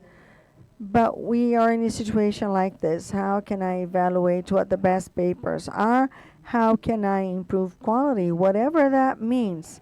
And then when you talk about quality, this can only mean one thing. When I started working with the journal in 2007, in June, and then in 2008, we were receiving 169 papers. And we had a very important discussion then. As amazing as it may sound, 60 papers in all of the areas I publish means nothing. It's zero. I will never be relevant. Nobody is even going to waste their time looking at this. I necessarily need a volume of situations, submissions, and increase my publications. In blue, submissions until 2019. In red, we have the rejections, and in green, the publications. And of course, when you do not have money available, things become more and more complicated. Our data is not updated, but in 2020, we had 1,500 papers. In 21, we reached close to 2,000 submissions, and in 22, this went down to 1,600. We have not identified why we had this decrease. But anyway, when we started working, we have the impact index. It was below 2.5. It gradually went up. Last year we had 1.75. This year we went down significantly to 1.3. In 2017 we had about 9 editors. But this has changed since we increased the number of papers. And Diego mentioned, because we're all volunteers here, in 22, in addition to the editor-in-chief, we created another area. And in our journal, this is something very important. We also have the area editors. This number is more or less constant, and we want to expand it for the upcoming years. And then, what is quality, and where does quality go through? Peer review systems. You, editors, you can have a wonderful review, and that wonderful accept a direct one without any comments. How many times has it happened in your scientific lives? But you may also have different situations which are terrifying before you can finally publish your paper. And it's no use if you work in this area. But the fact is that finding a reviewer, finding a reviewer is something we don't even know what we have to do to find one. It's not easy. And you know why, Sigma? You know why? Because I also receive papers to review.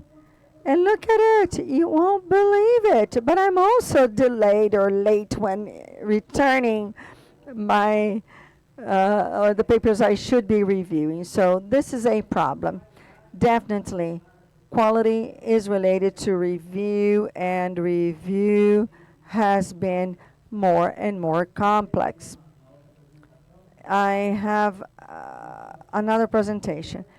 and we will discuss whether we should or not accept some reviewers. The fact is that quality is directly related to reviewers and their actions, especially the area reviewers. So what have we done?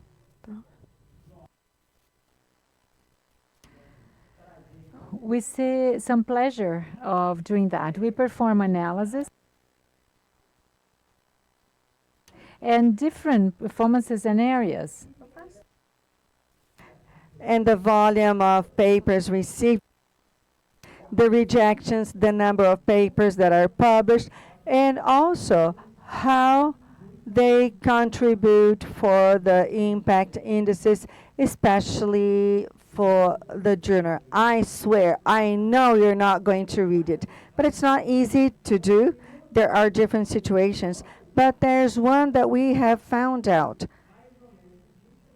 And we have about 20 to 30% without any citation. This is true. 0 citations.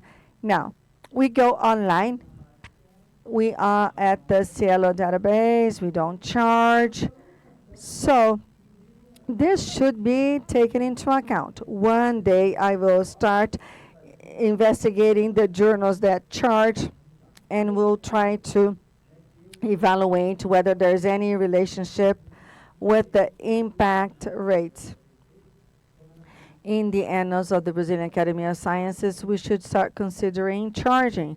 I also invite you, if you're interested, to please read and cite this editorial. Not necessarily in this order, but all jokes aside, today we have discussed whether we should or not charge. And I'm not even going to get into the details, which is artificial intelligence, because it will really change things the way we work as editors and reviewers and how we review our papers. With this, I close my presentation. I thank Abel. And Abel, once I left the board of directors of the National Museum, our idea to restart working with the archives of the National Museum created long ago. Perhaps we can do that. We can resume this idea. Thank you all very much.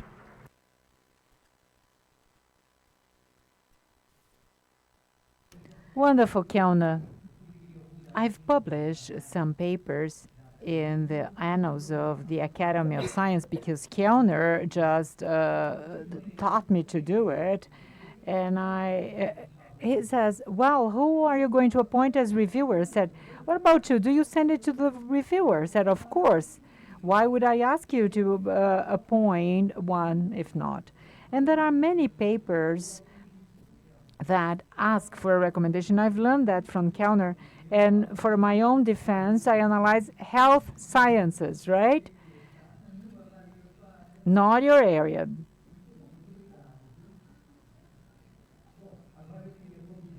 I would like to invite now Anna, also a dentist, just like myself, just as Linda Wang, editors of JOLTS, for her presentation.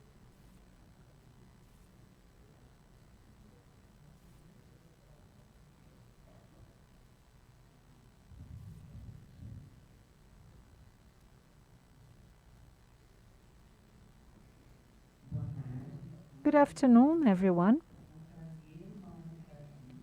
It's a pleasure to be here representing the Journal of Applied Oral Science together with Professor Linda Wang, who is the editor-in-chief of the publication, and our librarian, Roberto, together with Valeria, who is back home supporting our publication. I'm going to call it JOLS just to make it easier. JOLS started in 1993.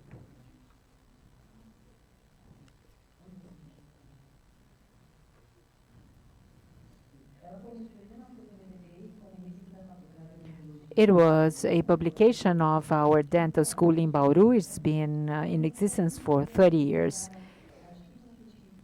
It presents original scientific areas in the area of dentistry and speech and hearing pathology. It's a peer-reviewed publication. 4 articles that are both from Brazil and abroad. There have been many editors-in-chief, and you can see some pictures. Right now, it's under Professor Linda Zwang and myself. There is a parity of distribution of gender for our associate editors. There are 6 women, 8 men, 5 international and 9 national editors. In addition, there are 2 administrative workers with us, Roberto and Valeria. Our journal has been indexed by different databases, not on SciELO, but Scopus, PubMed, Lilacs, ABCD, USP, and others. It expands the visibility of our publication. These are our metrics. Our last impact factor was 2.7, which is for dental practices quite reasonable. Our site score is 5.4, and CIMAGO is 0.75. We receive articles from different regions of the world. This is a 20-year history of submission. We receive more articles from Brazilians, but we also receive from Asia, North America, Africa, some countries in Europe. This is the number of submissions. There was a boom in 2020 because of the pandemic. People stayed home, worked from home, and they had more time to write their papers. I think it was something similarly observed by other journals, but with time, things just resumed the normal number of submissions. Last month, there were 328 submissions. On average, we use 55%. We immediately reject 55% of the submissions, and the other 45% are submitted for review. We need on average 105 articles per year, but it's not easy. It's difficult to get really high quality scientific articles. What are our main challenges? First of all, quality. Some of the scientific papers, for example, are very preliminary, the same topic that has been addressed before. There are some articles that have old bibliographic references.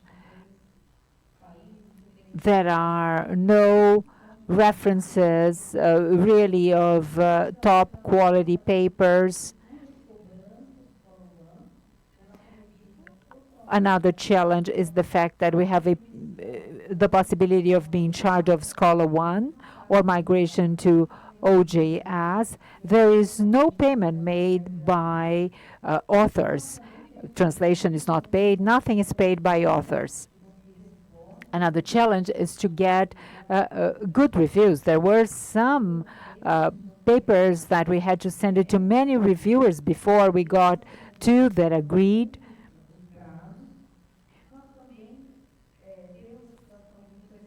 Sometimes we get reviewers that provide absolutely different opinions. One just agreeing, accepting, the other one refusing for the same publication. And as it is a journal related to the university, fortunately we still get papers from outside. Our main funds comes from the University of São Paulo because it offers the physical infrastructure, also the staff. We are also funded by ABCD USP. There is the support provided by SciELO, and we spend on reviewing English, XML marking, anti-plagiarism software, and also the tool for reviewers. This is the timeline. It started as JOLS, classified with SciELO in 2003. We had some additional database. In 2015, we had the addition of the anti-plagiarism software. Now we have a full online journal. In 2020, we started accepting preprints. In 2022, we just joined data repository and data forms. As of 2023, we have the name of associate editors, and the next step is to migrate into the simple anonymous method. What is our main challenge? As I've told you, our journal is offered for free and for open access. If you Google JOLS, you are going to get into our website, and all articles will be offered for free. As of 2022, we've received about 11 preprints, so we do accept them. JOLS used to receive that individually. This is an example of a preprint that JOLS published. We've also asked the data to be included in repositories. We recommend authors to just place the article in their repository. In 2022, there were 7 articles. This year, we've had twice more articles. So it means researchers are just paying attention to that. In the Open Science questionnaire, they agree to have the data then placed in the repository. This is an article from 2023. We have the name of the editor-in-chief and associated editor according to the assumptions of Open Science. We've also been identifying who the authors are for the reviewers, because we ask researchers to submit some documents. Preprints are already identified by authors, but manuscripts, which are part of dissertation thesis or some required documents, such as the registration of clinical trials or the approval of the ethics committee, end up disclosing who the authors are to the reviewers. And we wanted to be part of our practice at JOLS. We ask researchers to complete a questionnaire. It's a mandatory requirement as of 2021. We want researchers to be familiarized with the metrics of open science, and our librarians listed 473 submissions that whose authors responded from about 50 different countries. Most people still do not submit preprints. There were only 11 out of over 400. We believe this number is going to increase in upcoming years. This is an answer by authors of how data would be provided. Most state that the contents related to the research are all included in the manuscript. It's another way of saying I'm not going to share data. But the other percentage state that the contents are available in some sort of database.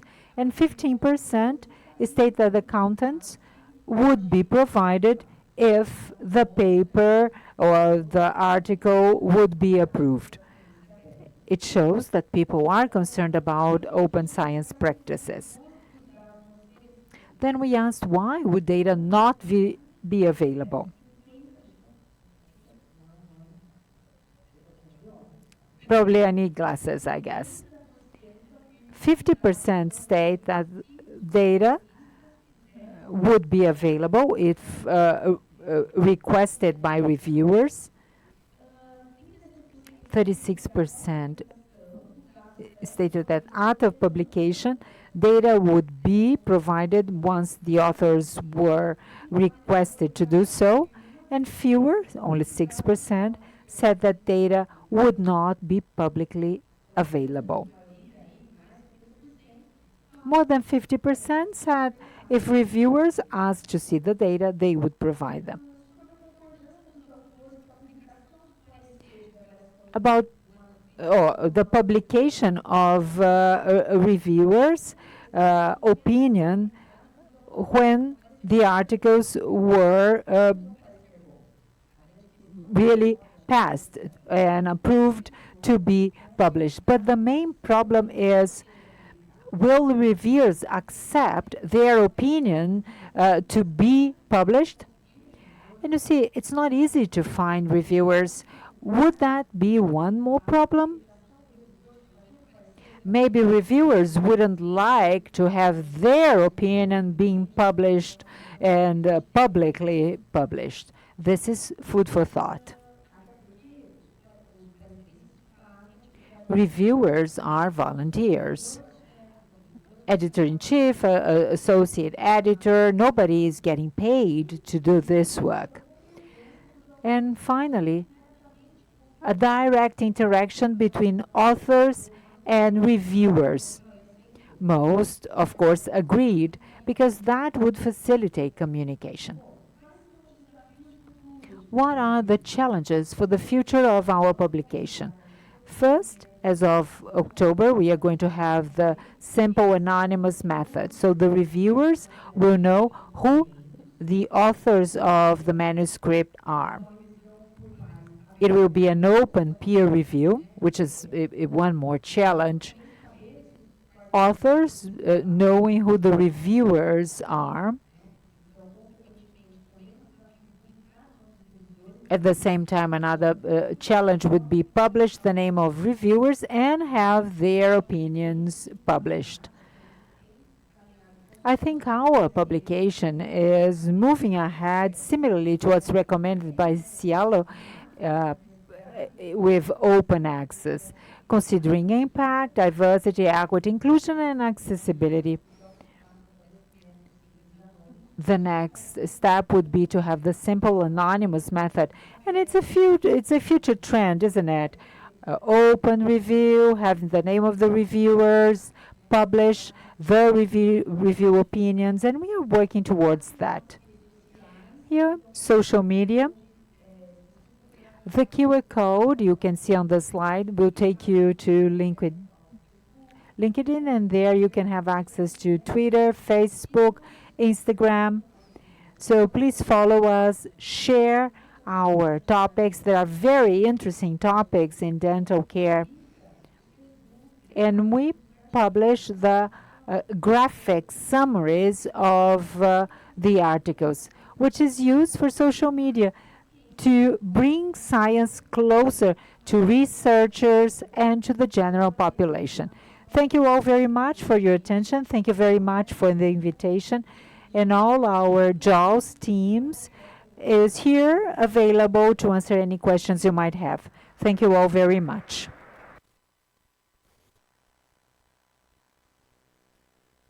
Wow, you did great with your 15 minutes. Wonderful.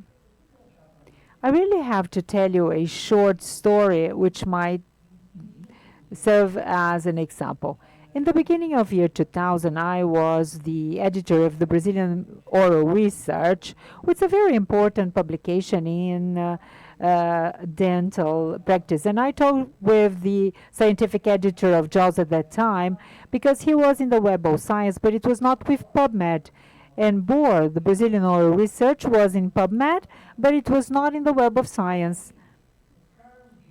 So Carlos and I got together, had some meetings, and the librarian of JAWS is now working with Regina at Rely. She is there. And we helped each other. And Solange Santos was instrumental in this process. So Board joined Web of Science and Jules joined PubMed. Two editors just exchanging experience, working together. We succeeded and have our journals reach the indexation. So working together is really important. I believe we have time for some questions. We are just going to do as the first round of questions. First, questions from the audience, then online. We have here our receptionist taking the microphones to you. We have one on the back, and then Luciano.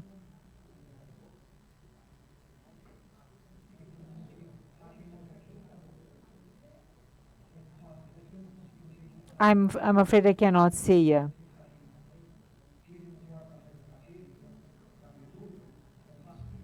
It's easy to find Luciano.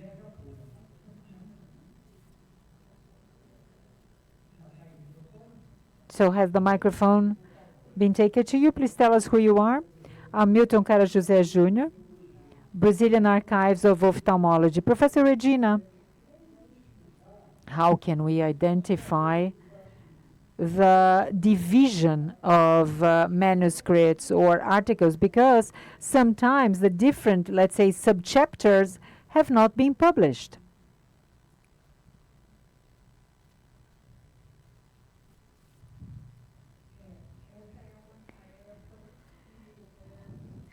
This is a task that we've learned as the process goes on. The first thing that we ask authors is to have this indication in the cover letter, whether the manuscript being presented is part of a previously published article or any other manuscript being submitted. This is one first thing. As this is a statement, we believe the person is just stating what really happens. A second possibility is check if it's a thesis, a dissertation, and check the sources, because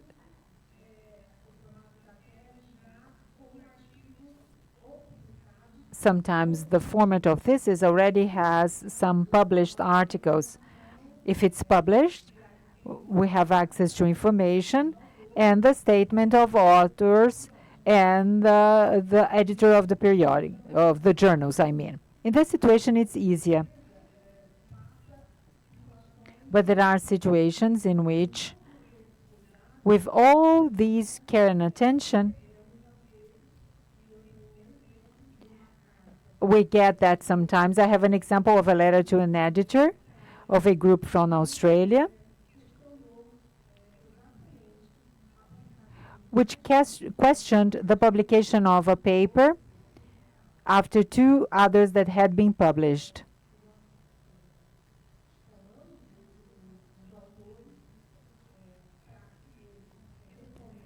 We asked the authors to respond to that, and despite our many attempts, they still did not answer our requests. What we decided at that time as a board is that these authors would be notified. I published the letter of the editor, of the author, that questioned that division of the document.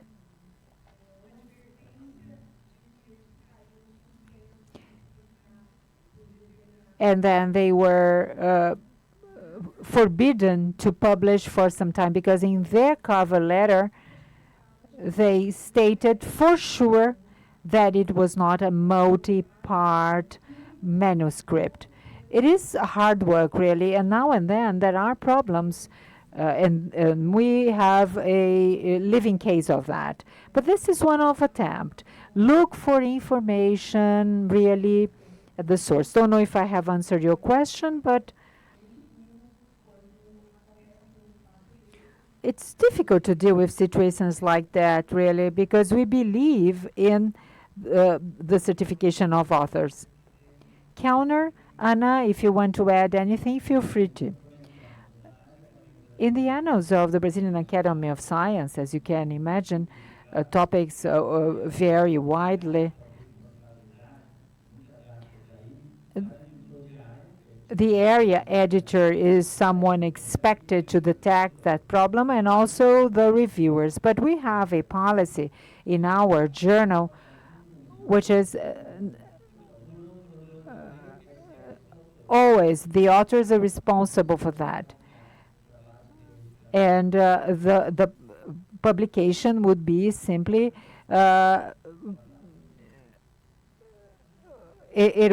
publication would be excluded from the journal.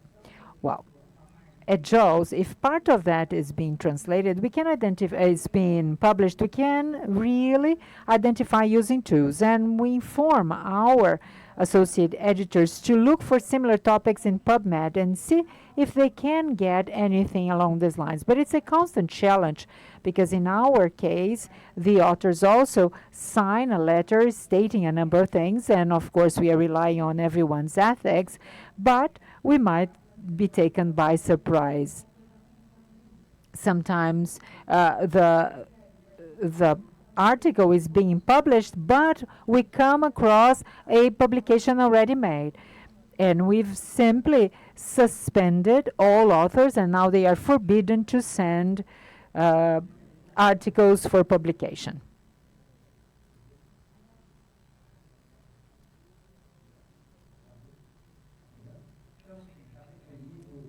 I'm Ivo with JBCS. I would like to thank you for your participation. And of course, we have similar problems. I think you've made complementary presentations to what I've shared, and it was very good to hear from you. My question is, Professor Kellner, you've talked about a super article. Everybody wants to get that super excellent article for publication. What can we do to attract the best articles, to have them submitted to our publications? I think this is something really important that is really going to emphasize the quality of all our journals. What can we do to attract these excellent articles? This is the $1 million question. If we knew the answer, wow. I'll tell you what we cannot do. We should not consider too highly the journals from abroad. I think there is a second thing that we could do. There are some journals which are you pay to publish there. I am against really publication. I'm probably going to be fired today, because I've been working in the Brazilian Academy of Science. Why don't we ask them to pay, to authors pay something? Come on, people are willing to pay abroad, right, to have publications. So I mean it. Maybe we should always expect and request payment. There is another situation. I'll be very candid here. In my area of paleontology, it's difficult to understand what is a super article. I know when it's not something really serious, scientifically based, but sometimes it's difficult to predict that this is going to be a super article. There were some articles published. One of them was cited 50 times in one single year. I don't know if that's a good policy or not, but we acknowledge this article. It gets certified, so to speak. There is still another thing, and of course we could be here hours and hours. We don't necessarily have why do you expect oh, a master, you need X numbers of publications. We researchers, on the one side we have a story, on the other side we act differently. That's not fair. We have to have some logic in what we do. So tell us what you do. Please tell us what you did this last year. You don't, and then we can assess not quantitatively but qualitatively. This is, it costs a lot, but that would be the solution. And encourage students to ask the right questions. There are students who say, I work in paleontology, they say, I'm going to describe the bone like this and that. Say, no, let's come up with different new material. We have to encourage new questions so that different articles can be written. But it requires very well organized initiatives. This is Qualesa 1. They submit articles because they want, this is why we are against Qualis system, because they don't assess the journals in fact. Another important issue as a team of associated editors, and when we are taking part in scientific conferences, we always talk about our journal. We have recently developed a bookmark talking about the publication, the journal. And this is a way of talking, of advertising our journal. I think that it really increases the impact of the journal, number of citations, etc.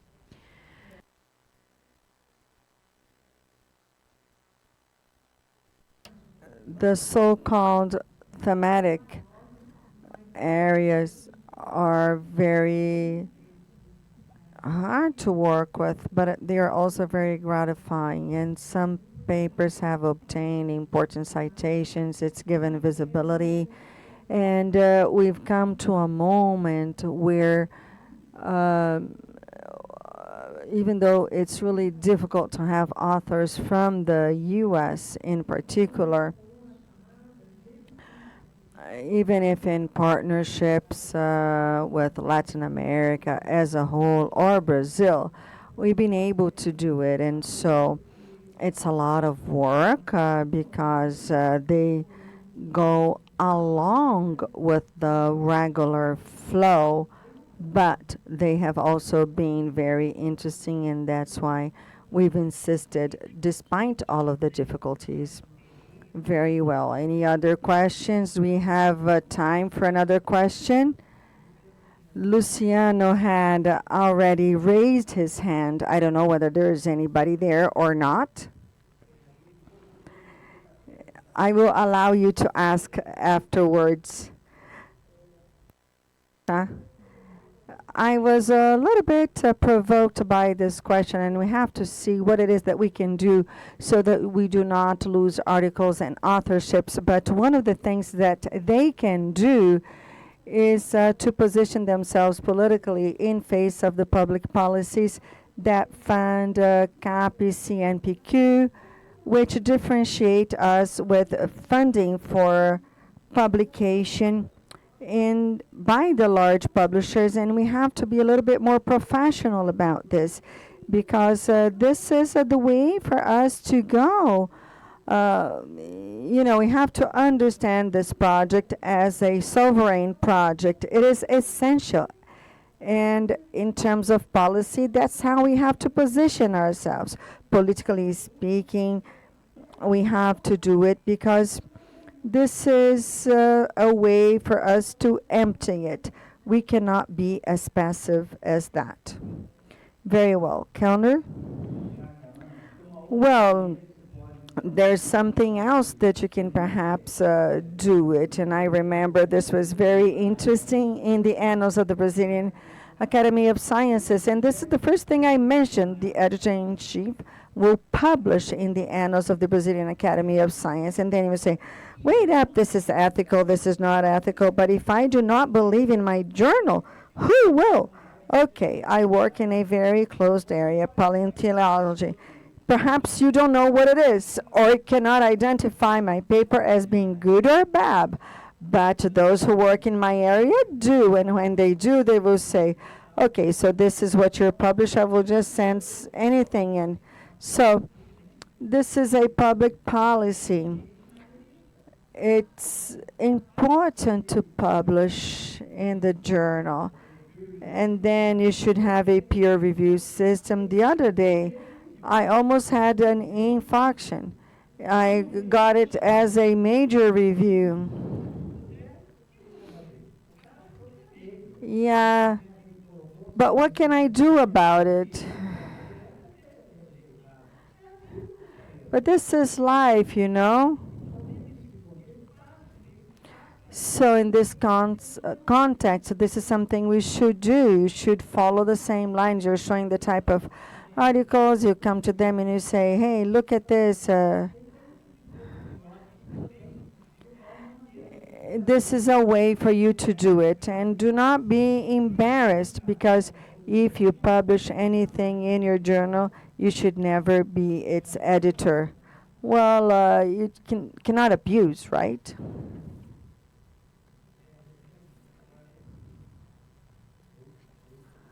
Luciano from Kubo Publishers.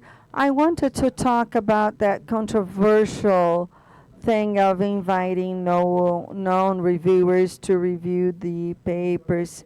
I thought it was really interesting what you mentioned about tracking the different areas and how each area contributes for the journal. So I have two questions. Are there any guidelines with rules for the editors regarding the care or how they can consider it before inviting them? And the other thing is, if you have any type of analysis or give an opinion regarding the reviewers who make suggestions for the authors, do they accept them or do they decline them, or is that any different?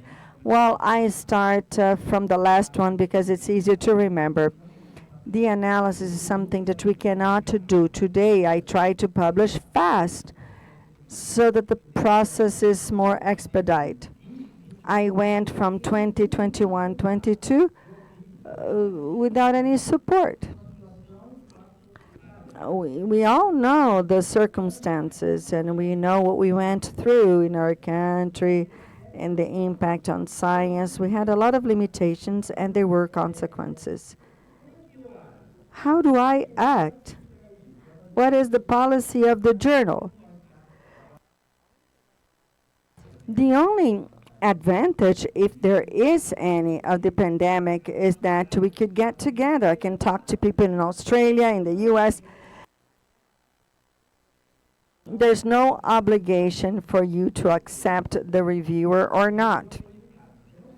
You do not have to do that. When I review, because the editor-in-chief also does it, that is part of the evaluation. I indicate a student of mine, we know who is who. So, I can even use a no, but I'm indicating a colleague who's published a next number of patients. But when I always look at things in a different way. When somebody comes to me after having been recommended, and in my area, I do not have any problems with that. I've had so many people who were indicated, but they gave a very strict review. I recommend editors to balance things out. What we cannot do, what we do not want to do, is to have a situation where the reviewer is from the same institution. This is a norm. We cannot accept it.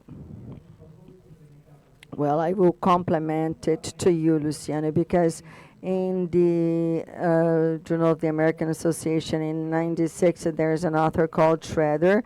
This author and his colleagues compared the evaluations made by those who were indicated by the editor and those that were indicated by the author to determine which ones were best.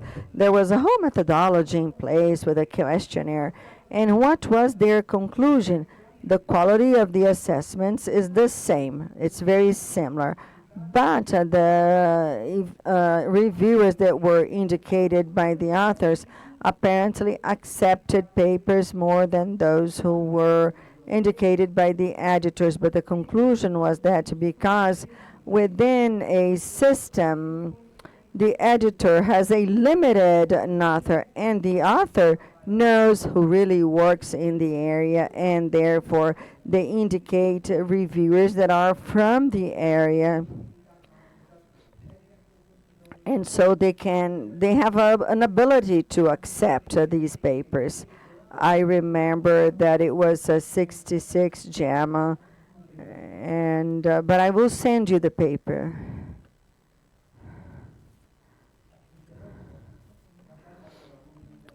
I think they have even turned the lights off. It's time to go. Let me call Alex. I cannot close this, but thank you once again. It was really very pleasant to be here with you all. Thank you very much, Professor Sigmar and other speakers. I ask you all to remain on the podium for our picture. And now we close the activities of the first day of our SciELO network. And we resume yesterday after 9 with the second day of our activities. We thank you all for your presence. See you tomorrow.